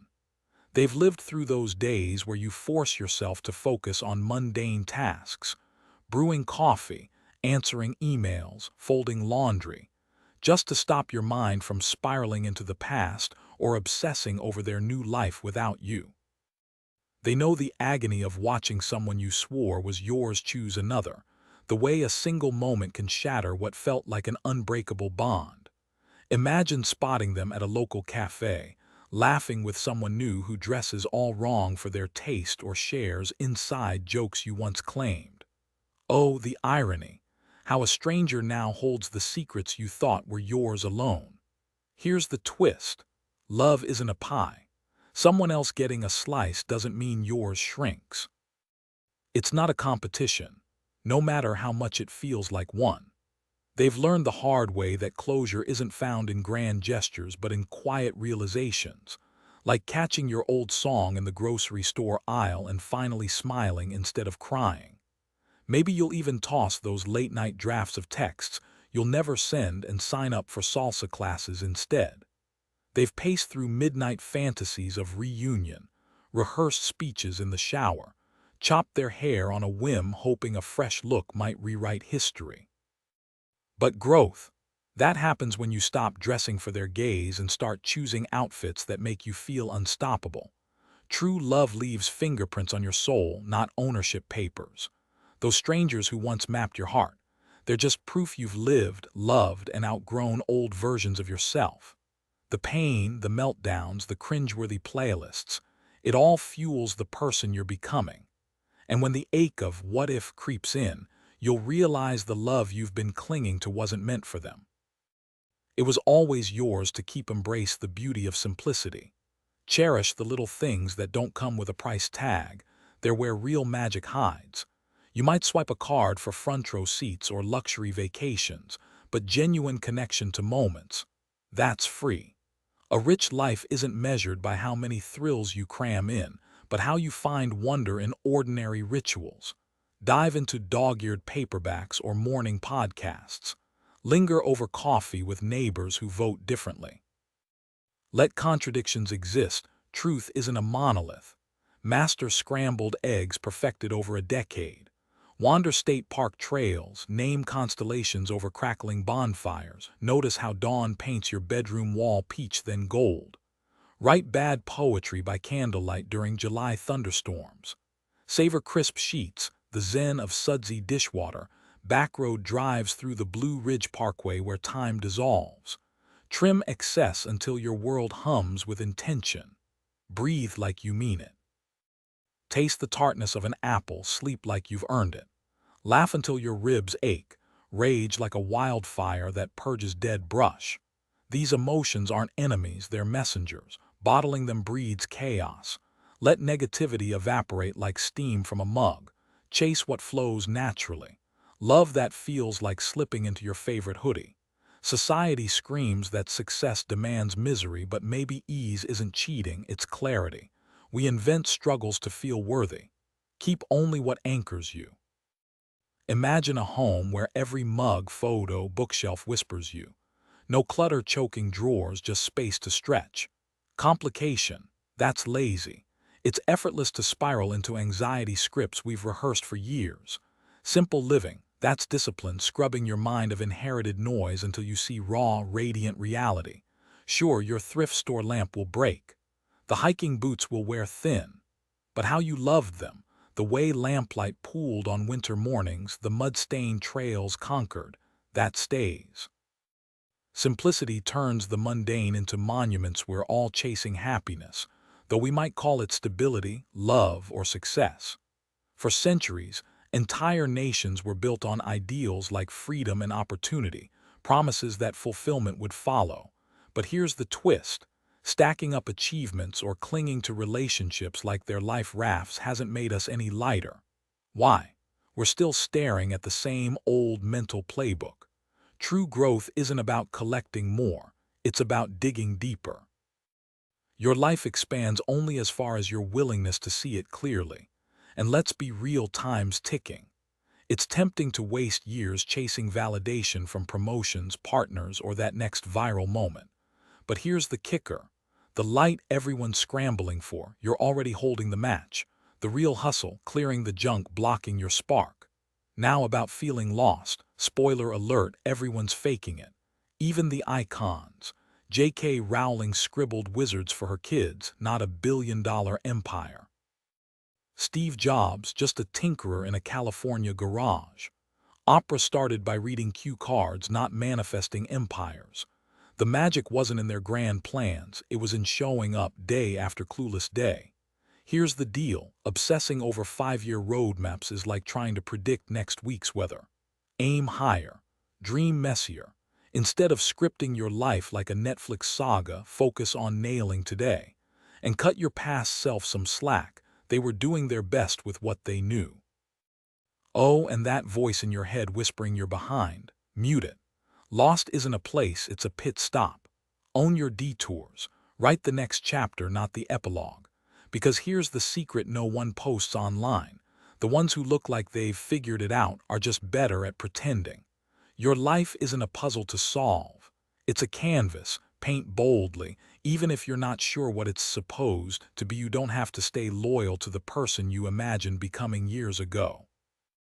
The truth is, you owe your current self everything. The one who's grown, shifted, and survived. Ask yourself honestly, what lights you up now? What pulls at your curiosity? What do you crave, deserve, or quietly dream about? Here's the kicker, those old goals that once kept you up at night. They've probably lost their shine because your soul's moved on. You're caught between letting go of outdated ambitions and hesitating to claim what truly matters now. So cut the guilt trip and own it. Feeling stuck?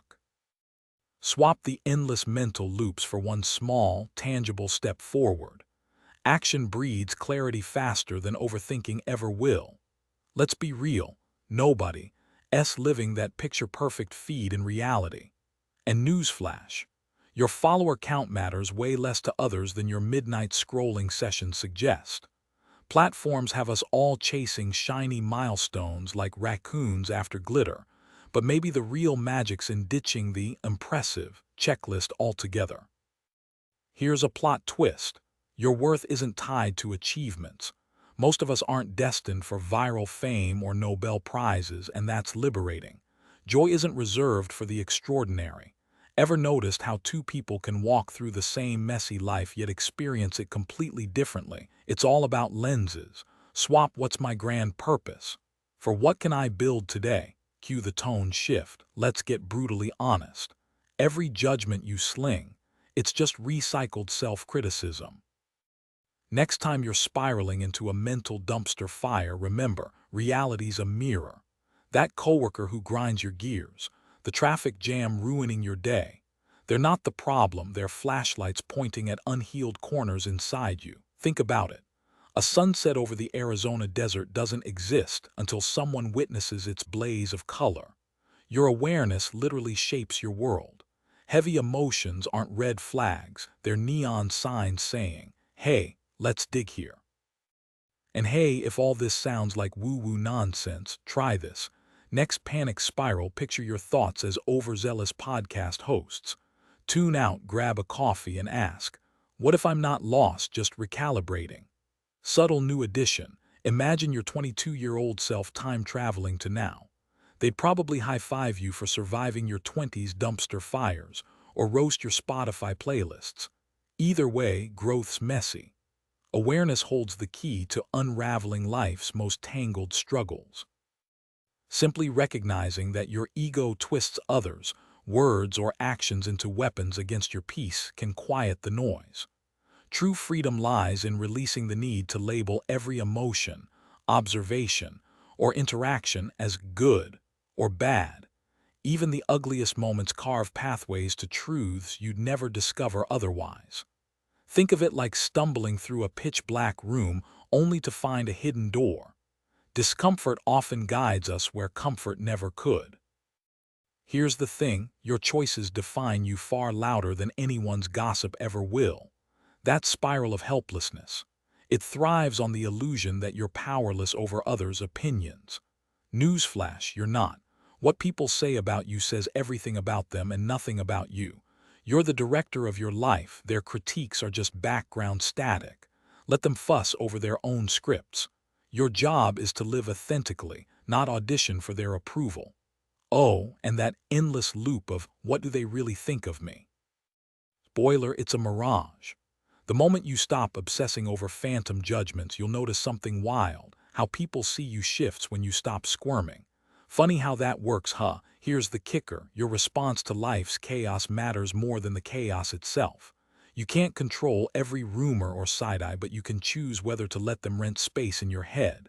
Those hypothetical whispers, they've been running their mouths long before you tuned in. Let them chatter. You've got better things to do. And about love. The right people won't care if your abs aren't airbrushed or your past isn't pristine. Real connection isn't born from perfection. It's built on showing up as you are. Chasing validation from someone who will never give it is like watering a plastic plant. Meanwhile, there's someone out there ready to love the messy, unfiltered version of you. Stop hiding. Let them find you. P.S. Ever notice how the stories we tell ourselves are way juicier than reality? Next time your brain starts drafting a tragedy over a typo in a text, laugh it off. The world's less of a critic and more of a bystander, too busy starring in its own drama to notice yours. Growing older means cringing at your past self. That's healthy. It proves you've evolved, looking back and thinking, how did I ever act like that? If you ever gaze fondly on younger you, convinced they had it all figured out, that's a red flag. Growth stops when curiosity dies, and let's be real, stagnation isn't living. Here's the kicker. We waste energy treating symptoms, not causes. Obsessing over weight loss. Dropping pounds won't fix hating your reflection. Sure, hitting the gym feels productive, but true confidence isn't clinging to a perfect diet or workout streak. It's realizing self-worth isn't shattered by skipping spin class or devouring a late-night slice. Dig deeper. Why tie your piece to a number on a scale? Spoiler, the roots are messy, tangled, and not fun to untangle. But here's the deal. You'll face them now or crash into them later. Feeling uniquely flawed. Newsflash, your darkest thoughts, millions have been there. Self-loathing loves to whisper you're alone, painting others as flawless critics. Truth is your shameful secret. Someone's already lived it, probably while binge-watching the same shows. Funny how our brains love to throw a pity party, right? That universal human mess vibe, it's real. Isolation amplifies pain, connection dulls it. Who's actually in your mental spotlight? Hint, it's not everyone. It's that ex who never texted back, your dad's raised eyebrow, or the friend who always seems one step ahead. We fixate on proving ourselves to maybe two people, not the faceless crowd. Next time anxiety hits, ask, whose opinion am I really sweating? Chances are it's someone you've known for years. And relax, nobody's analyzing you as hard as you are. Most of your mental chatter. Just panic over how you're perceived. Meanwhile, everyone else is too busy fretting over their own invisible audiences. Here's the thing we rarely grasp. Our biggest blind spot is assuming everyone else's thoughts revolve around us. Truth is, we're all just guessing what others think, and those guesses are colored by our own insecurities. Let's cut to the chase. Everyone's too caught up in their own inner monologues to fixate on yours. The real tragedy. Wasting energy obsessing over fleeting worries instead of chasing what lights you up. That panic you feel, it's not about them. It's about bending yourself into a shape you think they'll approve of. If you stopped craving validation, half those fears would vanish overnight. But here's the kicker. When you tie your worth to others' opinions, you're building your life on quicksand. Stability comes from within, not likes or nods from strangers. So how do you break free? Stop polishing your image and start pouring energy into what actually matters. Picture this. Instead of doom scrolling through Instagram, imagine a tomorrow where you wake up in a cozy Austin bungalow, brew coffee, and dive into a project that makes your soul hum. What if you dressed for comfort, not clicks? What if your choices weren't haunted by that imaginary jury of TikTok critics? Here's the secret sauce. Care more about your impact than your reputation. If your biggest flex is your paycheck or your beach body selfies, no wonder anxiety's knocking. But when you realize your value isn't a popularity contest, suddenly others' opinions fade like static. You stop seeing critics and start seeing possibilities because you're too busy building something real to notice the noise. Still stuck? Ask yourself, if your dream life magically happened, what would tomorrow's to-do list look like? Skip the elevator pitch. Think gritty details. What's one tiny step you could take today? And hey, if social media vanished tomorrow, would you still choose that job, that outfit, that life? Or would you finally breathe free? Imagine waking up tomorrow with no audience to impress, no likes to chase, no expectations to meet. How would you truly spend your hours? Picture a life driven purely by curiosity rather than validation. Maybe you'd finally start that Midwest road trip you've daydreamed about, sketching landscapes at sunrise or learning guitar in a cozy cabin. What sparks your energy when the noise of external approval fades? Now flip the script. If yesterday was your final day, what unfinished business would haunt you? Not the dramatic bucket list moments, but the quiet regrets, the conversation left unresolved, the creative project buried under doubt. Here's the twist, those nagging regrets. They're clues to what actually matters. List 5 non-negotiable values shaping your existence. Maybe freedom, creativity, or deep connections. A friend once realized she valued artistic expression over corporate stability, so she turned her garage into a pottery studio. When life aligns with these core pillars, fulfillment follows. When it doesn't, everything feels off track. Pay attention to those random joys that don't make logical sense, the way you light up organizing bookshelves or geeking out over weather patterns. Your gut knows what your mind overanalyzes. What if judgment vanished? Would you post raw vlogs about your mental health journey? Pursue stand-up comedy? Adopt 3 rescue dogs? The answer reveals buried desires. Your current struggles, they're not roadblocks, they're compasses. That loneliness gnawing at you, it's pushing you toward community. That career frustration. A nudge to pivot. Take inventory. What tools do you already hold? A knack for storytelling, a loyal friend group, a savings account. Progress starts here, not someday. Finally, if today looped endlessly, would you thrive or stagnate? Are you investing in relationships, creating meaning, or just going through motions? Small daily choices compound: your morning jog, bedtime reading ritual, or how you spend $10. Life isn't about grand gestures. It's the ordinary moments stacked together. And that ache to let go, truth is, you're just catching up to what's already shifted. Peace lies in embracing the change already in motion. Release isn't about dropping what you carry, it's realizing what's no longer yours to hold. Everything's inherently neutral. I get it, this probably sounds like another hollow cliche dressed up as profound wisdom. But think, what defines bad? It's just a label we've absorbed or invented. Emotions. They're messengers, not enemies. Ever notice how some feelings nudge you forward while others scream for a detour? The real issue isn't the emotion itself, but how we wrestle with it. Resistance twists guidance into pain. Imagine your frustration as a GPS shouting, recalculating. Annoying but vital, good and bad, totally subjective. One culture's triumph is another's tragedy. Ever debated history with someone from a different background? Suddenly, your facts feel flimsy. Here's the kicker: you get to define your own good. That breakup that gutted you, maybe it shoved you toward a passion you deburied. Even the messy stuff holds purpose if you're willing to dig.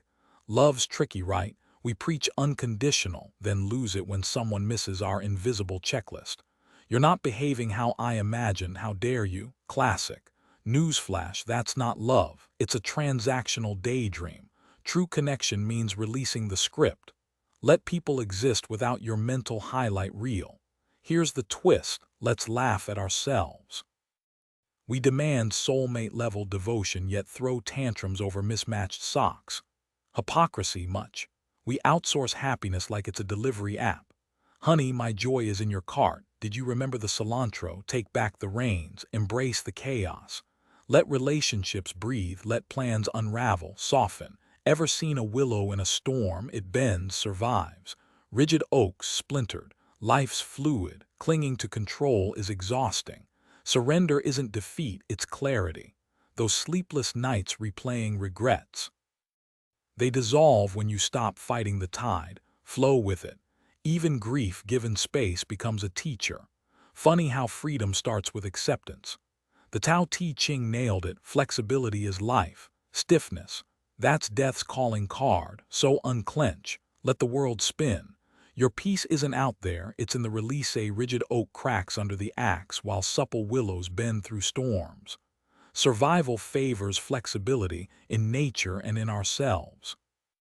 When emotional armor calcifies around our hearts, life inevitably shatters those barriers. Rot follows rigidity. Our minds fixate on acute pains like searchlights, blinding us to softer sorrows, believing if we wrestle one demon, the others will wait politely in line. This illusion of control is temporary scaffolding. We don't release burdens, we simply stop denying they've already slipped through our fingers. Here's the twist: our obsession with steering chaos often resembles a toddler death gripping a melting ice cream cone. We white-knuckle relationships, careers, even our self-image, terrified of life's delicious mess. But joy blooms in surrender. That promotion you lost, the relationship that unraveled, they were never Lego sets to assemble perfectly. Now consider this. Last Tuesday, while stuck in bumper-to-bumper traffic, I noticed a man dancing shamelessly to mariachi music in his rearview mirror. No audience, no agenda, just unbridled presence. It hit me. We're all out here clutching invisible scripts. She became VP by 25. He married his high school sweetheart. These aren't life sentences, they're dated subtitles for expired versions of ourselves. 3 traps keep us stuck.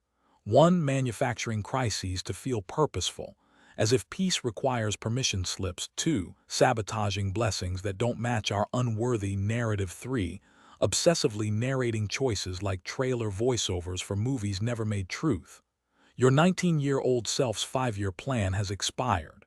The you who cringed at karaoke nights might now crave center stage. That's growth, not betrayal. Stop autopsying past decisions through today's lens. Life isn't a vintage film strip tinted in wistful sepia. It's a 4K reality show where plot twists outnumber commercials. Next time you catch yourself mentally rewriting yesterday to justify tomorrow, remember, the willow doesn't apologize for bending. It just grows. Life isn't some pre-written novel. It's the messy, unpredictable story we're crafting right now. The catch: we keep dragging outdated beliefs into the present, letting them quietly steer our choices. Think about it. How you see yourself shapes what you permit yourself to do, which in turn molds your experiences, and those experiences, they're the raw material of your existence. But here's the twist. Your story doesn't need perfect pacing or a rigid structure. Chapters can clash, timelines can blur, and tone can flip from gritty drama to absurd comedy on a dime. You're the author, after all. The real magic happens when that nagging inner narrator finally stops recycling yesterday's script and leans into the chaos of drafting something new. Now, about this collective awakening everyone's buzzing about. Forget straight-line progress. History's more like a spiral staircase. Societies climb, stumble, then climb higher. Ancient cultures whispered about cosmic rhythms, how Earth's dance through the stars syncs with humanity's consciousness. Whether you buy into the astrology of it all, something's undifferent today. People are ditching autopilot. Take yoga studios replacing happy hours, or how your feed's flooded with personality quizzes instead of cat memes. We're obsessed with decoding ourselves, Enneagram types, love languages, you name it. And let's not ignore the elephant in the timeline. Social justice isn't just trending, it's rewriting the rule book. Thanks to TikTok activists and Instagram educators, normal now means equity, not conformity. Here's the kicker, this isn't just self-help fluff. It's a quiet revolution. Your neighbors suddenly into breathwork. Teens are debating philosophy over viral videos. Grandma's asking about her Mercury sign. We're all stumbling toward the same truth. Life's not about following a script. It's about grabbing the pen, crossing out the boring parts, and scribbling in the margins until the story feels undeniably yours. Even if that means your third act starts with a coffee spill, a deleted dating app, and a spontaneous road trip to know where the cultural landscape has shifted dramatically in recent years.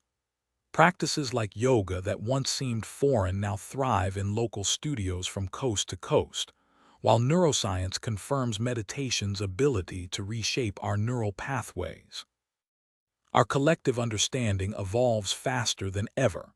Where we once relied on memory alone, search engines now deliver answers in seconds, though this constant information stream leaves many grappling with information overload. Farmers' markets overflow as conversations about glyphosate in breakfast cereals replace casual small talk, and TikTok debates about big pharma remedies go viral over morning coffee. Social media platforms have dismantled the old gatekeepers. Your barista shares poetry with millions, while Silicon Valley execs face roasting from teenage climate activists. This chaotic exchange of ideas fuels both breakthroughs and backlash, revealing our society's growing pains. We've traded, because we should because it matters. Choosing partners through shared values rather than family pressure, redesigning households beyond picket fence norms, and dragging childhood traumas into healing daylight. Office water coolers buzz with side hustle plans as burnt-out employees eye freelance platforms, though rent deadlines keep keyboards clattering through midnight. Here's the twist. Amid the chaos, something beautiful's emerging. That coworker who wastes lunch break sketching murals. They're part of a quiet revolution redefining success. Gen Z activists school politicians on intersectionality, while boomers swap war stories in LGBTQ+ history forums. Urban rooftops sprout pollinator gardens as teens demand carbon-neutral prom nights. We're rewriting the rules, questioning why pink gets assigned to half the population, discovering identities beyond mirrors, and realizing forests don't care about GDP reports. It's messy, exhausting, and occasionally hilarious. But in the collision of ancient wisdom and viral trends, something unprecedented is being born, not through polished manifestos, but through millions of awkward, courageous conversations over cracked phone screens and compost bins. We often view our planet as an object rather than a living, breathing ecosystem. Think about it. How many of us have watched friends or relatives undergo seismic personal transformations these past few years? If you haven't experienced this yourself, chances are someone close to you has emerged from life's turbulence not just surviving, but awakening to profound self-realization. Hardship didn't merely test us, it became a mirror reflecting our untapped potential. Here's the twist.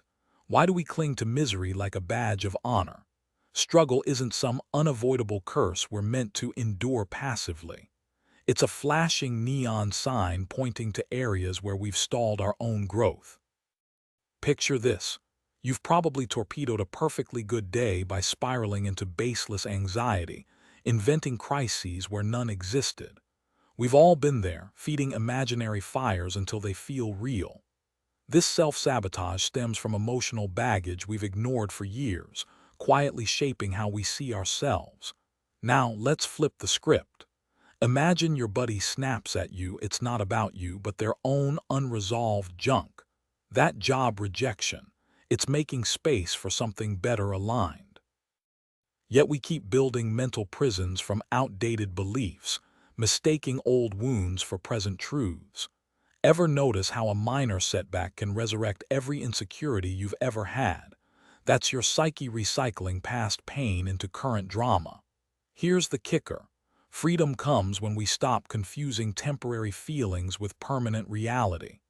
Pain's antidote isn't forced positivity, it's radical acceptance. Fighting discomfort is like trying to extinguish fire with gasoline. Remember that time you stressed over traffic, only to hit every green light. Our minds love manufacturing crises to validate hidden beliefs about unworthiness. Break the cycle by asking, is this current truth or ancient history in disguise? True power lies not in controlling life's chaos, but in choosing which stories we fuel. Resistance isn't about tearing down the system, it's about fortifying it. The struggle itself gives it power. We cling to the belief that joy is unearned, so we sabotage ourselves, mistaking pain for purpose. This tension is innate, even universal, but rising above it is where growth begins. Clinging to the idea that peace is unattainable only deepens the cycle. If you romanticize suffering as proof of your humanity, that's your choice. But true humanity lies not in what breaks us, but in how we rebuild. Marcus Aurelius put it plainly, refuse to let wounds define you and they lose their sting. Deny their hold and they vanish altogether. Solitude reveals what connection obscures. Loneliness isn't isolation, it's the illusion that you're severed from others. It blooms when you rely on external validation to feel whole. Think about it. A crowded party can leave you hollow, while a quiet walk through Central Park might stitch you back together. It's not about how many voices cheer you on, but how their echoes shape your self-worth. Needing approval traps you in a role, a performance. Strip that away and suddenly you're not just thinking, you're listening. Not to the noise of expectations, but to the raw hum of your own mind. Huxley nailed it, words fail. No matter how eloquent, the core of who we are stays locked within. But here's the twist, that's not a tragedy. Solitude isn't a prison, it's a mirror. Without the masks, you meet yourself. No comparisons, no scripts. Just the quiet thrill of realizing you've been your own anchor all along. You stop chasing society's checklist and start living for survival, for raw, unfiltered humanity. Think about it. How many routines do you robotically repeat just to seem normal to others? These hollow habits slowly erode your authenticity, leaving you stranded from your true self. Solitude becomes your anchor. It strips away the noise of shoulds and forces you to confront what's real, the messy, glorious truth of being human. No filters, no performances. Just you, staring down your quirks, flaws, and unexpected strengths. It's equal parts terrifying and liberating. Stepping back lets you see the full blueprint of life, not just the polished facade we're told to build. Now, imagine raising kids who aren't shackled by anxiety. Most people swear they're not controlling their emotions. They're too busy micromanaging every detail to avoid feeling anything at all.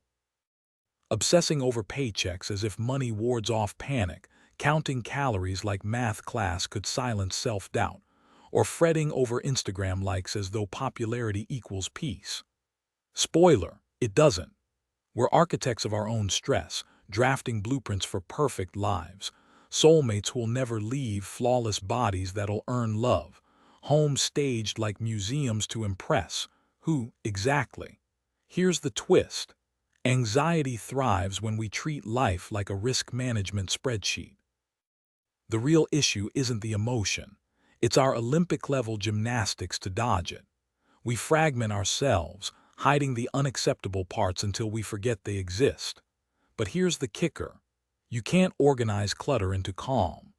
True control starts when we stop running from feelings and finally let them speak. We often believe finding a perfect partner will shield us from heartache, that being attractive guarantees respect, or that others' approval will cement our self-worth. This disconnect from our emotions starts young, when children face punishment for expressing negative feelings. Kids aren't born understanding how to manage anger, sadness, or fear any more than they instinctively know table manners or calculus. Without guidance, they learn to hide parts of themselves deemed unacceptable to earn conditional love. What begins as survival, molding themselves to fit a parent's expectations, mutates into a lifetime of anxiety. They grow into adults terrified of emotions they've been taught to suppress, clinging to control to avoid confronting inner chaos. Here's the twist. Breaking this cycle isn't about fixing kids. It's about adults modeling self-acceptance. Those whispered reassurances during bedtime fears, they'll echo in your child's mind during their first heartbreak or job rejection. Our capacity to sit with discomfort, without judgment, becomes their blueprint. Want resilient kids? Let them see you take deep breaths after a traffic jam, or admit I messed up during an argument. Emotional intelligence isn't inherited, it's demonstrated. And here's the kicker, trying to numb pain only dulls joy. Both light and dark emotions fire through the same neural pathways. Your brain can't prioritize one without the other. As Alan Watts observed, consciousness demands we feel it all. The fix isn't avoiding triggers but rewriting how we respond. Start by asking, what's this emotion teaching me? Instead of how do I make it stop? That shift from resistance to curiosity is what lets generations untangle anxiety. Turns out healing isn't a solo journey. By facing our own storms, we become lighthouses for those coming after us. Funny how that works, isn't it? Ever heard the saying that you need rain to appreciate the sunshine? Here's the twist.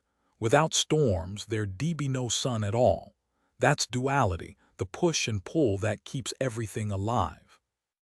Think about it, your body thrives on balance. Lungs, heart, even your organs work because they're paired opposites. Nature's no different. Forests burn to regrow, seasons shift, and life itself swings between joy and struggle. The kicker, we're wired the same way. Good needs bad, high needs low, and life, it needs pain. But here's where we get it wrong. Pain isn't the enemy. The real issue is missing the point of it. We've been sold this idea that happiness is a never-ending parade of good vibes. Newsflash, that's a trap. Truly happy folks aren't riding some eternal high.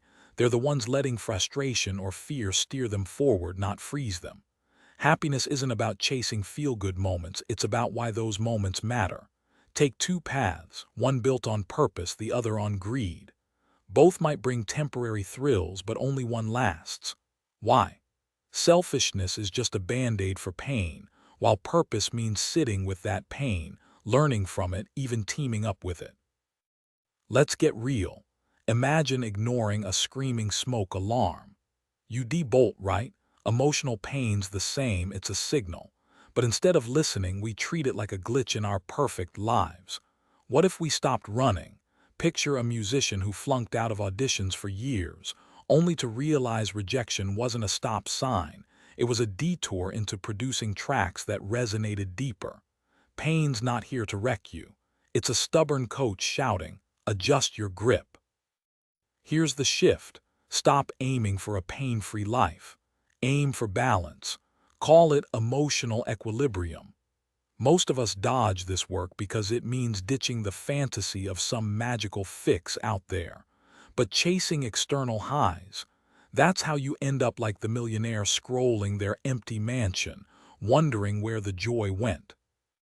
True growth starts when you stop fighting the lows and let them teach you how to climb. What we're really letting go of is the false belief that external achievements or possessions can create lasting joy. Instead, we're choosing to transform how we see the world, a shift that truly does bring fulfillment. Think of it as trading chaos for clarity. Peace isn't about chasing euphoria or dodging discomfort. It's settling into a rhythm where life isn't something to conquer, but to savor. Imagine waking up each morning not in survival mode, but with curiosity, no longer clinging to outcomes, just embracing the day's surprises. Here's the kicker. The moment you stop sprinting toward some imaginary finish line, you'll see you weren't racing toward happiness. You were just running from the version of yourself who already knew how to be still. And guess what? Every stumble, every heartache, they weren't mistakes. They were signposts pointing you here. Now let's get real. Every relationship you've ever had, it's a mirror. We're the only species that bonds with others to figure out who we are. Wild, right? Love, friendship, they thrive on shared vibes, that unspoken, "Hey, I get you." It's about seeing your quirks reflected in someone else's grin and realizing, wait, maybe I'm not so broken after all. Take Jake, a barista in Brooklyn who hated his tattoos until his best friend casually said, "Dude, your ink tells better stories than my ex."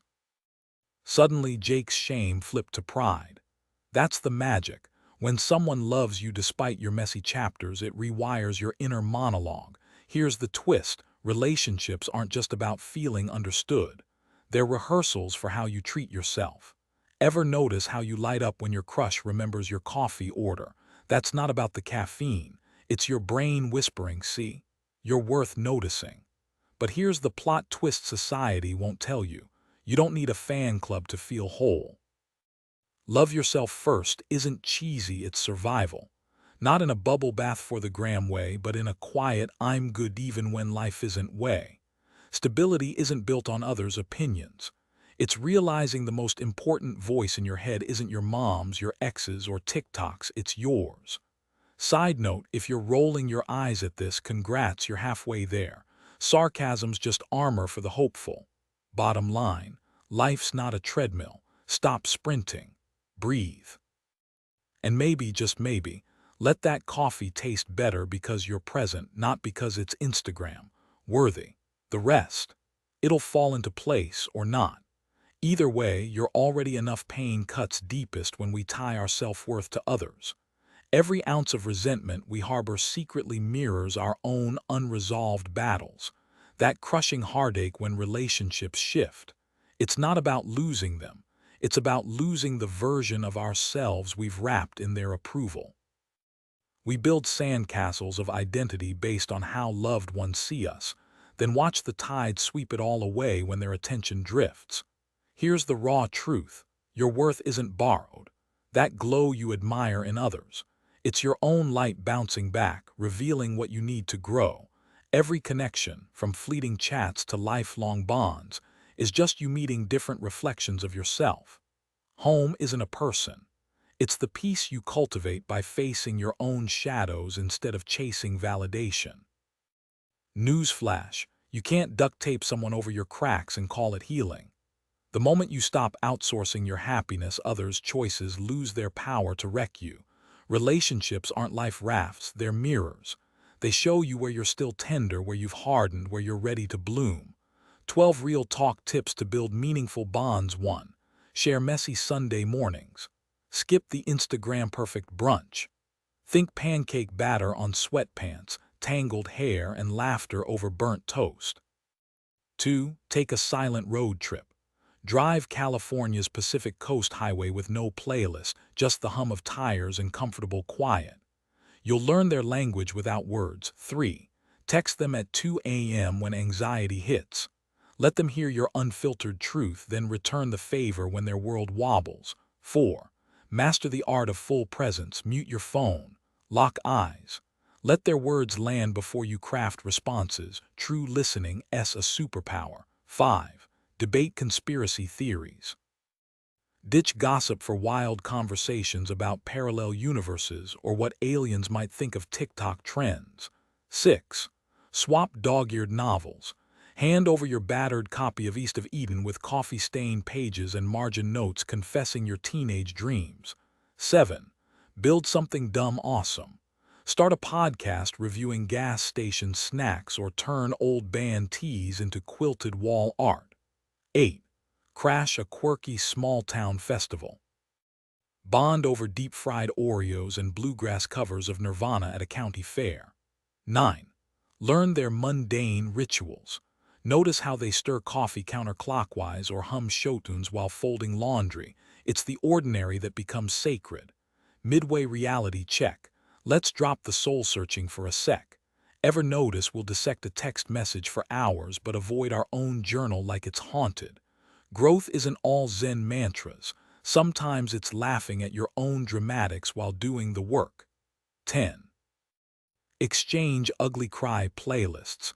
The songs that hit too hard when you're alone. Let someone else hear them. 11. Volunteer together. Serve meals at a shelter or clean hiking trails. Shared purpose forges deeper ties than any bar crawl. 12. Memorize their quirks. The way their nose scrunches during bad puns or how they mispronounce ambassador every single time. These become your secret language. The magic happens when you stop treating connections as life rafts and start seeing them as dance partners. Sometimes stepping on toes, sometimes gliding, always moving you forward. Team up for projects that matter. Volunteer at a local shelter, build a DIY bookshelf, or give your kitchens a makeover. Tackling shared goals builds connection. Notice the small stuff. What annoys them daily, their go-to mint chocolate chip ice cream, or whether they crush Crunchwrap Supremes or cheesy gordita crunches at Taco Bell. Actively choose to memorize these details. It's a quiet love language. Swap spiritual routines. Join their sunrise yoga session. Let them explain their church's potluck traditions or share your journaling ritual. Stepping into each other's worlds breeds empathy, even if it's just debating the merits of horoscopes over coffee. Plan a weekend road trip, no grand budget needed. Hit a quirky town like Asheville, hike a trail with a ridiculous name, Misery Ridge, or get lost chasing sunset views. Half the fun is arguing over the playlist. Merge friend groups even if your college buddies and gym crews seem oil and water. Host a trivia night. Watching your extrovert bestie bond with your quiet roommate over the office quotes. Priceless. Show up not out of obligation but because their gallery opening or CrossFit competition matters to you. Cancel plans, only if you're barfing. Schedule late-night talks like they're VIP events. Adulthood's chaos means spontaneity dies after 30. So block a Friday, order pizza, ditch alarms, and gossip like you're 15 again. Swap family stories. The time their dad tried skateboarding at 50, how their mom's meatloaf started a Thanksgiving fire. Skip the polished tales. Real bonds thrive on messy truths. Drop the act. If they cringe at your obsession with conspiracy podcasts or your hatred of pumpkin spice, good. Authenticity's magnetic. Plus, nothing beats the relief of someone saying, "Same, I've secretly hated that mural in your living room for years." Happiness isn't some far-off destination waiting for you to check boxes. It's the quiet magic of now. Think about it. Life isn't built on grand achievements or flawless story arcs. It's made of tiny, unremarkable moments. The way sunlight hits your coffee mug in the morning, the laugh you share with a stranger in line, the song that plays while you're stuck in traffic. But we're too busy drafting the highlight reel of our lives to notice. We obsess over degrees, promotions, and fairy tale relationships, as if our worth hinges on a neatly packaged biography. Newsflash: nobody remembers your resume at the end. They remember how you made them feel, the jokes you told, the way you danced when no one was watching. Here's the irony: we're haunted by ghosts that aren't even there. Ever catch yourself mentally arguing with your ex while folding laundry, or scripting conversations with a boss who's 3 time zones away? We live like side characters in someone else's story, editing our choices to fit imaginary critiques. And that never-ending to-do list, it's full of shoulds, not wants. We tell ourselves after the next raise, after the next move, after I find the one, spoiler, after never comes. You're stuck waiting for a tomorrow that's just today in a fancy hat. Let's get real for a second: your job won't fix you. Neither will that relationship. The drama just swaps costumes. Your coworker's annoying habit today becomes your neighbor's loud dog tomorrow. The people who irk you, they're mirrors, not villains. That guy who cuts you off in traffic, he's not the problem. It's the part of you that's still pissed about being overlooked in third-grade kickball. Stop auditioning for a eulogy that'll be forgotten in a generation. Write your story for you, messy paragraphs and all. Happiness isn't a prize for productivity. It's choosing to laugh at the chaos, to savor the burnt toast, to let go of the script. Because here's the secret no one tells you: you've always deserved joy. Not eventually. Now. And if that feels too bold, good. Bold is where life starts. True contentment isn't waiting for some distant milestone, a promotion, a relationship, or even a cross-country move. It's right here, buried under layers of self-doubt and societal noise. Your only task: strip away what's holding you back. Not the world, you. Life isn't a checklist of achievements but a collage of ordinary moments. Laughing over burnt pancakes at midnight, crying during a sunset drive, or that rush of connection when a stranger's story mirrors your own. Degrees fade, jobs shift, but those fleeting instances where loneliness dissolves, that's living. Relationships aren't trophies, they're verbs, alive in shared silences and messy apologies. And forget crafting a bio for others to admire. Your legacy isn't a highlight reel, it's the quiet, relentless act of showing up day after day to a life only you can narrate. Now let's talk about untangling your mind. Most thoughts, borrowed, recycled, pre-installed like default apps. We cling to opinions as if they're identity badges, never questioning who handed them to us. Want to think freely? Start here. 1. Dig up the roots, trace that belief back. Maybe it sprouted at 8 years old, hearing your uncle rant about lazy freeloaders during Thanksgiving. Childhood impressions stick like gum under desks, hard to scrape off once dried. 2. Fact or feeling? Does your stance hinge on logic or a gut punch from 3rd grade? If your argument's foundation is because it's wrong, you're building on quicksand. 3. Follow the money: who wins if you keep this belief? Hint: if it's not you or the greater good, toss it. 4. Play devil's advocate here, where most bail. Try this: write a letter defending the opposing view. Not as a strawman, seriously. You'll sweat, but clarity thrives in discomfort. 5. Own your bias unless you've got a PhD in the topic. Fiery emotions likely stem from personal history, not expertise. Admit it, then breathe. And here's the twist: midway through dissecting your beliefs, you might stumble into absurdity. Wait, do I actually care about this, or did I just inherit a script? Cue the laugh, the liberation. Suddenly, the weight of unexamined ideas feels less like wisdom and more like carrying a parachute in an elevator. Final note: those eulogies everyone's so obsessed with, you won't be there to hear them. But tonight, as you argue politics with your sister or hum along to a radio ad, that's the stuff. Live there. Mastering a nuanced topic requires years of academic rigor, the kind that transforms casual interest into genuine expertise. Before cementing strong opinions, dig deeper than surface-level understanding. Follow credible science journals, unbiased media outlets like NPR's Up First podcast, and institutions such as the Pew Research Center. Imagine if everyone adopted your worldview overnight. Would society thrive or crumble under collective self-interest? This thought experiment reveals whether your beliefs serve humanity or just your ego. Picture the most evolved version of yourself. What values would guide their choices? That version holds the blueprint for growth. Now, let's cut through the fairy tales about love. Relationships aren't about finding someone to fix your loneliness or validate your worth. Think of them as mirrors, not bandages. That partner who forgot your anniversary, the friend who ghosts your texts, they're showing you where your insecurities fester. Love's job isn't to make you whole, it's to highlight the cracks so you can fill them. Ever notice how chasing unavailable people feels like trying to win a trophy? Spoiler, the trophy's you. Those unrequited crushes, they're just reflections of the parts of yourself you're afraid to embrace. Here's the plot twist no one tells you. Real love arrives after the heartbreaks that sandblast your walls down. Take Sarah, who spent years pining over an emotionally distant musician. One night, mid-argument about toothpaste caps, she realized she'd been auditioning him to heal daddy issues she'd ignored since college.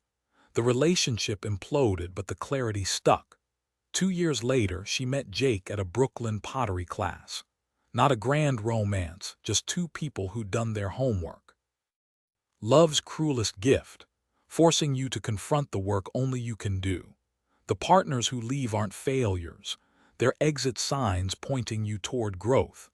And that big love everyone chases, it's waiting in the quiet after you stop mistaking drama for destiny. They arrive only once we've pieced ourselves back together. After the storm passes, the wreckage sorted, and the quiet understanding of self-worth settles in. Love, we learn, isn't about filling gaps with borrowed light but sharing the warmth we've kindled on our own. Those who couldn't love us back weren't failures. They were mirrors, reflecting lessons we needed to grasp. Their purpose wasn't to stay, but to teach us how long we'd linger in denial before accepting truth. Not everyone loves in ways that click like a key in a lock. Most fractures in relationships sprout from mismatched expectations, the love we crave versus what lands in our palms. It's never just if we love, but how. The restless doubts, are they too inexperienced? Could someone smoother come along? The ghost of an ex, the miles between cities, the itch to bolt when things get real. We've all hovered in that limbo, torn between clinging and cutting loose. Here's the twist we ignore: hearts aren't solo acts. You can't shove someone into the cracks of old wounds and call it healing. Love doesn't erase, it layers. We leave, we clash, we mess up, not from lack of love, but because love's messy enough to share space with fear, pride, even regret. It's a crowded room where joy and grief dance awkwardly, neither canceling the other out. Picture this: a couple arguing over coffee, their words sharp until she laughs mid-sentence, recalling how he once drove 6 hours in a snowstorm just to bring her soup. That's the thing. Love isn't always poetic. It's showing up grumpy at dawn, or staying silent when you're screaming to be right. It's the guy who texts "you okay?" after a fight but can't say "I'm sorry." The mom who critiques your life choices while secretly bragging to her friends. Love bends, hides, erupts sideways. It's the ache in your ribs when you pass their favorite diner, the way you still hum their song years later, clueless why. We're all just fumbling through dialects of care, translators missing half the words. But here's the kicker: growth isn't about outgrowing the mess. It's learning to plant gardens in the cracks. Love can feel harsh, like a parent's misguided attempt to control us through shame, not realizing you can't guilt someone into transformation. Those outbursts often stem from ego, not care. We don't magically become complete just by finding someone to plug into our empty spaces. No partner can glue our broken pieces together. That work is ours alone. The beauty lies not in dissecting love's misunderstandings, but in letting those messy moments stretch us wider.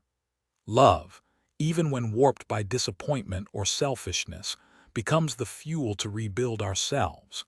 It wasn't the absence of someone else's affection that shaped you.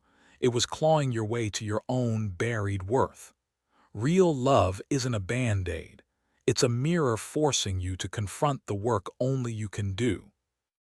Take Jake, who moved cross-country after a breakup, thinking Arizona's red rocks would silence his self-doubt. He quickly learned deserts don't care about your epiphanies. His inner critic still hissed failure every sunset. But one night, stranded with a flat tire miles from any town, he laughed, actually laughed, at the absurdity of fighting himself. That's the twist. Demons don't vanish when you rise above. They're part of the crew. That voice screaming you'll disappoint everyone. It's just a terrified kid who thinks your survival depends on approval. You don't conquer it. You sit it down, hand it a juice box, and say, "I hear you. Now let's build better armor." Growth isn't about outsmarting your shadows. It's letting anxiety and hope wrestle until they're both too tired to lie. Every time you choose curiosity over self-flagellation, you're replanting your mind's garden. Yeah, some days you'll still trip over old roots. But the soil's yours to tend the moment you recognize those nagging thoughts stem from fear rather than facts. You've already begun reclaiming your mental space. Picture this. Jake, a college student in Chicago, notices his hands shaking before a presentation. Instead of spiraling into, "I'll embarrass myself," he pauses, realizing that voice isn't his truth, just his amygdala throwing a tantrum. Here's the liberating twist. Self-doubt isn't your identity any more than storm clouds define the sky. Those irrational worries, universal human firmware, not personal failures. But here's where we outsmart evolution through deliberate choices. What we binge-watch versus what we read. How we schedule gym time versus doom scrolling. What we prioritize during our limited 24-hour days. Our brains might default to survival mode like an outdated phone OS, but we're the programmers now. Let's get real. If you let every "you're not good enough" thought build a condo in your mind, soon you'll be paying it rent. This isn't about becoming some Zen monk who never notices criticism. Honestly, who wants that? A little ego keeps us from becoming total narcissists. It's about recognizing mental static without letting it control the playlist of your life. Now, why do we roll our eyes at positivity? Let's ditch the fluff. 1. The sophistication trap. We've all met that guy at Brooklyn coffee shops who thinks cynicism equals ick points.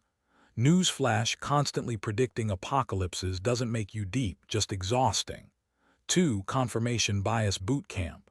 Our brains are Vegas slots rigged to hit negative jackpots. If you've believed "I'm unlucky" for years, suddenly every stubbed toe becomes proof. 3. Mystery addiction. We're suckers for unsolved puzzles. When Sarah's business failed, she obsessed over "why me" instead of "what's next." The mental equivalent of rubbernecking a car crash. Here's the plot twist they don't teach in self-help seminars. Last week, Jake bombed that presentation. But instead of his usual shame spiral, he took his dog to the Denver park, watching kids play tag. Their secret. Falling hurts, but the game keeps going. The rise of Western Zen philosophy in the mid-20th century, heavily influenced by thinkers like Alan Watts, aimed to integrate ancient wisdom into modern living. But somewhere between intention and interpretation, we lost the plot. Our ego-driven lens distorted concepts like non-resistance into a free pass for passivity, like thinking spiritual growth means floating through life like a plastic bag in the wind. Here's where we messed up. True non-resistance isn't about abandoning your steering wheel on the highway of life. It's driving with both hands on the wheel while accepting you can't control the traffic. The original teaching called for discerning engagement, recognizing when to paddle your canoe and when to let the river do the work. But let's be real, the ego isn't some villain in a cowboy movie. That critical inner voice. It's just trying to protect you by scanning for threats like an overzealous security guard. The magic happens when you thank it for its service, then gently take back the microphone. Imagine a surfer who stops wrestling the wave and starts reading its rhythm. That's the sweet spot between control and surrender. Now here's where most self-help guides get it twisted. Self-compassion isn't a reward for good behavior. It's emergency first aid you give yourself when life kicks you in the teeth. We've been brainwashed into thinking relentless self-criticism is some sort of moral gym membership. Newsflash, beating yourself up for being human is like yelling at a cactus for not being a rosebush. You want real power? Try this radical act. Treat yourself with the same patience you'd show a toddler learning to tie shoes. When your inner critic starts its rant about not being enough, picture dragging that voice to a karaoke bar and drowning it out with off-key Bon Jovi covers. The truth no influencer will tell you. Your worth isn't a democracy. It doesn't require majority vote. Stop auditioning for approval and start writing your own permission slips. That quiet moment when you choose compassion over self-flagellation. That's not weakness, it's rebellion. The truth is, validation often feels most necessary when it seems completely out of reach. Cataloging every flaw others might criticize doesn't armor us. It just convinces us we deserve the harsh words. Approval isn't some universal math equation. It's a shifting maze of biases, moods, and circumstances. You could spend a lifetime trying to crack the code, but here's the kicker. People's judgments, especially the cruel ones, often say more about their own unmet desires than your worth.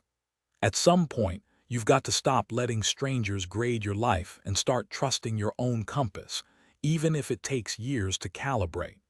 I used to think my self-sabotage came from believing I wasn't enough. Turns out it was just fear wearing a clever disguise. Real healing begins when you start narrating your story like your own biggest fan. Last week, after a brutal writing session, I nearly texted my buddy Jess, the one who'll hype you up for microwaving leftovers, but paused mid-typing. Why couldn't I be my own Jess? Why outsource pep talks when I knew the script by heart? Gratitude for friends is one thing, but treating their opinions like gospel, that's a habit worth breaking. Mindset shifts aren't magic, they're daily choices. Choosing therapy over toxic positivity. Choosing kale over constant takeout. Choosing to whisper you've survived worse when the world gets loud. Okay isn't some hollow platitude, it's the destination we all stumble toward, scraped knees and all. Speaking of mental hurdles, let's talk cognitive distortions. Our brains love confirmation bias. If you grew up feeling like an outsider, you'll spot rejection everywhere. Psychologists have mapped 15 common twisted thought patterns, like emotional reasoning or catastrophizing. Back in the 80s, experts like McKay and Fanning showed how these mental traps shape our reality. Recognizing them. That's step one to rewiring the script. Here's the twist nobody mentions. Sometimes growth looks like admitting you'd rather binge Netflix than find yourself. And that's fine. Self-love isn't a TED talk. It's messy, inconsistent, and occasionally involves eating cereal for dinner. But hey, at least it's your cereal. Your rules. Our minds often play tricks on us through patterns of distorted thinking. Take filtering, for instance. It's like wearing glasses that only highlight life's negatives while blurring the positives. Imagine focusing on a single critical comment in a sea of praise, twisting an entire experience into something darker. Then there's polarization, that stubborn habit of seeing everything in extremes. Either you're nailing adulthood or you're a hot mess, with no room for good enough. Overgeneralization kicks in when one flat tire convinces you the universe is out to ruin your commute forever, or when a bad date makes you swear off romance entirely.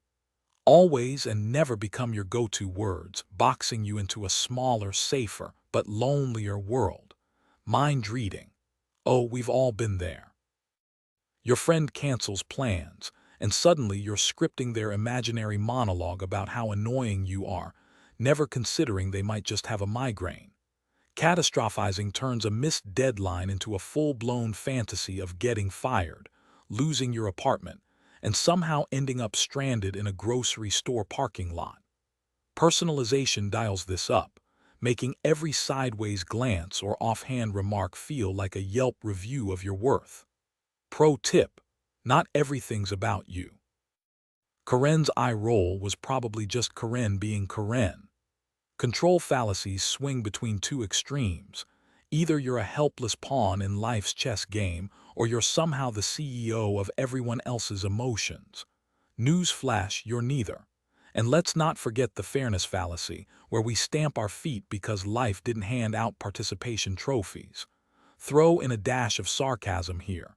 Sure, keep expecting the world to play fair. Meanwhile, the rest of us will be over here, adapting. Here's the twist. These mental habits aren't life sentences. That moment you catch yourself spiraling, maybe you pause, laugh at the absurdity, and text your friend about that migraine theory. Growth isn't about perfection. It's about spotting the distortion and changing the channel you're convinced your perspective is the only valid one. After all, your experiences prove your beliefs are fair and just. But what if others aren't stubborn or ignorant? What if multiple truths can coexist without canceling yours out? This rigid mindset often leads to projection, where you unconsciously assign your unresolved issues to everyone else. Take blaming, for instance, a close cousin to projection. You point fingers at the world for your pain, or you turn that blame inward, shouldering guilt for problems you didn't create. Either way, it's a warped game of accountability. Then there's the tyranny of shoulds. Imagine growing up with an invisible rule book drilled into you, how people should act, what they should value. Maybe your cousin's laid-back parenting style irks you because it clashes with your strict upbringing. You judge, you seethe, convinced anyone who breaks these unwritten laws is morally flawed. But here's the twist. What if those rules are just made up? Emotional reasoning traps you next. Ever had a bad day and thought, this proves I'm a failure? We've all been there. You assume fleeting feelings, boredom, insecurity are cosmic truths, but emotions aren't facts. They're weather, shifting, and temporary. And the fallacy of change. Oh, that's a classic. You pressure others to transform, clinging to the fantasy that your happiness hinges on their actions. Spoiler: it doesn't. Joy isn't a puppet show controlled by others. It's built through your own choices, big and small. Global labeling flattens the world into stereotypes. One rude coworker becomes "people are awful." One setback morphs into "I'm worthless." This black and white thinking poisons relationships and self-worth. Then there's the exhausting need to always be right, like you're defending your worth in a courtroom. But what's the cost? Closed ears, missed growth, friendships strained by stubbornness. Finally, the heavens reward fallacy, volunteering endlessly, smiling through burnout, waiting for karma to notice. But life isn't a ledger. Sacrifice without purpose breeds resentment, not redemption. So next time you're fuming over someone's shoulds or blaming the universe, pause. Maybe the problem isn't the world. It's the lens you're using to see it. The relentless pursuit of physical perfection often leaves people drained, sacrificing their energy for hollow validation that never truly satisfies. What matters more than dress sizes or muscle definition? How you treat strangers who offer nothing in return. Whether you recognize that nobody will memorialize your waistline at your funeral, but will remember how you made them feel. That flesh and bone merely carry the extraordinary human capacity for empathy. Our true essence lives in how we connect, not in how we're packaged. Here's the twist. Obsessing over thigh gaps won't pay your electricity bill or help you adopt that rescue kitten who licks tears off your face. What truly matters? Dancing barefoot at sunrise, devouring pepperoni pizza without guilt, road tripping through Arizona's red rock canyons, feeling microscopic yet profoundly alive. That giddy moment when your best friend's baby grabs your finger with their whole tiny hand. Our bodies aren't ornaments, they're vehicles for living fiercely. Can your abs write love letters? Does your BMI determine how hard you'll fight for justice? Screw societal expectations. Next time someone critiques your appearance, picture them trying to parallel park a submarine. Absurd, right? Channel that energy into belting show tunes in traffic instead. True freedom comes when you stop performing and start existing, sweaty from salsa dancing, flour-dusted from baking disasters, radiant while ugly crying during Pixar movies. Your worth isn't measured in pounds but in how you show up. Volunteering at food banks, defending friends, leaving steaming mugs of coffee on nightstands for grieving neighbors. The miracle isn't having a perfect body. It's having a body that lets you taste summer peaches, hug nervous newcomers, and build bonfires where secrets turn to laughter under star-drenched skies. You're capable of releasing rigid expectations about how life should unfold and embracing reality as it exists. True beauty defies measurement. It's not found in filtered selfies or airbrushed magazine covers. Food isn't an adversary but fuel for adventures, whether hiking the Rockies or baking cookies with your niece. Our cultural beauty ideals, they're artificial constructs, quietly implanted through ads, offhand critiques, and societal norms that profit from our self-doubt. But here's the twist. Isn't it hilarious how we're told to chase perfection by the same industries selling us the cure for not having it? You hold the power to reject those narrow definitions. When you radiate self-acceptance, others gravitate toward that authenticity, not because you've achieved flawlessness, but because you've embraced the messy, evolving masterpiece you are. Your body isn't just a sculpture to critique. It's the vehicle that lets you devour novels, explore new cities, and pull your best friend into a bear hug after years apart. Those stretch marks, they're souvenirs from the summer you discovered kayaking. That scar, a reminder of the time you stood up to a bully in college. Speaking of courage, passivity has an expiration date. There comes a moment when silence becomes complicity, whether defending yourself or advocating for others. Small-minded critiques about appearances say far more about the critic's insecurities than your worth. Meet that energy with compassion. They're fighting battles you can't see. Here's the magic. Your hands will someday cradle a newborn cousin. Your legs will carry you across graduation stages. Your voice will shout protests for causes that matter. The future's uncertainty isn't a flaw, it's the thrill. Imagine if you'd known last year's heartbreak would lead you to this exact coffee shop, scribbling plans for a podcast that changes lives. Pain molds resilience. Joy reminds you why resilience matters. And when you finally connect the dots backward, realizing every failure steered you here, you'll laugh at the universe's chaotic sense of direction. True strength. It's laughing when you trip on stage during a presentation, then owning it like a stand-up bit. It's admitting you still cringe at your nose but rocking red lipstick anyway. It's spotting the quiet heroism in daily life. The barista who remembers your order after a brutal breakup, the stranger who returns your lost wallet. Your body lets you experience all of it. The euphoria, the grief, the unexpected sunsets that make both worthwhile. Keep showing up. The best chapters aren't written yet. Life's true worth lies in those quiet, everyday moments, choosing kindness over indifference, courage over comfort. Ask yourself, how often do you carve out space for what you crave, not just what others demand? Let go of judging strangers for their flaws. Focus instead on the music that moves your soul or the vibrations humming through your bones if sound escapes you. Losing a sense or skill doesn't diminish you. It marks you for a journey others might never brave. Beauty fades, bodies change, but obsessing over mirrors is a losing game. Health isn't a glossy Instagram filter, and neither is anyone else's. Your body. Use it to write raggedy poetry, dance barefoot in the kitchen, or belt off-key shower concerts. Use it for joy, for good sex, wild and consensual, never a performance for someone else's applause. Society's beauty standards. Not your fault, but damn sure your responsibility to defy. Here's the twist. Imagine a woman who spent years dieting for validation, only to quit cold turkey after a spontaneous road trip where she danced at a desert bonfire, strangers cheering her unapologetic joy. That's rebellion. When loved ones ache, sometimes you'll find the perfect words, other times silence speaks louder.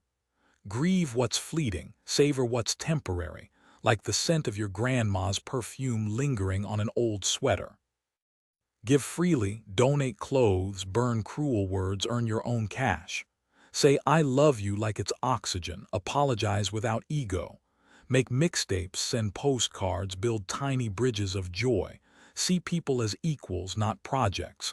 Stop saying sorry for existing in your skin. Chase passion, not perfection. And when love terrifies you, dive in anyway. Honesty, humility, hot coffee on a rainy morning. These are the things that stitch a life together, not the relentless chase of someone else's script. May you awaken to the infinite potential within your mind when you dare to explore it.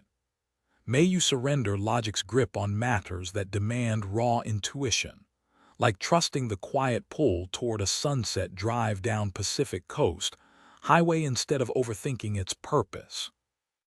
May you cherish life's tiny sparks of joy, the way your dog spins in circles at walk time, or the first sip of coffee that tastes like a lazy Sunday morning.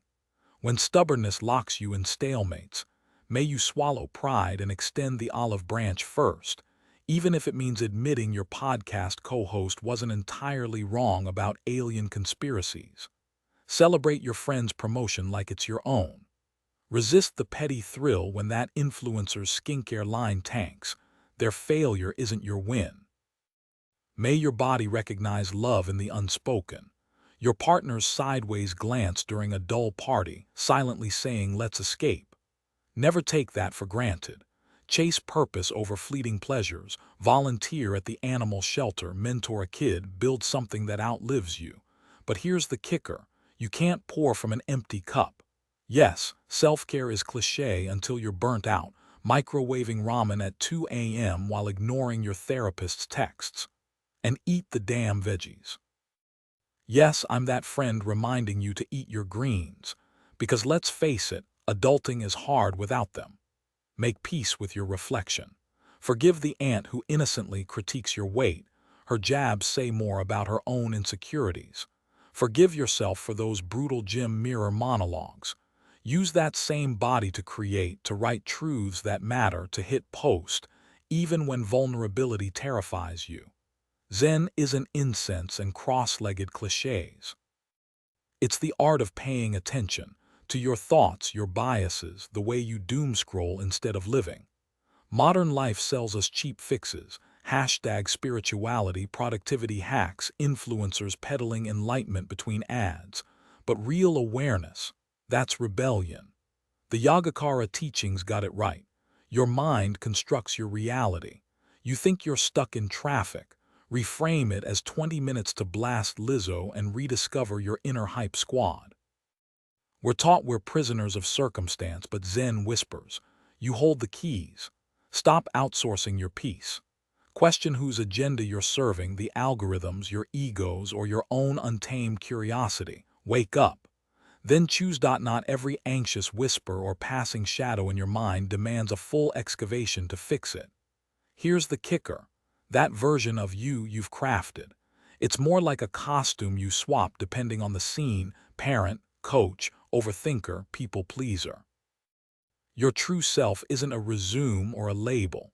It's the quiet hum beneath the noise, the current that shifts as life flows. Yet we cling to how others might define us, scrambling to polish a reflection we can't fully control. Imagine spending years rearranging furniture in a house you don't even own. Mastery comes when you play the role without letting it consume you, like an actor who leaves the drama on stage. Now, let's talk beliefs. Ever notice how clinging to someone else's rule book leaves you arguing with your gut? Picture this. You're at a crossroads, one sign pointing to what you've been told, the other to what burns in your chest. Choosing dogma over intuition is like hiking the Grand Canyon with a map of Disneyland. Trust me, the canyon doesn't care about Mickey. Truth isn't a static creed, It's the compass that recalibrates as you grow. Here, S where it gets spicy. Happiness isn't about gripping tighter but loosening your hold. Non-attachment isn't apathy, it's recognizing that even stubbed toes teach you to dance. That job rejection, it might have saved you from a soul-sucking grind. That breakup opened space for a love that doesn't dim your light. Life's a collaborator, not a critic, and about doing versus being. Let's say you're sipping coffee in a Brooklyn park, watching pigeons bicker. For once, you're not the planner, the achiever, the human checklist. You're just there. No agenda, no metrics. In those moments, clarity washes in like tide. You're not your productivity. You're the sky, not the weather. Final thought, your mind's a chatty roommate. You don't have to evict them, but you don't have to serve them tea either. Observe the chaos, pluck out the gems, and chuck the rest. The power isn't in controlling every thought, but choosing which ones get a front row seat in guided meditation. You're encouraged to watch your thoughts float by like clouds, unattached and fleeting. The goal: to realize you're not defined by those mental whispers or passing emotions. You're the calm observer behind them, the one who chooses which thoughts matter and which to let drift away. At our core, we're all connected. Enlightenment isn't some distant myth, it's recognizing that separateness is an illusion. Our struggles often stem from clinging to individualism, but in the end, we're wired to return to unity, like rivers merging into the ocean. Now, let's talk social sensitivity. Society acts like extroversion is the default, leaving introverts to constantly explain their need for quiet or a small circle. But preferring solitude over crowded parties isn't a flaw, it's human. Let's cut the drama. Calling someone antisocial for skipping a barbecue to read a book is like labeling a cat broken for napping. Healthy social sensitivity looks like this. You feel butterflies before meeting new people, not crippling fear, just enough awareness to keep you grounded. That's your brain's way of saying, hey, let's not embarrass ourselves. And honestly, it's a sign you're paying attention, not broken. You crave alone time because it fuels you, not because you're hiding. Picture this: a Friday night spent baking cookies solo, perfectly content while your phone buzzes with party invites. That's balance. You click deeply with a handful of people, and that's okay. Liking everyone is a myth. It's like claiming you love every song on the radio. You're wired to bond fiercely with a few and politely nod at the rest. Saying no to plans, that's a superpower. Skipping a coworker's karaoke night to recharge isn't rude, it's self-care. You reflect on interactions to grow, not to spiral. Overthinking a friend's text, sure, but you catch yourself before inventing a soap opera plotline. And if you're worried your social habits are too much, congrats, that self-awareness means you're probably just right. After all, in a world shouting, be more outgoing. Choosing quiet authenticity is its own kind of rebellion. It's completely human to wonder if your nerves in social settings cross some invisible line. That doubt isn't proof of a serious flaw.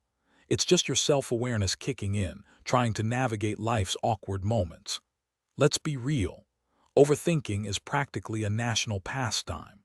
After years of dissecting every cringeworthy interaction, I've pinpointed my Achilles heel. I'd rather sprint through fire than sit with discomfort. Feeling joy without bracing for the next blow, terrifying. But here's the kicker. Life isn't a straight path from suffering to sunshine. It's more like a rusty seesaw. Some days you're soaring, others you're eating dirt. Take last 4th of July. I stood at a barbecue, sweat dripping down my back, convinced everyone noticed how I fumbled the potato salad. Then my cousin Jake sidled up, smirked, and whispered, "Dude, relax.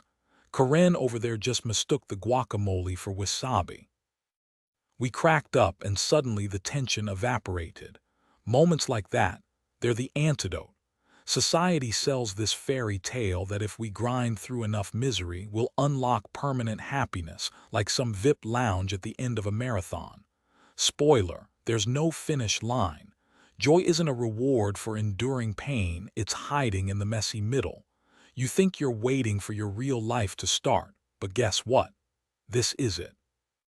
Those mundane Tuesdays, the awkward small talk, the Netflix binges after a rough day, they're not rehearsals.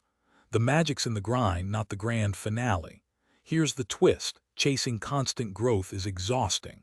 Sometimes you'll backslide. Sometimes you'll nap instead of hustle. And that's okay. Happiness isn't a checkbox on a productivity app. It's laughing till your ribs hurt, or savoring that first sip of coffee, or realizing you've gone a whole hour without overanalyzing. The present isn't a stepping stone. It's the whole damn path. So put down the mental itinerary. Breathe. And maybe, just maybe, let yourself enjoy the ride.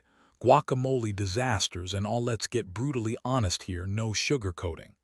Imagine scrolling through Instagram Reels or TikTok feeds filled with cozy coffee setups, dreamy travel clips, and life goals captions. It's all so aesthetic. But how many of us actually brew that latte, crack open that novel, or sit by a sunlit window without snapping a photo first? Not many. We'd rather rant online about our boring lives than risk stepping off the hamster wheel of routine. Wake up, people. The present isn't some distant fantasy. It's the chaos of your kids spilling cereal, the unpaid bills on the counter, the quiet thrill of a sunset you actually pause to watch. Yeah, some days just breathing feels like a victory. But what if that's the point? What if life's magic isn't in curated highlight reels, but in the unscripted mess? Cue's sarcastic smirk. Oh, but sure, let's overthink it. Let's dissect mindfulness like it's a TikTok trend. Newsflash, obsessing about living in the moment can become just another mental cage. Here's the plot twist. True freedom isn't about hyperanalyzing every breath. It's about letting go, ditching the pressure to perform enlightenment. Think less, feel more.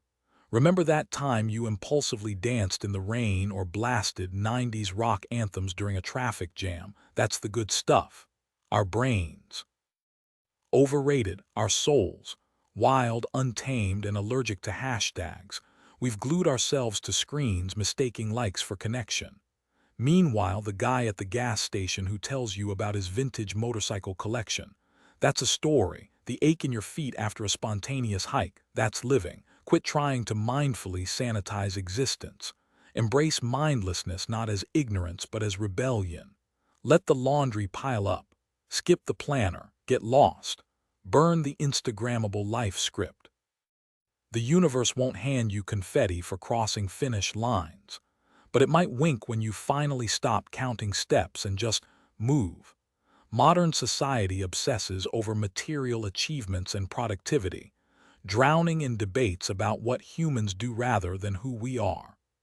We've swapped spirituality for skepticism, treating faith like a relic instead of a compass for navigating life's gray areas. Here's the irony. We're so terrified of uncertainty that we'd rather dismiss mysteries, like the depth of human connection or the purpose of suffering, than admit we don't have all the answers. Think about it.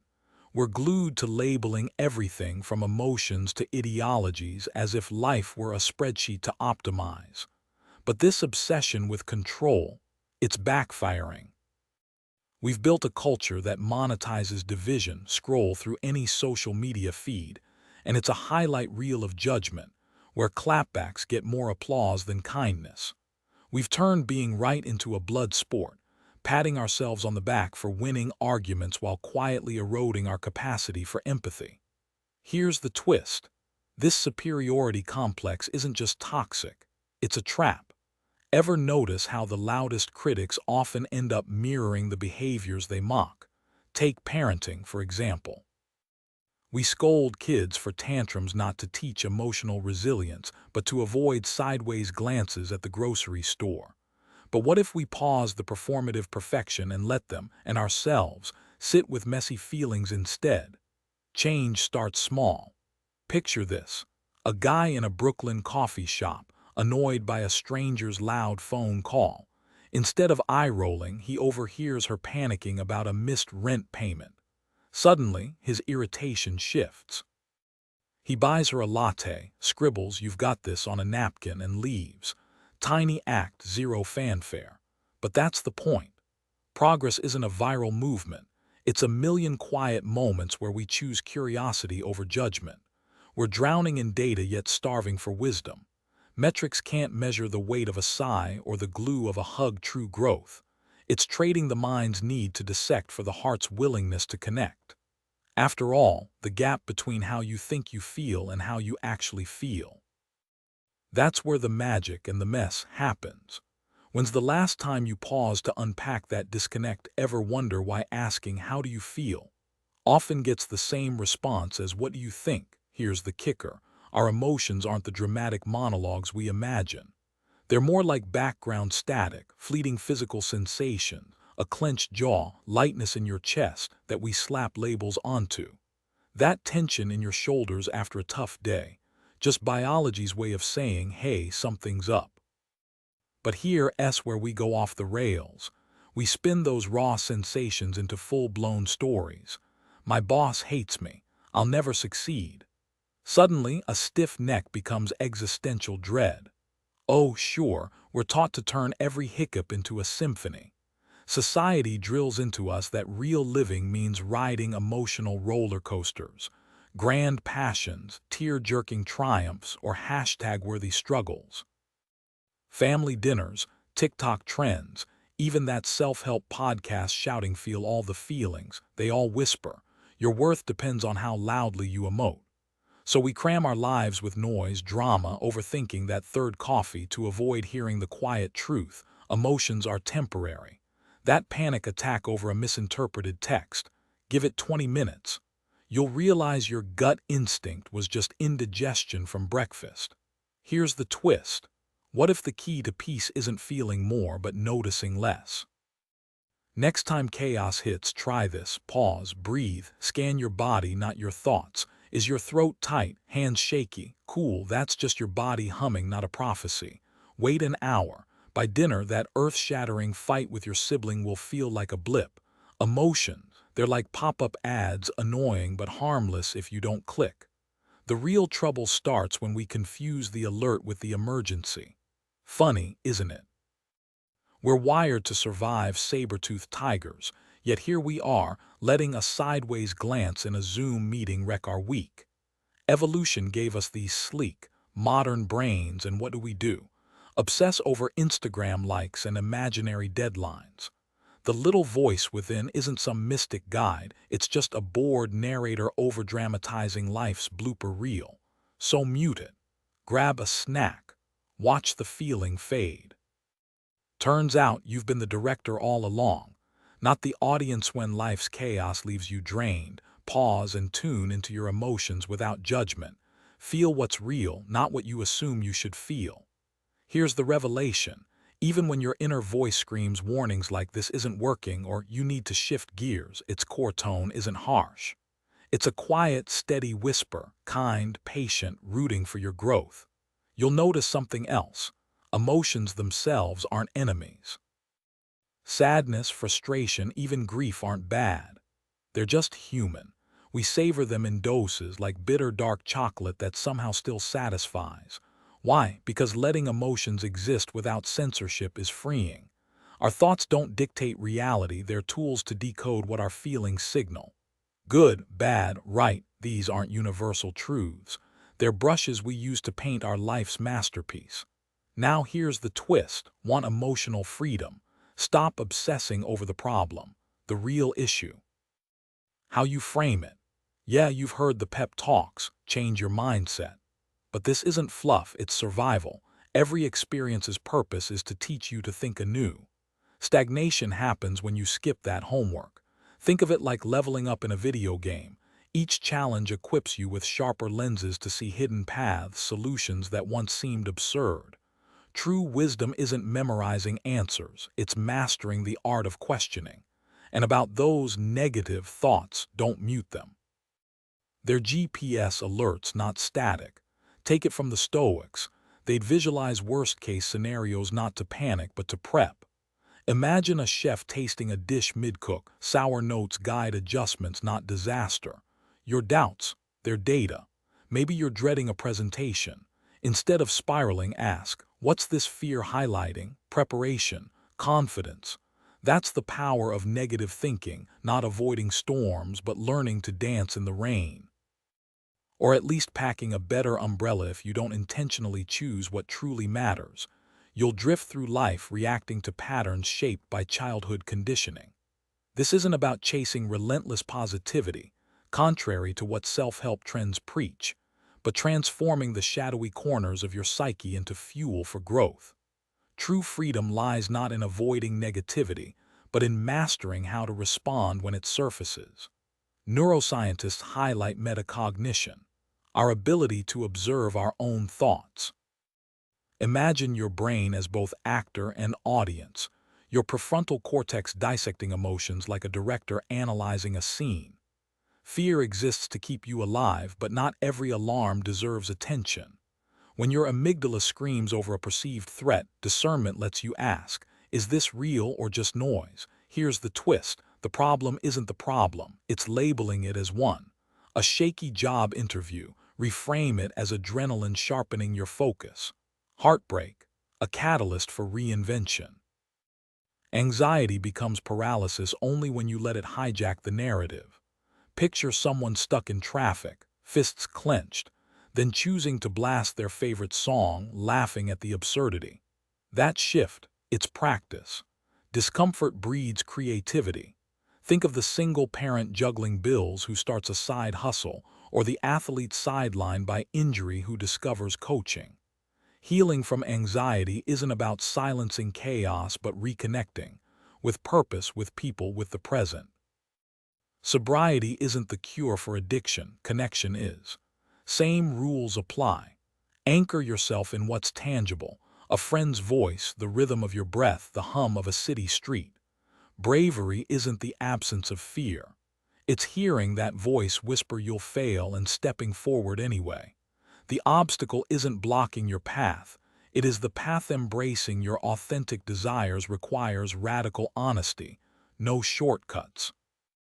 Whether it's craving a fulfilling relationship, career growth, financial stability, or simply wanting your efforts to matter, own those yearnings without shame. Society's judgments about being shallow or ungrateful are noise. Here's the twist. If uncertainty clouds your true goals, stare down your darkest fears instead.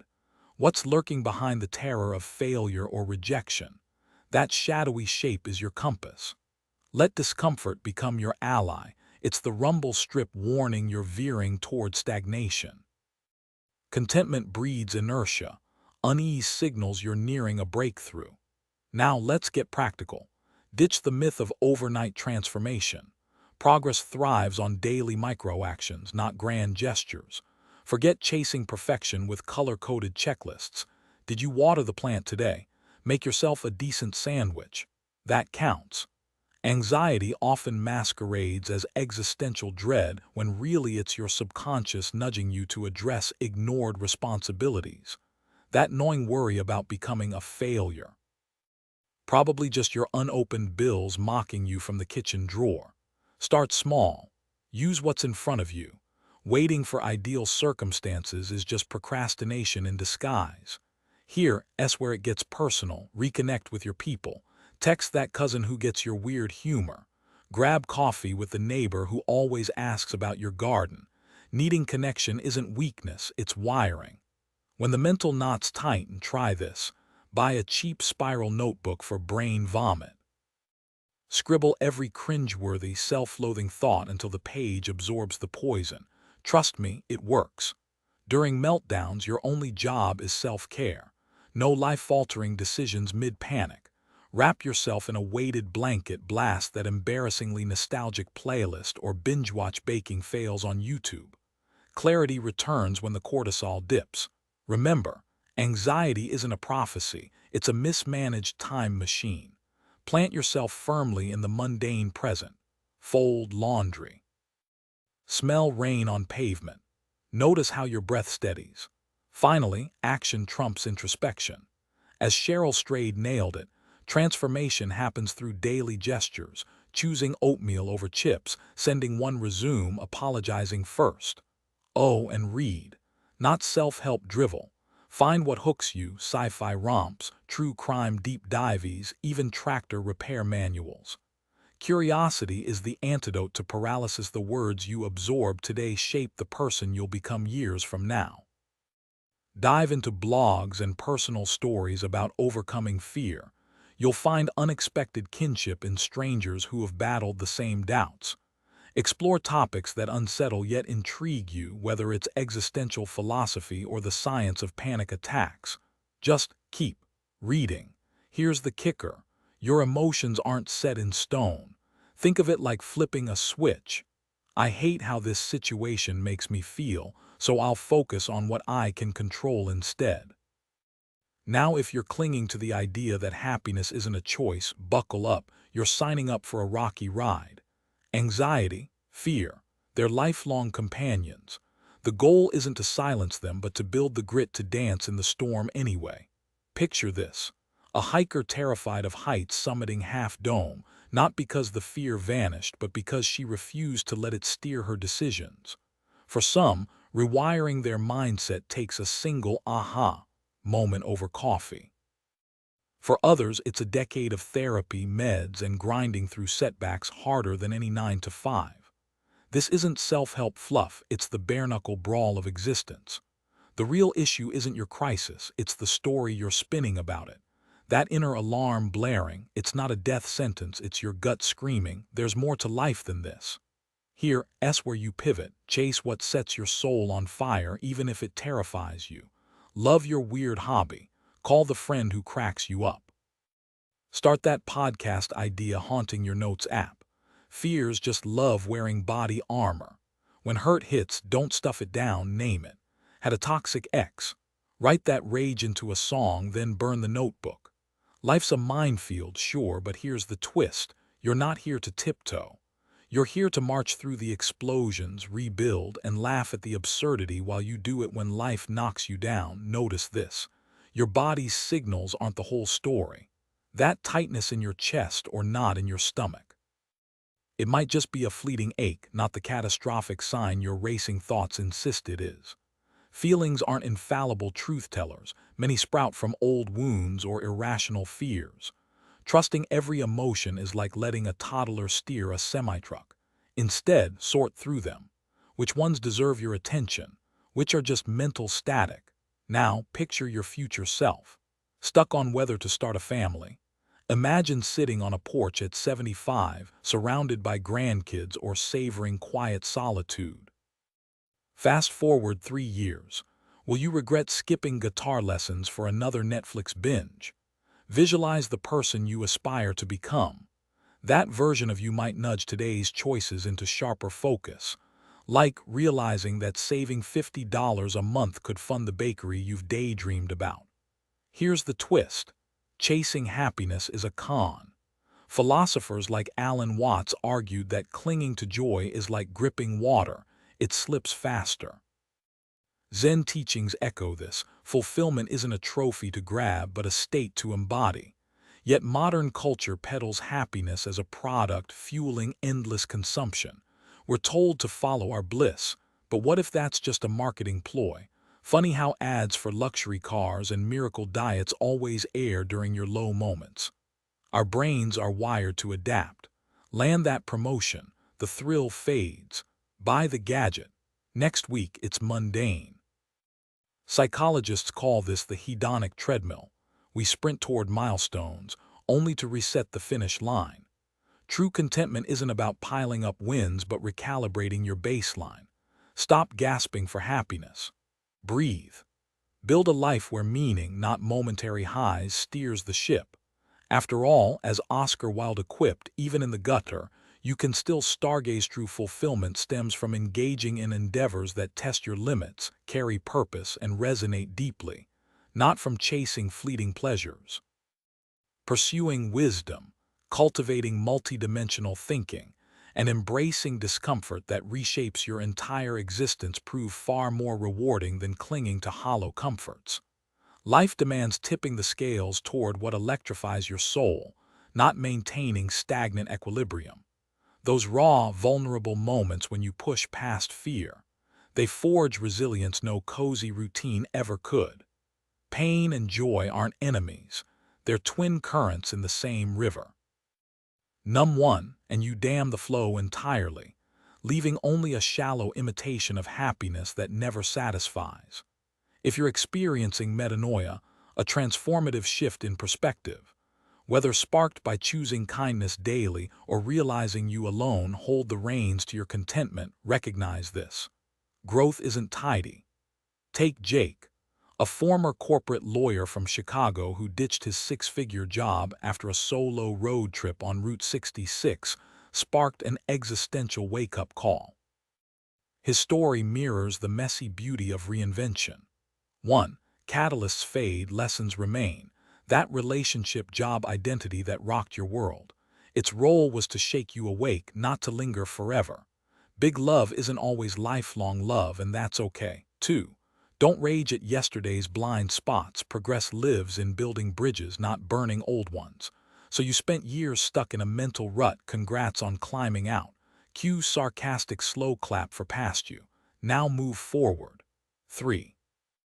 The ultimate truth bomb. Nothing external, not cash, titles, or partners, will do the inner work for you. Stability in an unstable world starts within. 4. Self-love isn't some warm, fuzzy emotion. It's showing up for yourself daily, even when it's tough. Here's the twist. While the journey feels heavy, there's dark humor in how we cling to outdated beliefs like toddlers gripping security blankets. Letting go isn't defeat. It's trading dead weight for wings. Yeah, the process sucks sometimes.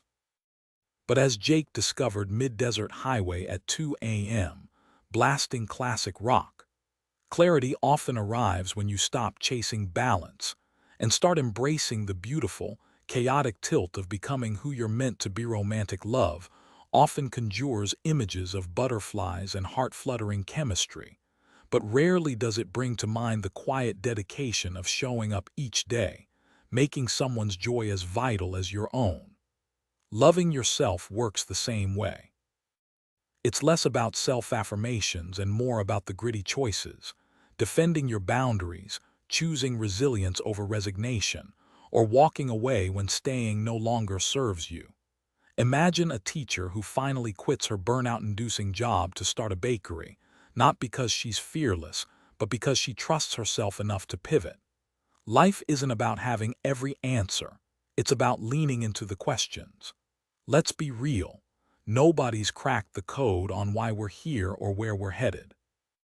Yet entire lives get shaped by rigid rules about this grand mystery. Here's the twist. Instead of obsessing over cosmic certainties, what if we focused on building a world that's a little softer, a little brighter? Truth isn't found in dogma. It's in that gut feeling whispering this doesn't fit when society tries to box you in. Now let's talk about the mess. Those late-night anxieties, the rejections that hollow your chest, they're not roadblocks. They're the chisel sculpting you into who you're meant to become. Think of the single parent working 2 jobs, fueled by stubborn love, or the athlete who bombs the championship only to come back stronger. Discomfort. It's the universe nudging you off autopilot. Yeah, the unknown is terrifying, but hindsight's a comedian. One day you'll laugh at how that breakup or failed venture redirected you to something wilder and wiser than your plan ever allowed. Gratitude sneaks in later, like sun after a storm. So here's to the stumbles, the detours, the what the hell am I doing moments. They're not just part of the story, they're the plot twist that makes it epic.